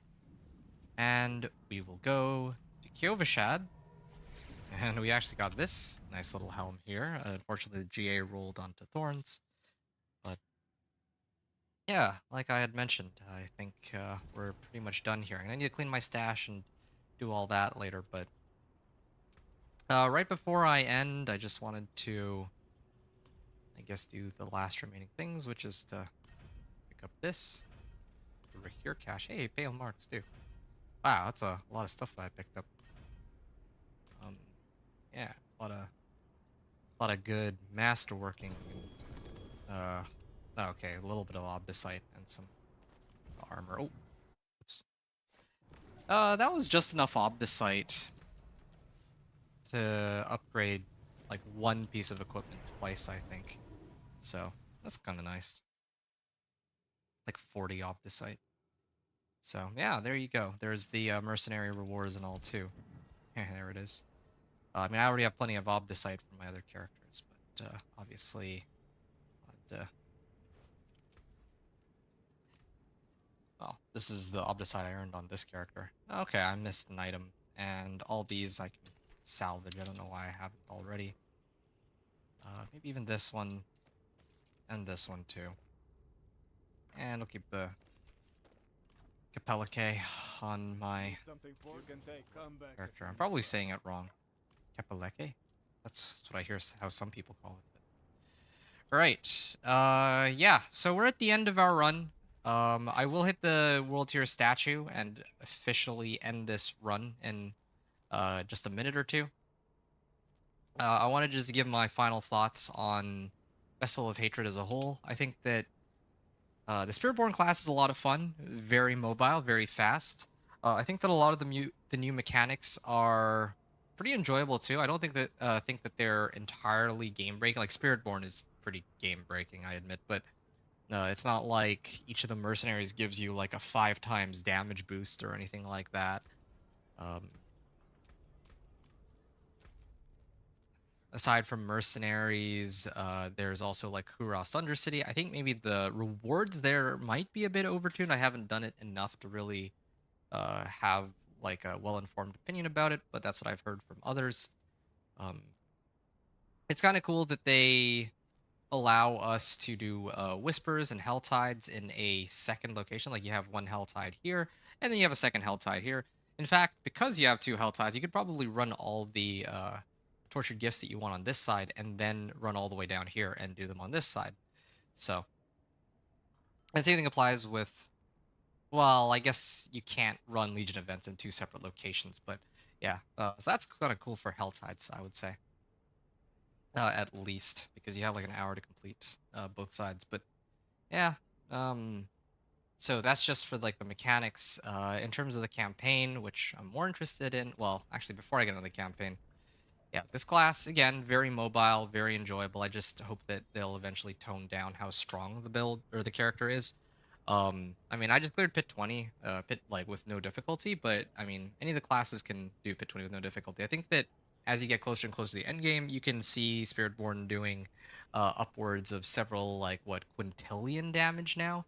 Originally it was like 100 trillion, then it slowly went up and up, and then it hit like quadrillion, and then now it's up to quintillion. And you can easily clear Pit 150, whereas all the other classes are struggling to even break Pit 100, just even Pit 100, let alone 110 or 115. I think Necro can do, like Bone Spirit Necro specifically can do like 100 billion damage or something like that, and that class, or either that build or that class, can handle Pit like 110 plus because they have so much damage. But yeah, other classes are like much closer to the level of power of Necro. But Spiritborn, if it were clearing Pit 120, that's fine. But like Pit 150 with almost no effort. I think I watched somebody clear it in 3 hits. That's very absurd. But yeah, that's just my thoughts on Spiritborn. Yeah, the Spirit Hall system is kind of cool. I think that some of their aspects are kind of interesting, like stacking thorns or stacking armor to do more damage, like right here, aspect of unyielding hits, um, and a lot of the interactions between their abilities and passives. Vortex is a really cool skill. Feels good to pull everything in, and you can access that through runes, which is nice. Oh, I'd actually forgotten to mention that. Rune system is interesting too. I've had a chance to play around with it a bit because I was actually, even though I didn't do the quest to unlock being able to get runes as drops, I was able to pick them up off other people.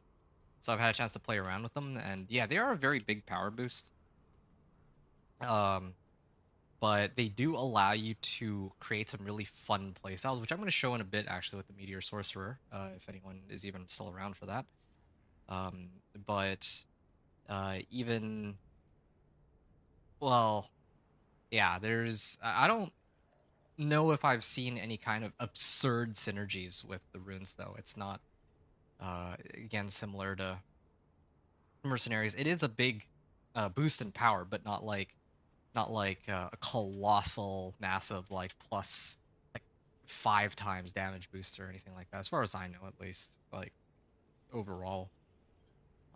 So yeah, so that's kind of my thoughts on the mechanics. And like I said with the campaign, overall, I had a lot of fun with the campaign, especially the leveling process for it. I really do hope that they don't nerf campaign leveling into the ground, but I also don't want it to be the case where campaign leveling is so dominant that running Hell Tides or Whispers is not as viable. Like, I think that each of these methods for leveling should be comparable to each other. And we were even just at the point during the PTR where strongholds finally have a use too. Strongholds, people running those from 40 to 60. I think that 50 to 60 strongholds was reasonable. But yeah, just looking at like 1 to 50, Helltides and Whispers, I feel like would be nice if Whispers were more in line with Helltides and that Helltides were more in line with campaign. But right now, campaign is like crazy for leveling. But in terms of how the campaign actually went, I enjoyed the progression of the storyline a lot. I liked how it began. I think that it was great being introduced to mercenaries. I love the mercenary, the concept behind it, like having the companion join you for these fights, and how they got integrated into the quest line. And I actually really enjoyed the introduction of Uravir, and I'm actually really disappointed with how he met his end. And then similarly with the final fight of the game, the Herald of Mephisto. I don't mind fighting Herald of Mephisto, but you'd think that the fight against Uravir or the fight against Herald of Mephisto would have been more impactful, both from a mechanic standpoint and an emotional standpoint. When I fought like Mephisto, I really enjoyed the aesthetic of how the arena was like pitch dark. But I didn't like how Mephisto, like the Herald of Mephisto, was just like he was just invulnerable for half the fight. That was mainly it. I was like fighting all of his lackeys, and I just was waiting for each of the phases to end, and it was more just a waiting game than anything. At least in comparison to like the Lilith fight from the base game, where there were 2 phases. It was epic. There was like crazy music playing in the background, and there were a lot of mechanics involved with beating her. Um, Maybe you don't need like a super mechanically intensive fight, but it should be a little bit more exciting than just, oh, gotta, beat him over and over with my stick until he dies kind of deal. So that's my 2 cents regarding the uh, Herald of Mephisto fight. Um, and I think, as I mentioned earlier, I think it would have been much cooler if the final boss was actually Eru himself. Like, because of the hatred that Eru fostered from having to kill Abulan, from having to put Nahantu in danger and the spirit realm in danger, and even Akarat in danger. And he turns on you and Neyrel because Mephisto gets to take advantage of the hatred that's consuming him. And yeah, then maybe you might have to kill him or something like that would have to happen. I think that would have been a more emotional end. It wouldn't have needed to be like a big final fight, but I didn't want to end off this campaign feeling like that's it, That's yeah, I really couldn't believe that was it because there were still 3 different regions left that I hadn't explored in Nahantu. Well, 3 locations or a few locations I hadn't seen. The quest line continuing after the main storyline was kind of cool, allowing you to like level up to 60 if you had missed that. I kind of like that. Kind of a fun way to get somebody to level all the way up to 60 and be ready for Torment, which is where the game really begins, in my opinion. So that's kind of cool too. So yeah, so those are my thoughts. Other kind of criticisms I have about the campaign. So I talked about the disappointing fights with Uravir and how anticlimactic the Herald of Mephisto fight was. And I think I mentioned that I feel like there should have been more appearances of very important key characters. Of I would have liked to see more of Prava. I would have liked to see more of Uravir. He felt like an afterthought, like in the second act of the game. It felt like he was just shoehorned towards the end because, oh yeah, we're gonna tie up some loose ends. I would have loved to see more of the mercenaries, and perhaps most of all, I would have liked to see more of Lorath because he was such a key player in in the base game. And it felt very strange that he's like missing for the entirety of this one. But hey, I mean, when we went to the Roderick Vault, he mentioned Tyrael, so who knows, maybe he'll make an appearance in the third game too. In the second expansion, yes. And yeah, lastly, I think that they didn't really use the mercenaries as much as they should have, or like dialogue for the mercenaries. I think those are the main things that I'm disappointed about. So yeah, final fights against the big bads were anticlimactic. Not enough appearances from the main characters, and then for the side characters they introduced, like Rahir, I would have loved to see more about them. Like Rahir seemed to me like a very intriguing character. Like I would have liked to hear or see more from him, but then he just got sidelined into the den, and then after that he occasionally has a little bit of dialogue. That's that. So that's the end of my run with the Spiritborn. Let's go hit the World Tier statue, and then we'll call it kind of quits here. I've actually been streaming for 5 hours. Maybe I might take a break here and then continue later. I'm not sure yet, like in the evening. I'm guessing that no one else is here at this point. Anthony, I think, is gone. Really wanted to show him my Meteor Sorcerer, but it doesn't look like him or anyone else is around at this point, so I might just take a breather here and continue at some other point. Yeah, it feels good to be done this Spiritborn campaign though, so I can focus on, or the Vessel of Hatred campaign and Spiritborn run, so I can focus on other things. So